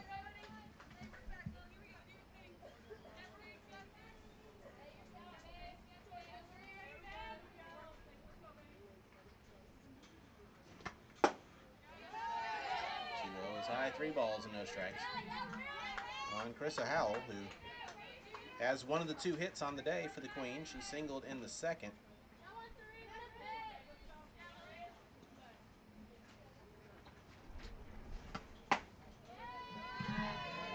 Takes a 4-pitch walk.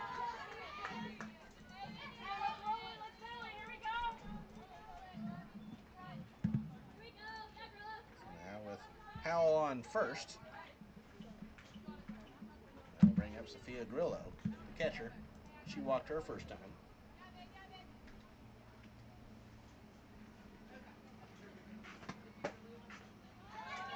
First pitch just misses for ball 1. Grillo, a sophomore in 2025 at South Carolina. She is in the transfer portal after redshirting for the Gamecocks this past season.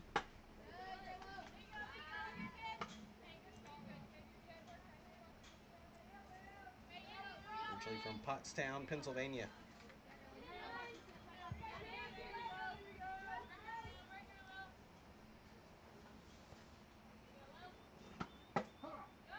Two O's in there for a strike, 2-1. Ground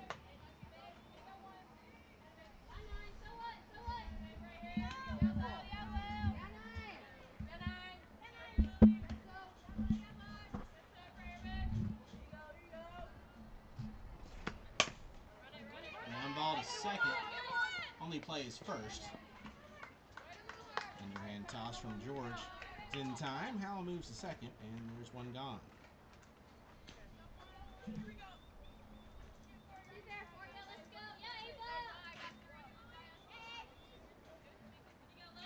up the left fielder, Ava Blakely. She grounded out her first time.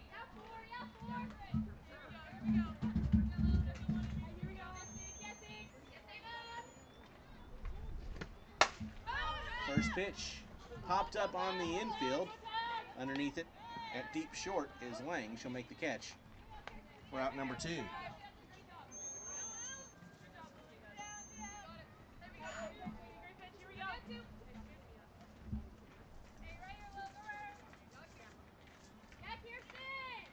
Brings up Kirsten Amua.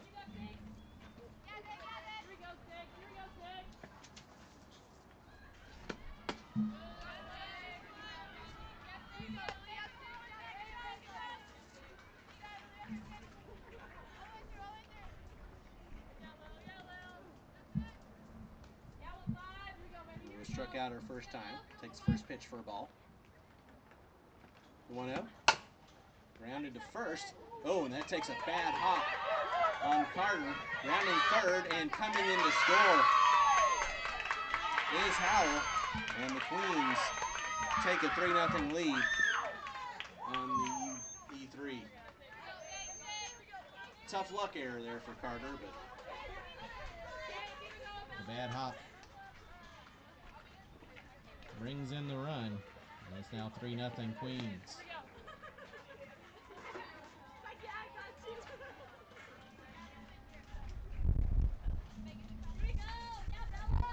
Heads up base running by Howell to never stop. First pitch to Isabella Ruggiero is a called strike.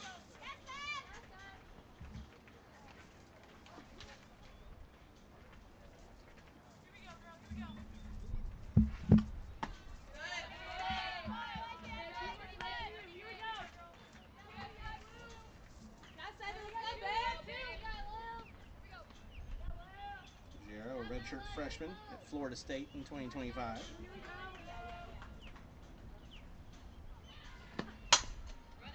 Grounded this one foul.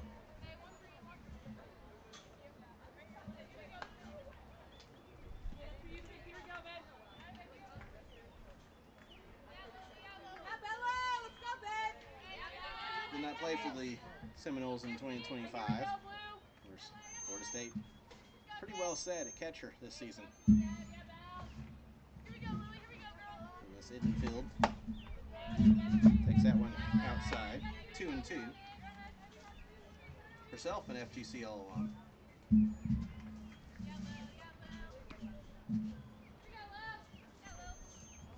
Vying for that catcher spot in Tallahassee in 2026.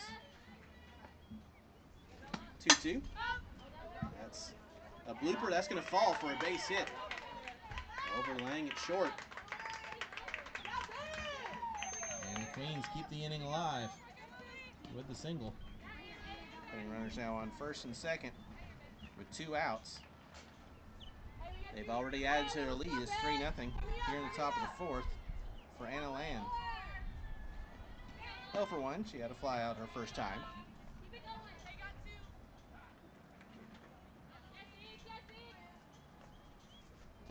First pitch misses inside for ball 1.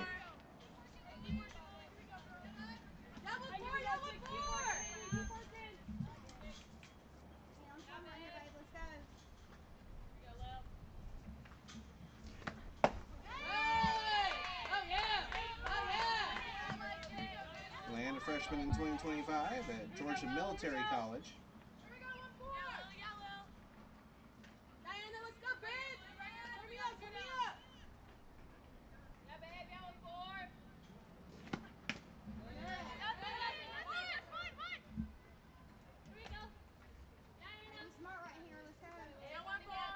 At Georgia Military this past year, Land batted .377, 33 RBIs, 8 homers, and 14 doubles, a 420 OBP. Has a chance to really bust the game open here for the Queens. But also has a good eye, draws the walk, and now Soto has the bases loaded with 2 outs for Natalia Colon.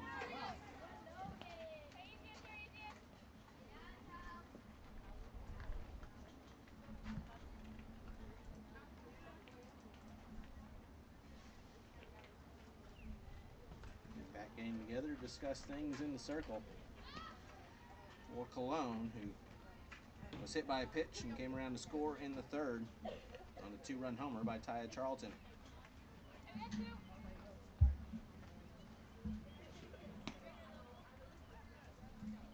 A freshman in 2025 at Longwood.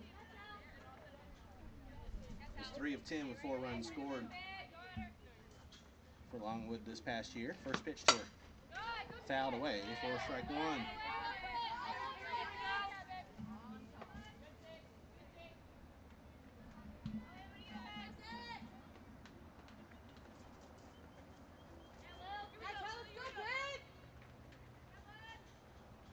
Clifton Park, New York native. Takes that one high. 1 ball, 1 strike.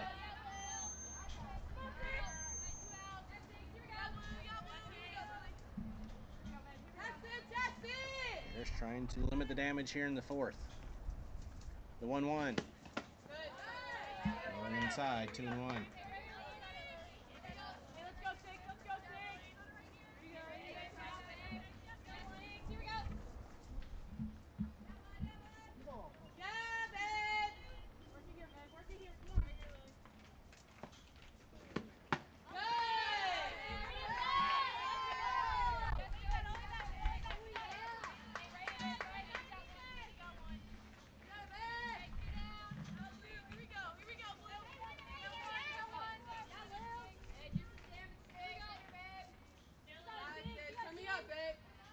Big pitch here, the 3-1. Swung on and missed. Count is full, 3-2.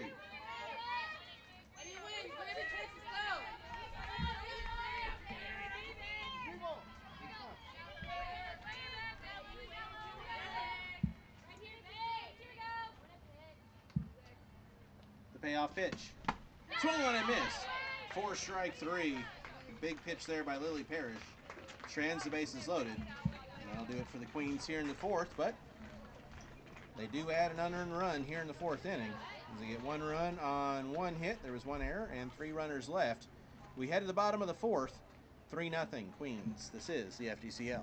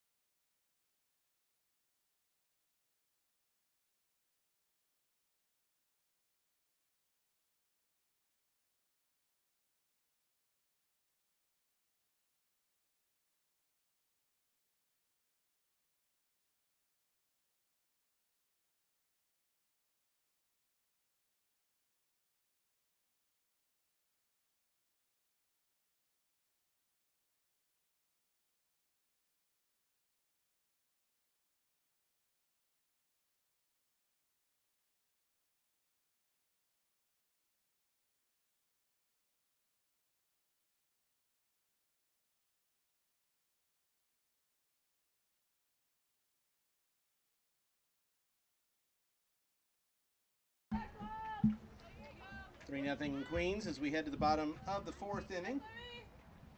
Chloe Montalvo leading things off.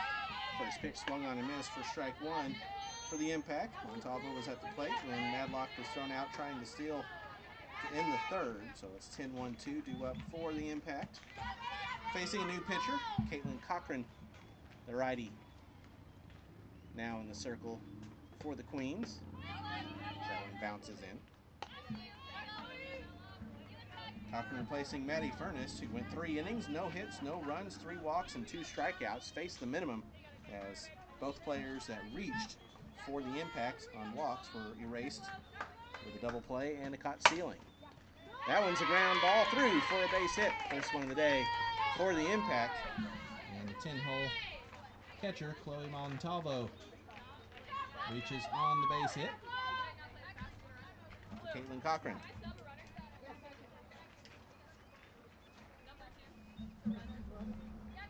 Number 2's running.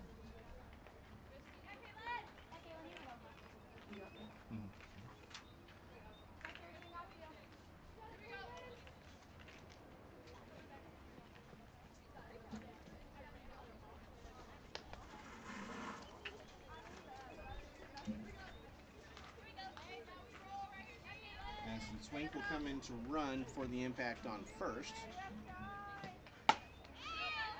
First pitch to Skylar Rucker, misses for ball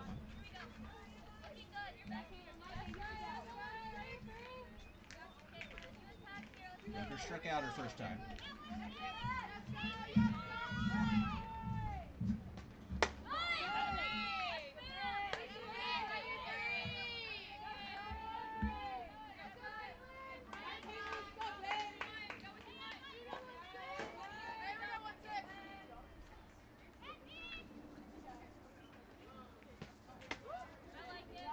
Comes inside.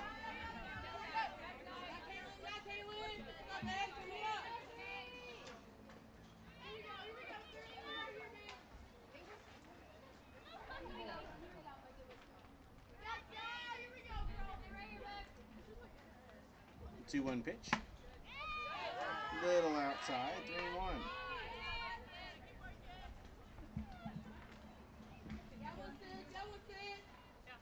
Cochran, a junior at UCF in 2025.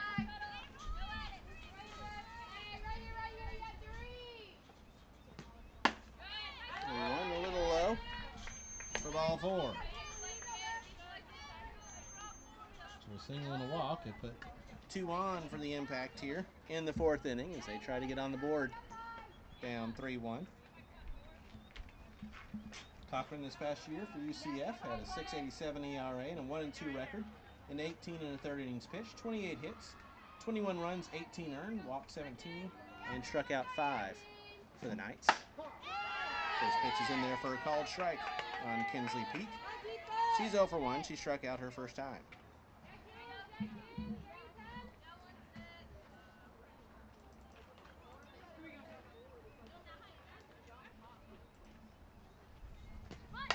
The 0-1 is bunted, but it will go foul.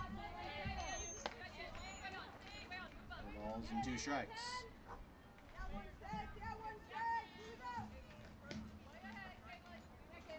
Yeah, Rucker on first, Swink on second.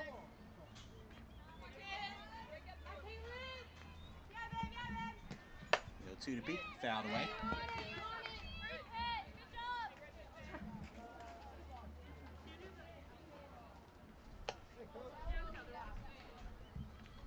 Peak, a freshman in 2025 at Winthrop, and is in the transfer portal. Went 0 for 6 with 4 runs scored for Winthrop this past year. From Forest, Virginia.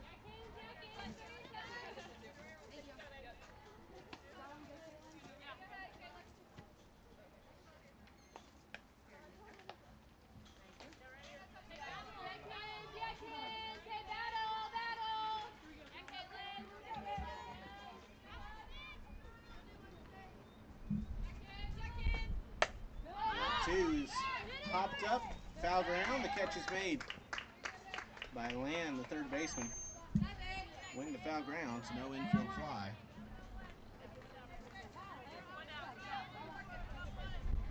The big first out.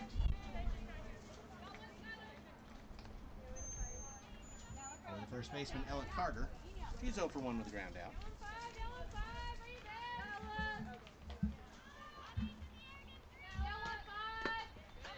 First pitch misses low for ball 1.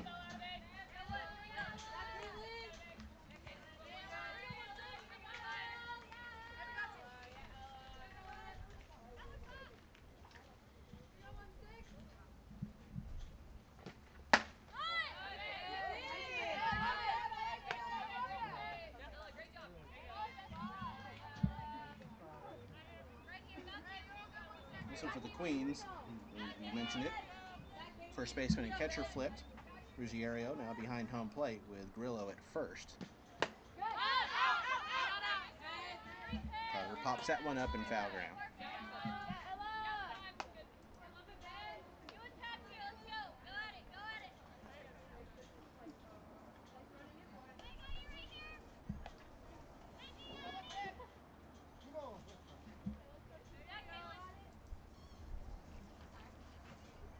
The 2-1 pitch. That one's fouled away.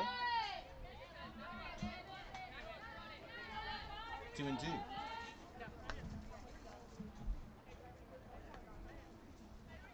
Carter, a sophomore at Miami, Ohio, in 2025, where she transferred from Indiana, from New York, New York.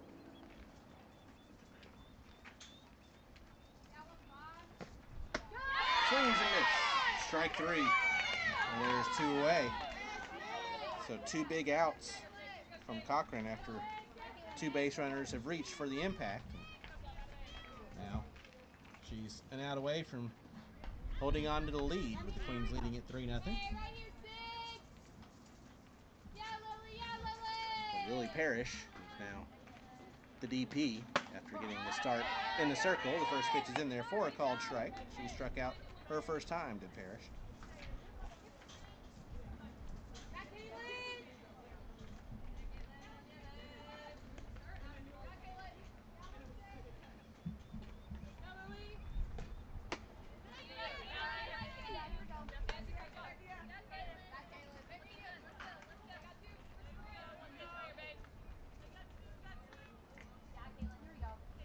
Parrish, a 2025 freshman at North Carolina for the Tar Heels. Fouls that one away. 1 ball, 2 strikes.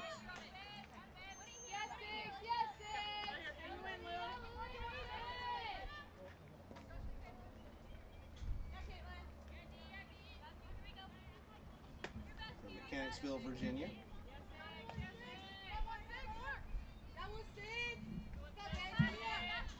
Did not bat for the Tar Heels in her freshman season, but fouls that one off into the glove for strike 3, and Cochran battles back and strands 2 runners here in the 4th to keep the impact scoreless. No runs on a hit, no errors, and 2 left.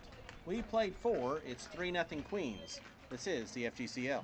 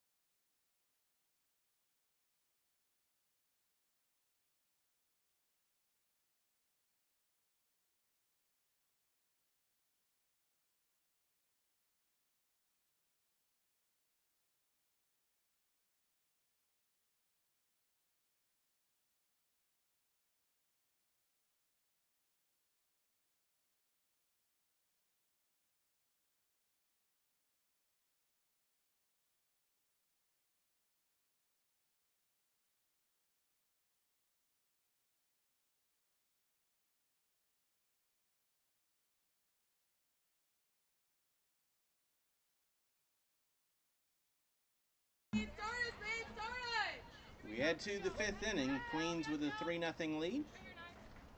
Top of the order. Ty Charlton to lead things off. The first pitch is low for ball 1. Charlton is 1 for 2, had the 2-run homer in the 3rd inning. She's facing a new pitcher for the Queens. Lily Parrish will get things over to Shelby Krieger. The pitch is swung on and missed. 1 ball, 1 strike. Parrish went 4, gave up 3 hits. 3 runs, 2 were earned.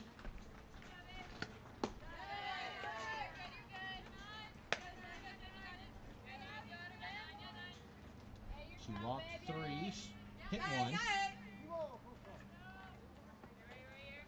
and struck out 4.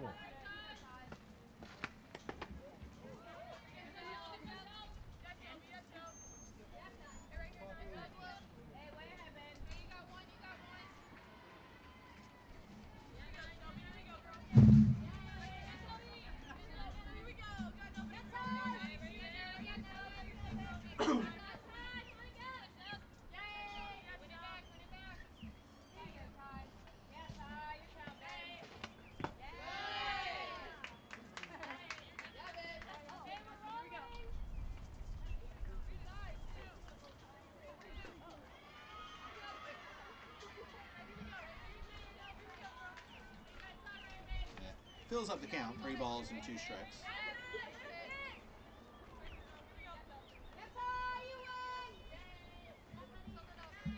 And now the payoff pitch. Now it's low, now it's ball 4. Charlton draws the walk to start things off here in the 5th inning.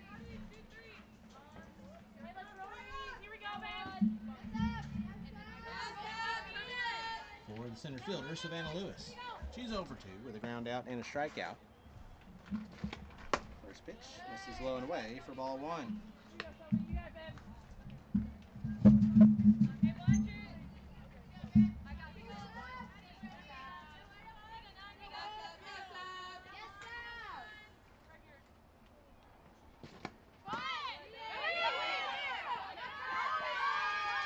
And came in low. Charlton on the button run, just kept on going and gets the stolen base.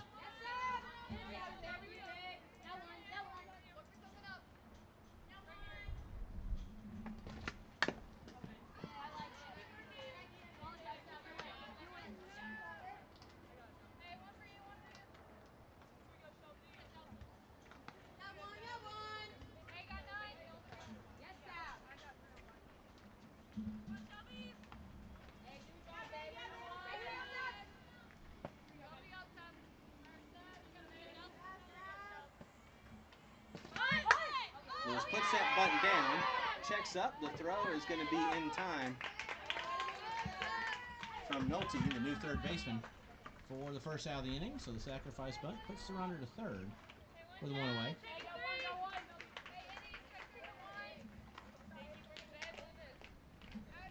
A couple other changes in the field for the Impact. Nolte now at 3rd, Swink at 2nd. Along with Krieger coming in to pitch. Maya Byram steps in 0 for 2, the first pitch. Right in there for a call strike.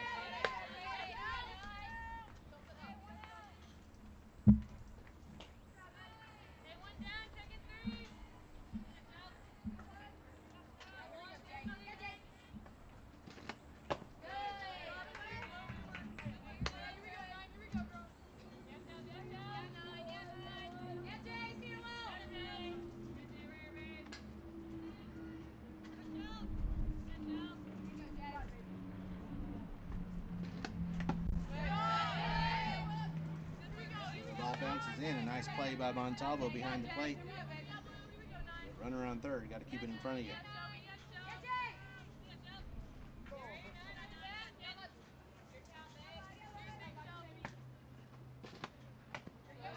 2 1s outside, 3-1. Alabox Podcast scoreboard update over on field 1. They're in the top of the 6th. The Skeeters and the Slice knotted up at 5.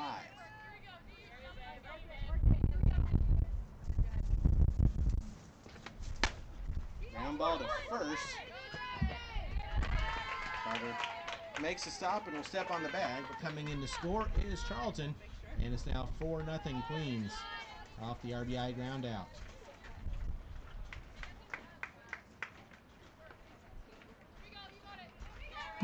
Manufactured run there for the Queens. He reached on a walk, stole second, sacrificed over to third, and the RBI ground out.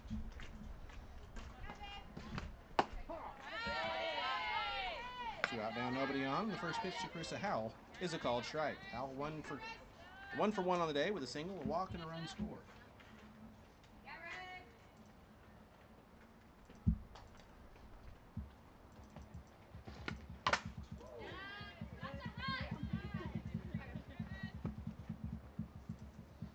It's fouled off. It gets a piece of everybody.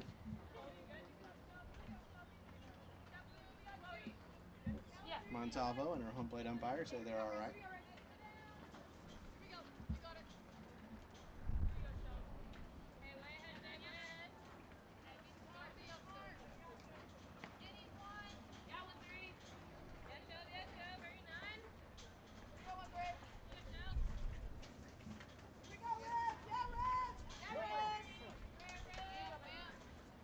Krieger looks in, the 0-2 pitch.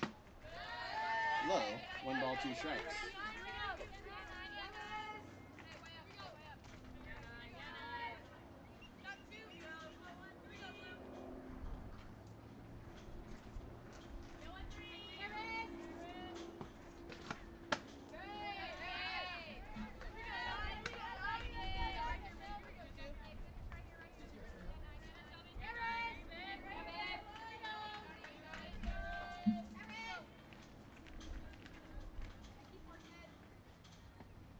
Two. Low and away, and the count's now full. 3 balls and 2 strikes. 2 outs, nobody on. 4-0 Queens as we play here in the top of the 5th.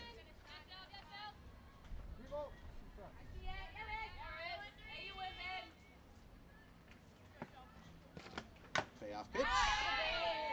Foul tipped in the glove. 4 strike 3. Nice catch by Montalvo behind the plate, and that'll do it for the Queens here in the 5th, but they manufacture a run. 1 run on no hits, no errors, and nobody left. We stretch here on field 2. We move to the bottom of the 5th inning. It's 4-0 Queens. This is the FGCL.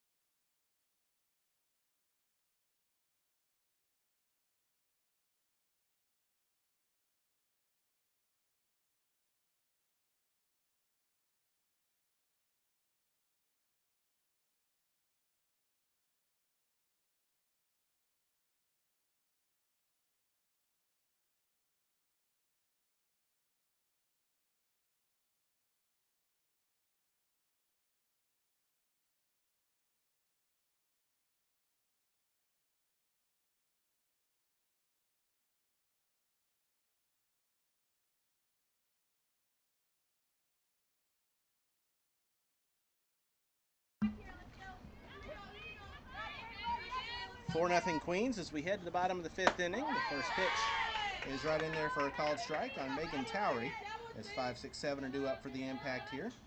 Towery reached on a walk her first time.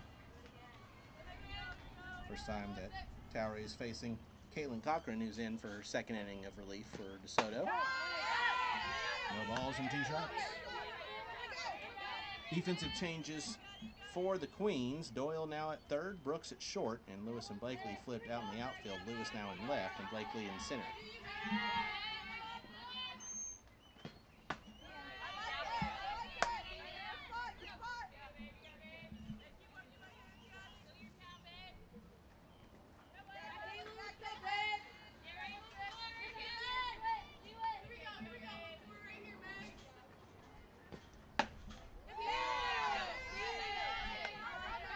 Just missed inside, 2-2. For the Queens, 4 runs on 3 hits, no errors, and 5 left. For the Impact, no runs on 1 hit, 1 error, and 2 left.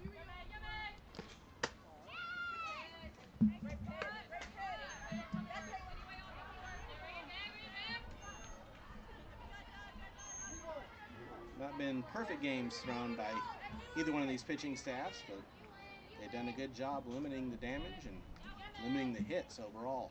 That one's fouled away. We'll do it again. 3 balls and 2 strikes.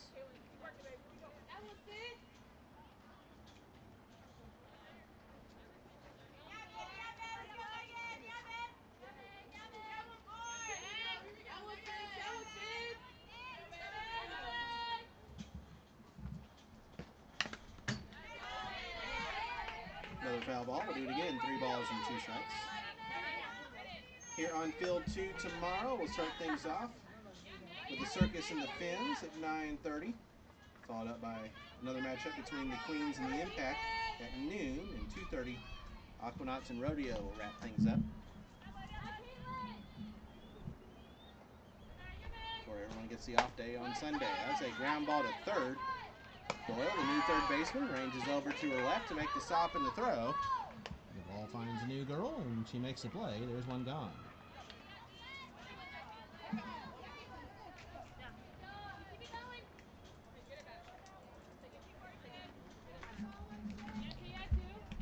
Ring up.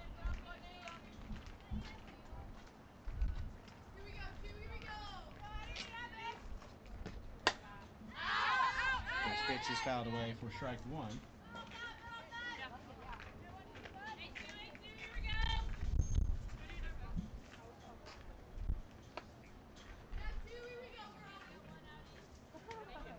Addison Swink getting her first at-bat of the ball game.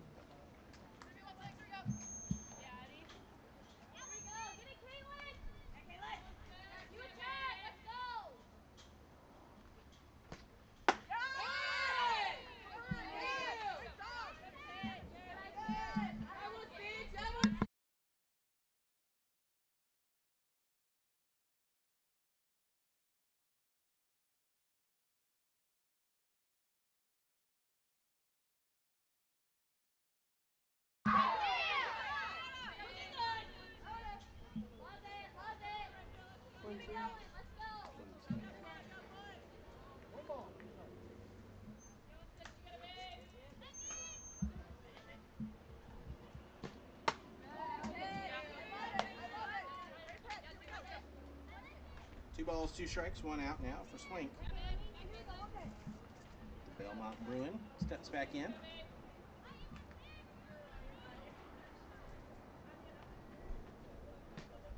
Swing and a miss. Strike 3. Swink down on strikes, and there's 2 gone.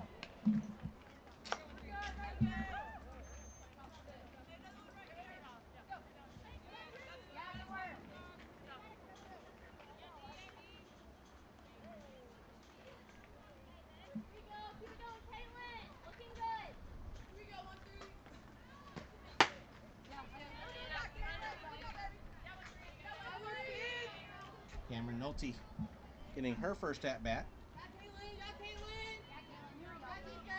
out of Florida Southern. Came in as a defensive replacement last inning. Grounds that one. Stopped on her knees by Amua. The throw is in time for out number 3 to retire the side. Nice play defensively by the second baseman for the Queens, and the Impact go down in order here in the 5th. No runs, no hits, no errors, no runners left. We played 5, still 4-0. Queens with the lead. This is the FGCL.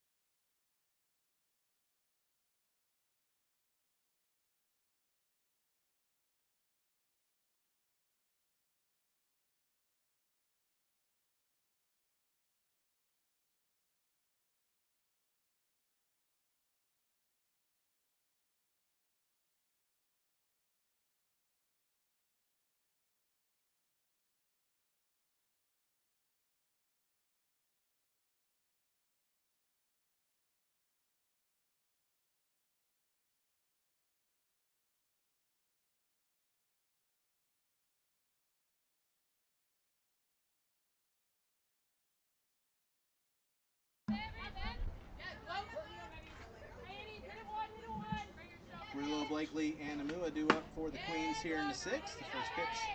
This is for ball 1 to Grillo. Grillo, who is 0 for 1 with a walk and a ground out. As the Queens trying to add to the 4-0 lead here in the 6th. Shelby Krieger, the second pitcher of the ball game for the Impact.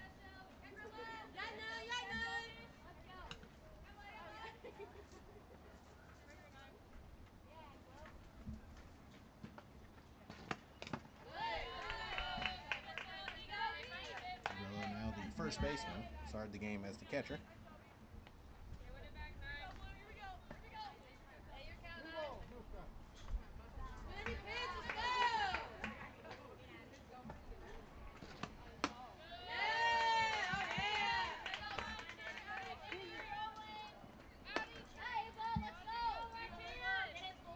Four-pitch walk puts Grillo on for the second time today via the walk. And we'll bring up Ava Blakely. Blakely's 0 for 2 with a ground out and a pop out.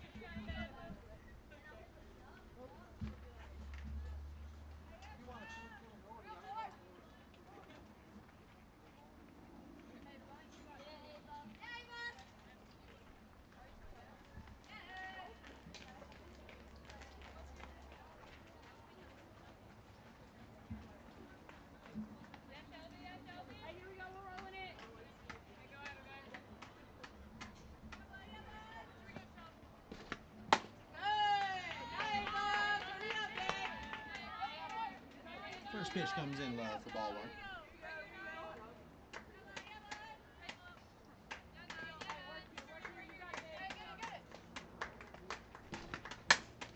1. Ground ball to second. Swing will grab it. It was a slow roller. They'll throw to first to get the out. Not quite hit hard enough to have a chance to turn 2, but got the out. Grillo moves to second.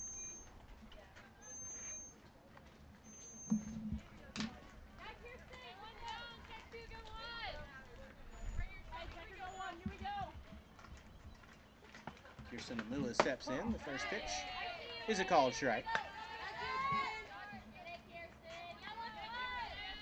Amua 0 for 2. Struck out in the second, reached on error in the 4th. That scored a run. That one bounces away. Second, third on the wild pitch is Grillo.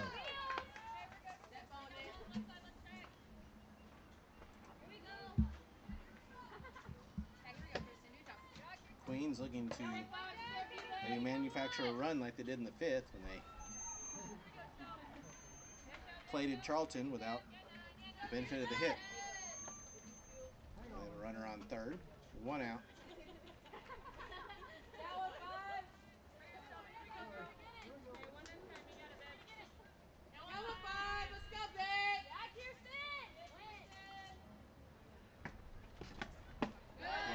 pitch comes in low, 2-1.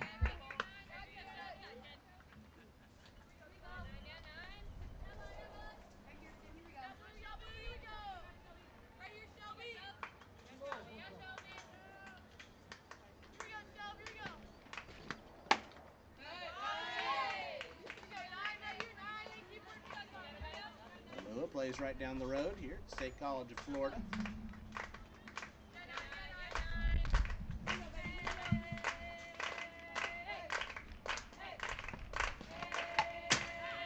Foul back. Count now full. 3 balls, 2 strikes, 1 out. Runner on third.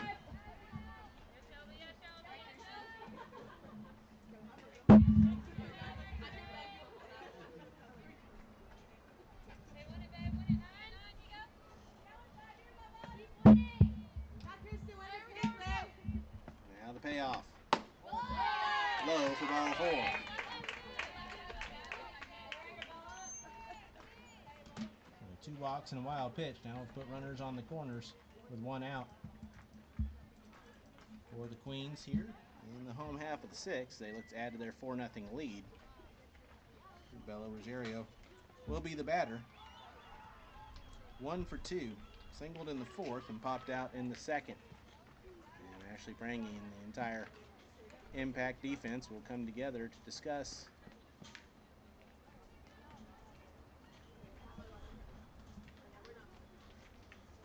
how to stop what could be a big inning for the Queens, as they look for their first ever victory in program history in their inaugural game.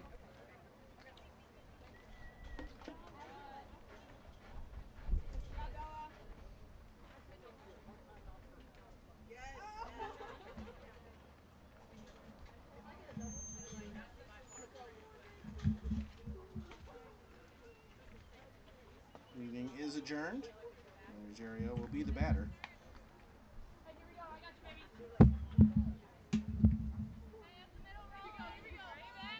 Florida State Seminole steps in, runners on the corners and 1 out. First pitch, well hit to left field on the run, it's foul.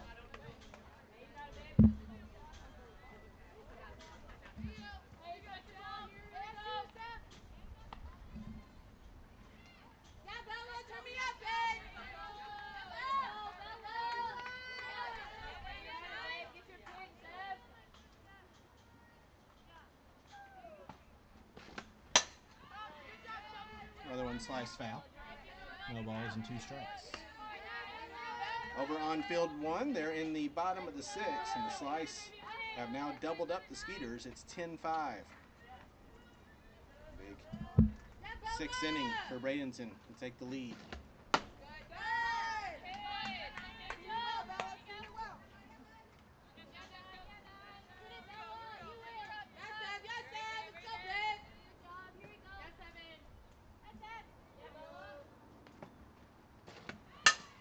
That's a ground ball to second. Swink has it. Will scoop it to second to get 1.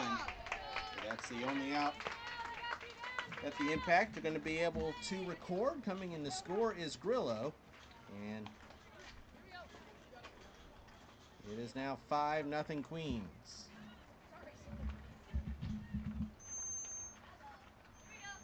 The RBI fielder's choice for Rosario. Plates another run, and the first pitch.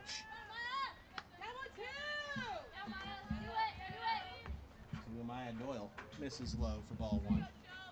Doyle getting her first at bat after coming in as a defensive replacement an inning ago. Fouls that one off.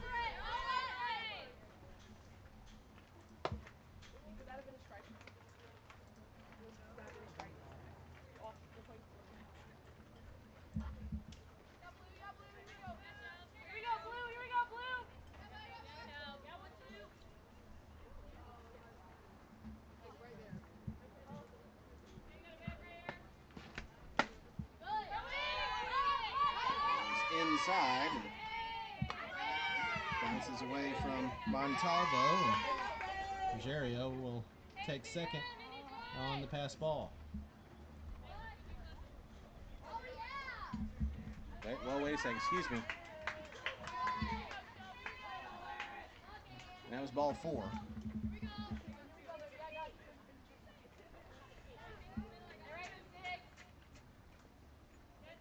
No, maybe it hit her. I'm not 100% sure what the call was there because it wasn't 3 balls on the pitcher. Or, excuse me, on the batter.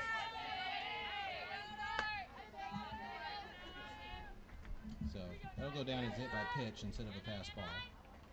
I don't believe it hit her, but no challenge from Ashley Brangy. And taking off on one that gets in the dirt. And both runners advance on the wild pitch. So now Rosario and Doyle are both in scoring position.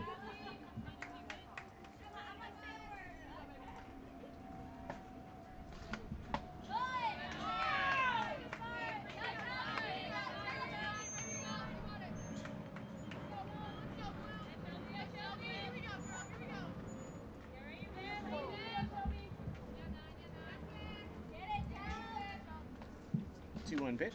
Cologne in there for a strike, 2-2. Talia Cologne, the extra hitter. 0 for 1, was hit by a pitch and scored in the 3rd and struck out in the 4th. And it's fouled off. Cologne stays alive. 2 balls, 2 strikes. 2 outs, 2 runners in scoring position.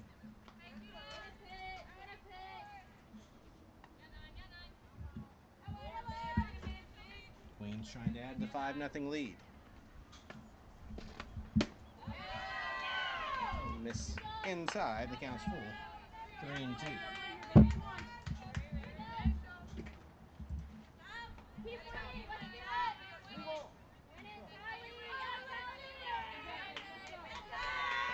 Payoff pitch.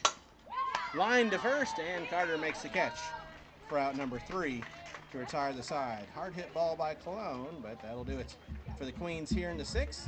And DeSoto adds their lead. 1 run on no hits, no errors, and 2 left. We move to the bottom of the 6th inning, 5-0. Queens with the lead. This is the FGCL.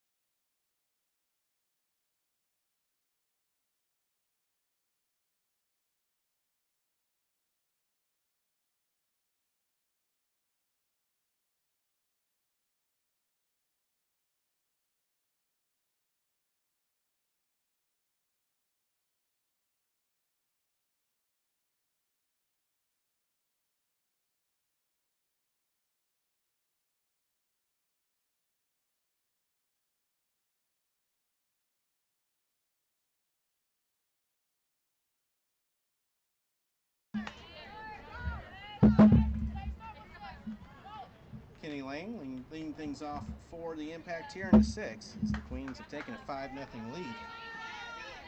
Lang's 0 for 1, grounded out her first time.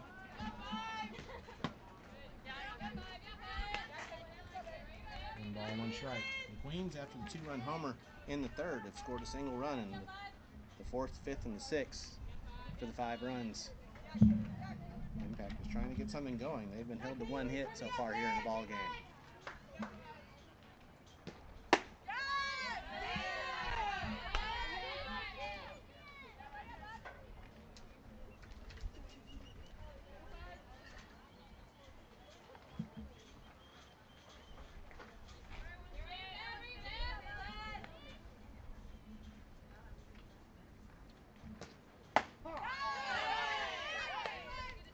called strike. 2 balls and 2 strikes. Lang, a freshman in 2025 at Lenore Rhine.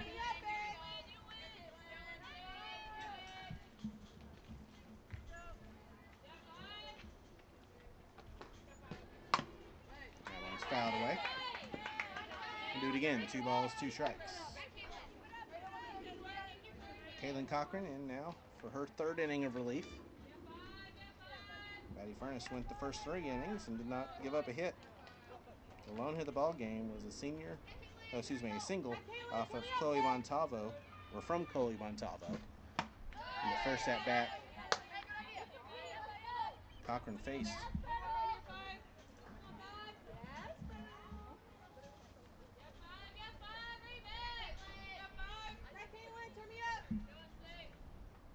The payoff is high for ball 4.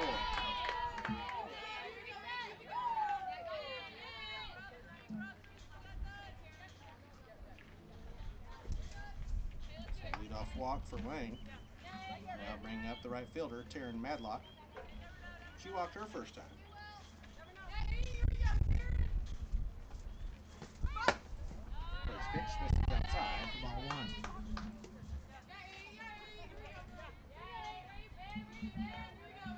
Madlock, a sophomore in 2025 at UTSA from Bernie, Texas. Called strike. For the Roadrunners this past year, Madlock batted 185, 10 of 54 with 5 RBIs, a homer, and 2 doubles.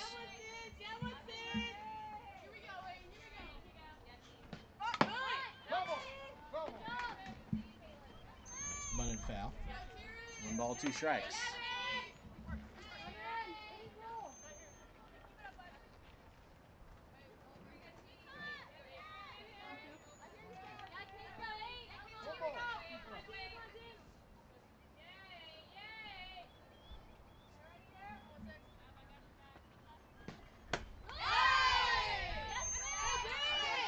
Swing and a miss. Strike 3.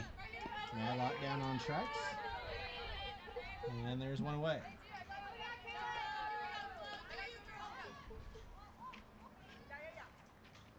Runner on first.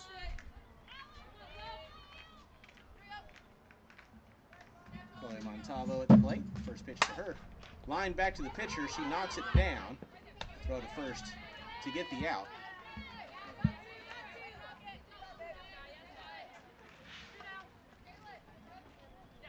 Lang moves to second. There's now 2 away. We go back to the top of the order, and Skylar Rucker 0 for 1 with a strikeout and a walk is the other UTSA Roadrunner. First pitch is a called strike.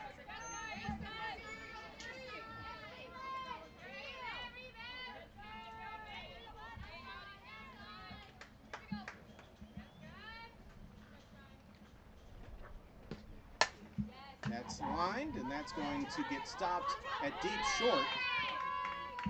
No play for Brooks, the new Queen shortstop. So the infield single. 2nd hit of the day for the Impact. Puts runners on the corners now with 2 outs.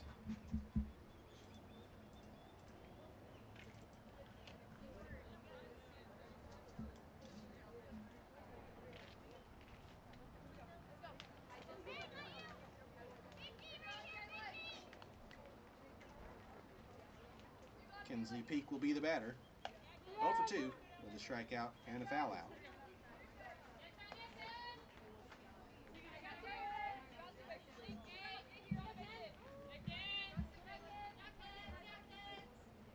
First pitch is outside, and they'll throw down, trying to get in a run down and get a run across. The run does score.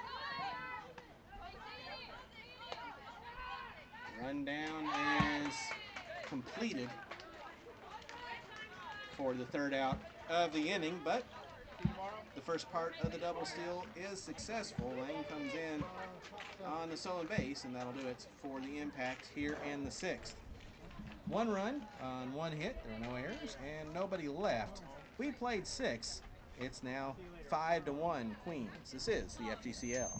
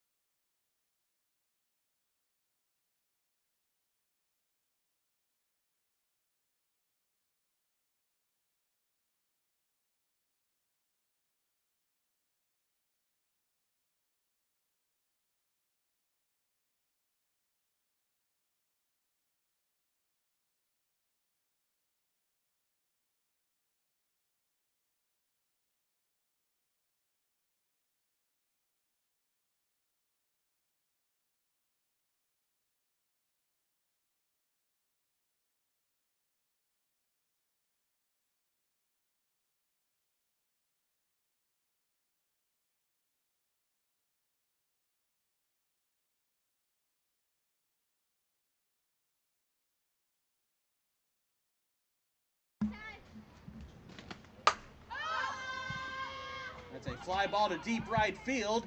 That one's back and foul. Taya Charlton almost had her second home run of the ball game, but it goes just foul. Opposite way down the right field line for a long strike one. Top of the order due up for the Queens here as they tried to answer back and add to the 5-1 lead before the Impact has a chance in the home half of the seventh.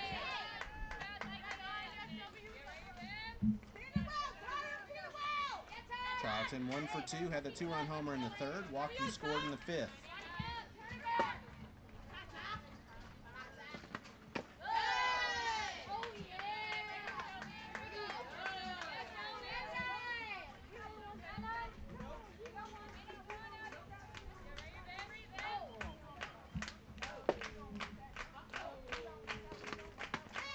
Two one is low, 3 balls and 1 strike.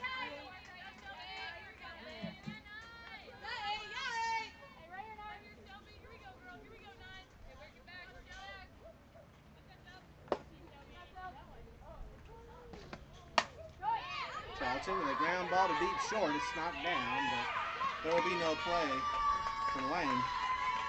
And the infield single for Charlton leads things off here in the top of the seventh.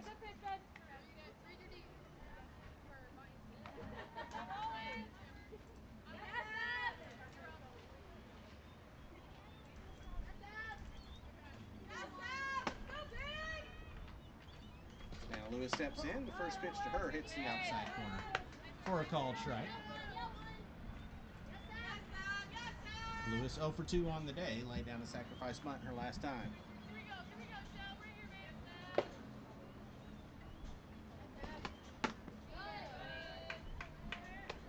And changed defensively for the Impact here in the seventh inning. Ellis is now behind home plate. Catching for Manatee.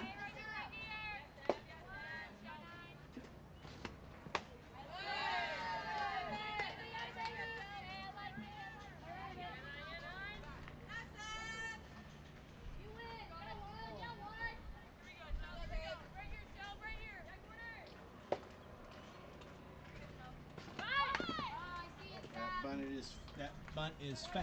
2 balls and 2 strikes. Now gone final over on field 1. Slice come away with a 10-5 victory over the Skeeters. So this is the final game of the day here on day number 1 of the FGCL. Ground ball to short. They'll throw to first to get the out. Charlton moves to second, and there's one gone.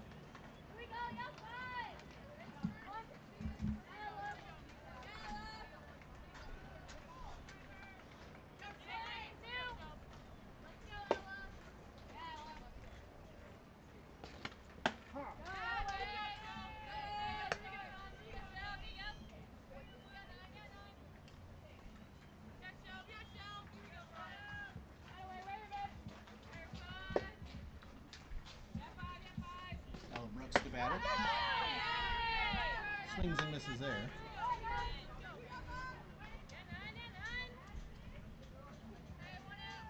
Brooks came in as a defensive replacement a couple innings ago.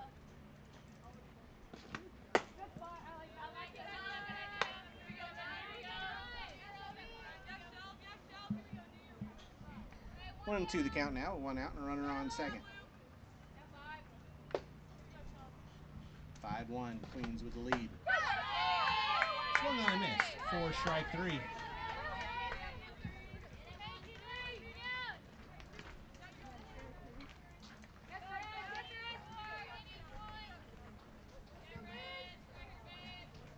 Two outs now for Carissa Howell.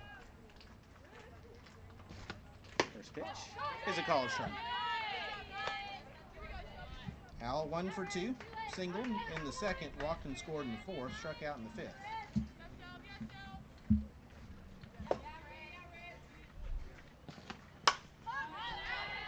That one's fouled off.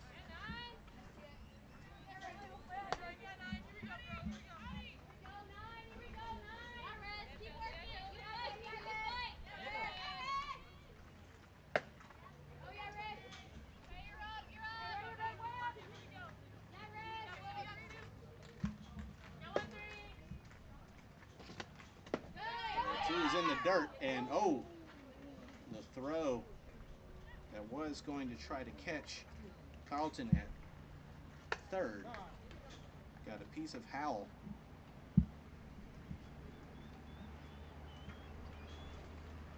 They're on the left arm.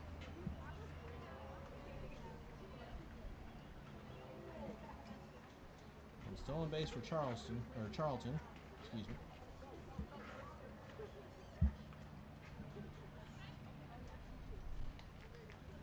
Howell takes a couple swings, make sure she's all right.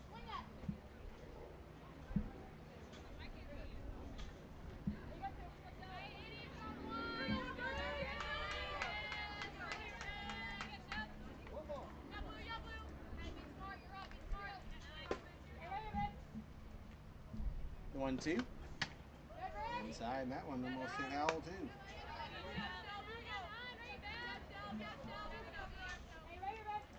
Runner on third. Opportunity for the Queens to answer back and add to the 5-1 lead. That one bounces in. That one was saved from going to the backstop by the umpire. Saved the run from coming in to score.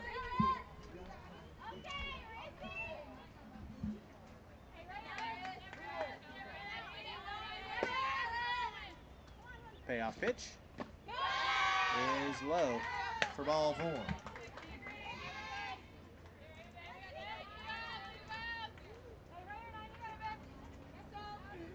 So the walk puts runners on the corners with 2 outs for Sophia Grillo. She's 0 for 1. She's walked twice and scored once here in the game.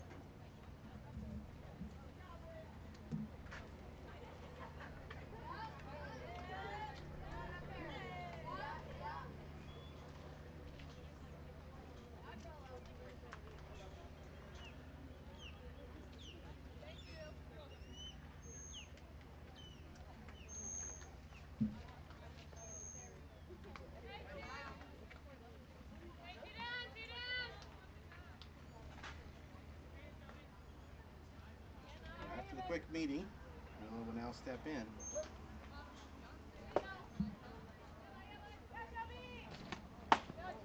First pitch misses for ball 1.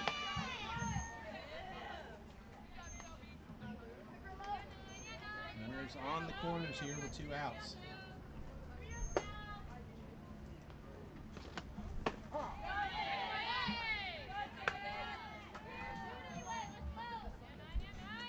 Called strike, 1 ball, 1 strike.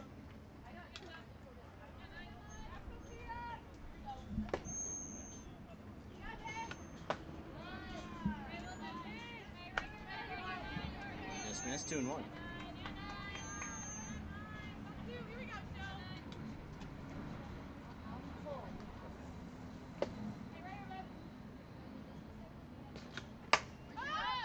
One's lifted to right field on the run, tracking it down and making the catch is Matlock for out number 3, to retire the side.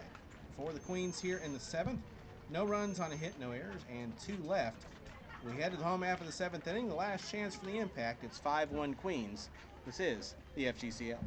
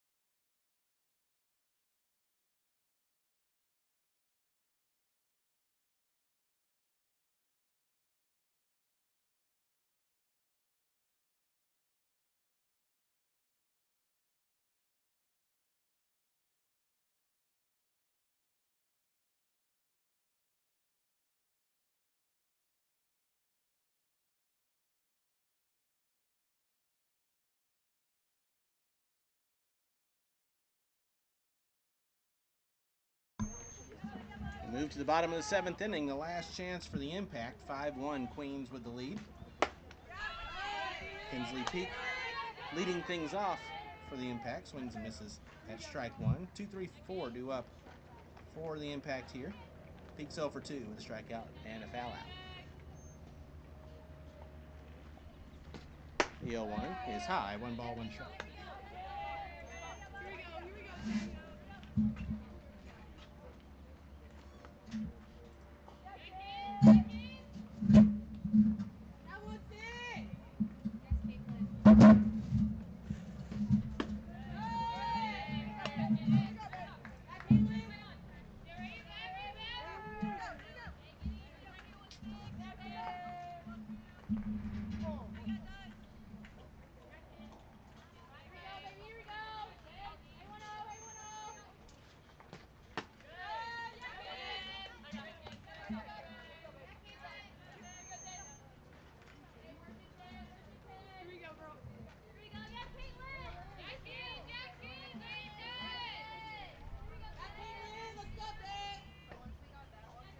Cochran looks in.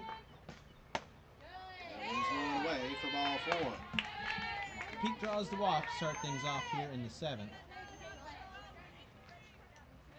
The impact will have to at least load the bases here in the 7th to bring the tying run to the plate.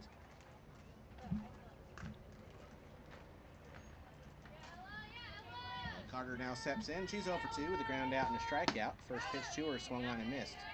4 strike 1. Cochran came in high and tight. Cochran trying to finish off 4 innings of relief after Maddie Furness pitched 3 no-hit innings to start things off for the Queens. That one's fouled off at the plate, 0-2.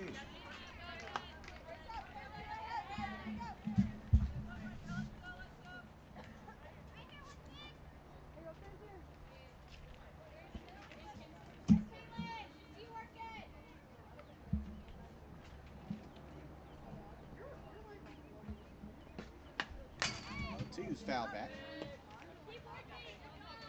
Count remains, no balls, 2 strikes.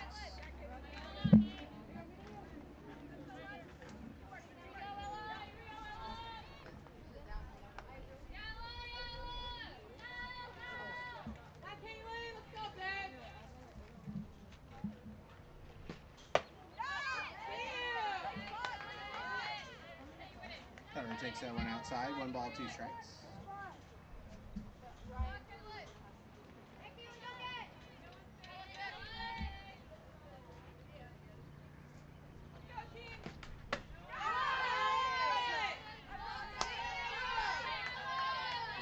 Bit inside, 2-2.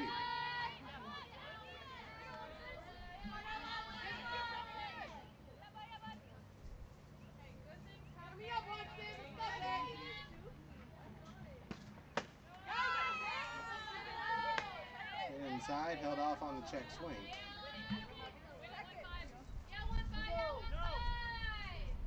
Check down, she didn't go, and the count's full. 3 balls, 2 strikes. 1 out, runner on first. Queens with a 5-1 lead. Last chance for the impact here in the bottom of the 7th. That one's lifted. Foul ground left-hand side on the dead run. Making the catch is Lewis.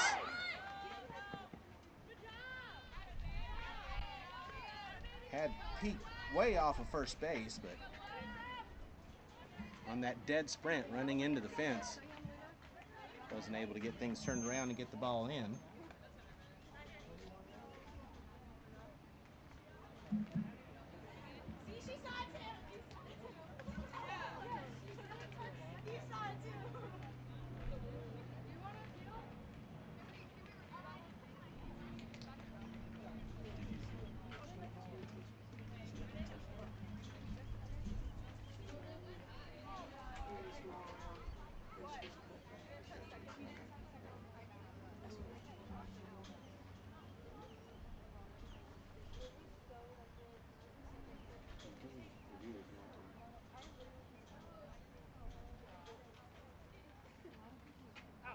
Okay.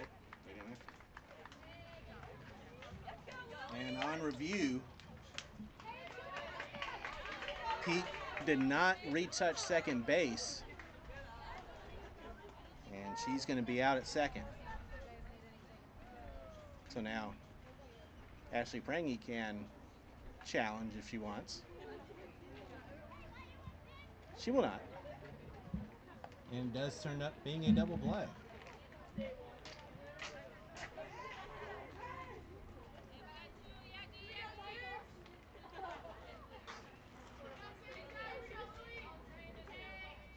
just like that, the Impact are down to their final out. First pitch is a called strike to Lily Parrish, who's 0 for 2 with a couple of strikeouts.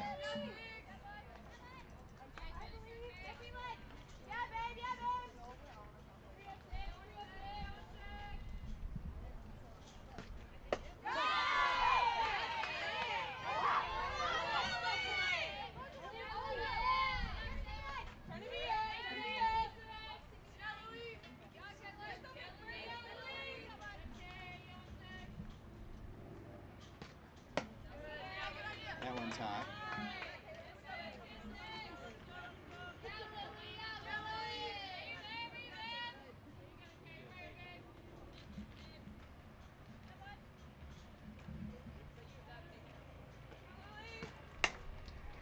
Ground ball to short.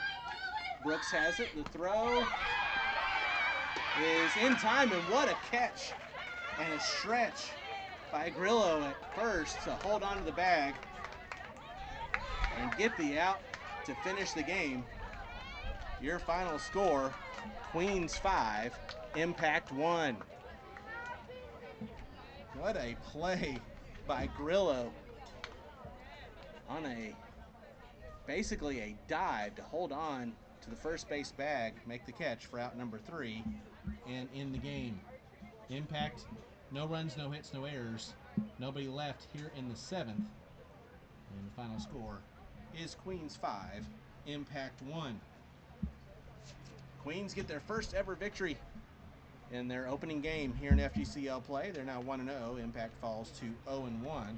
The Queens get 5 runs on 4 hits. There were no errors. And 9 runners left on base. For the Impact, they get 1 run on 2 hits. There was 1 error and 2 runners left on. Again, your final score, Queens 5, Impact 1. That will wrap up day number 1 here in the FGCL on field number 2. We'll talk to you again coming up tomorrow here on field 2 at 9:30 Eastern time when the Circus and the Fins gets things started. For everyone here at the FGCL, I'm Tom Canterbury. Thank you so much for joining us, and have a good evening from Bradenton.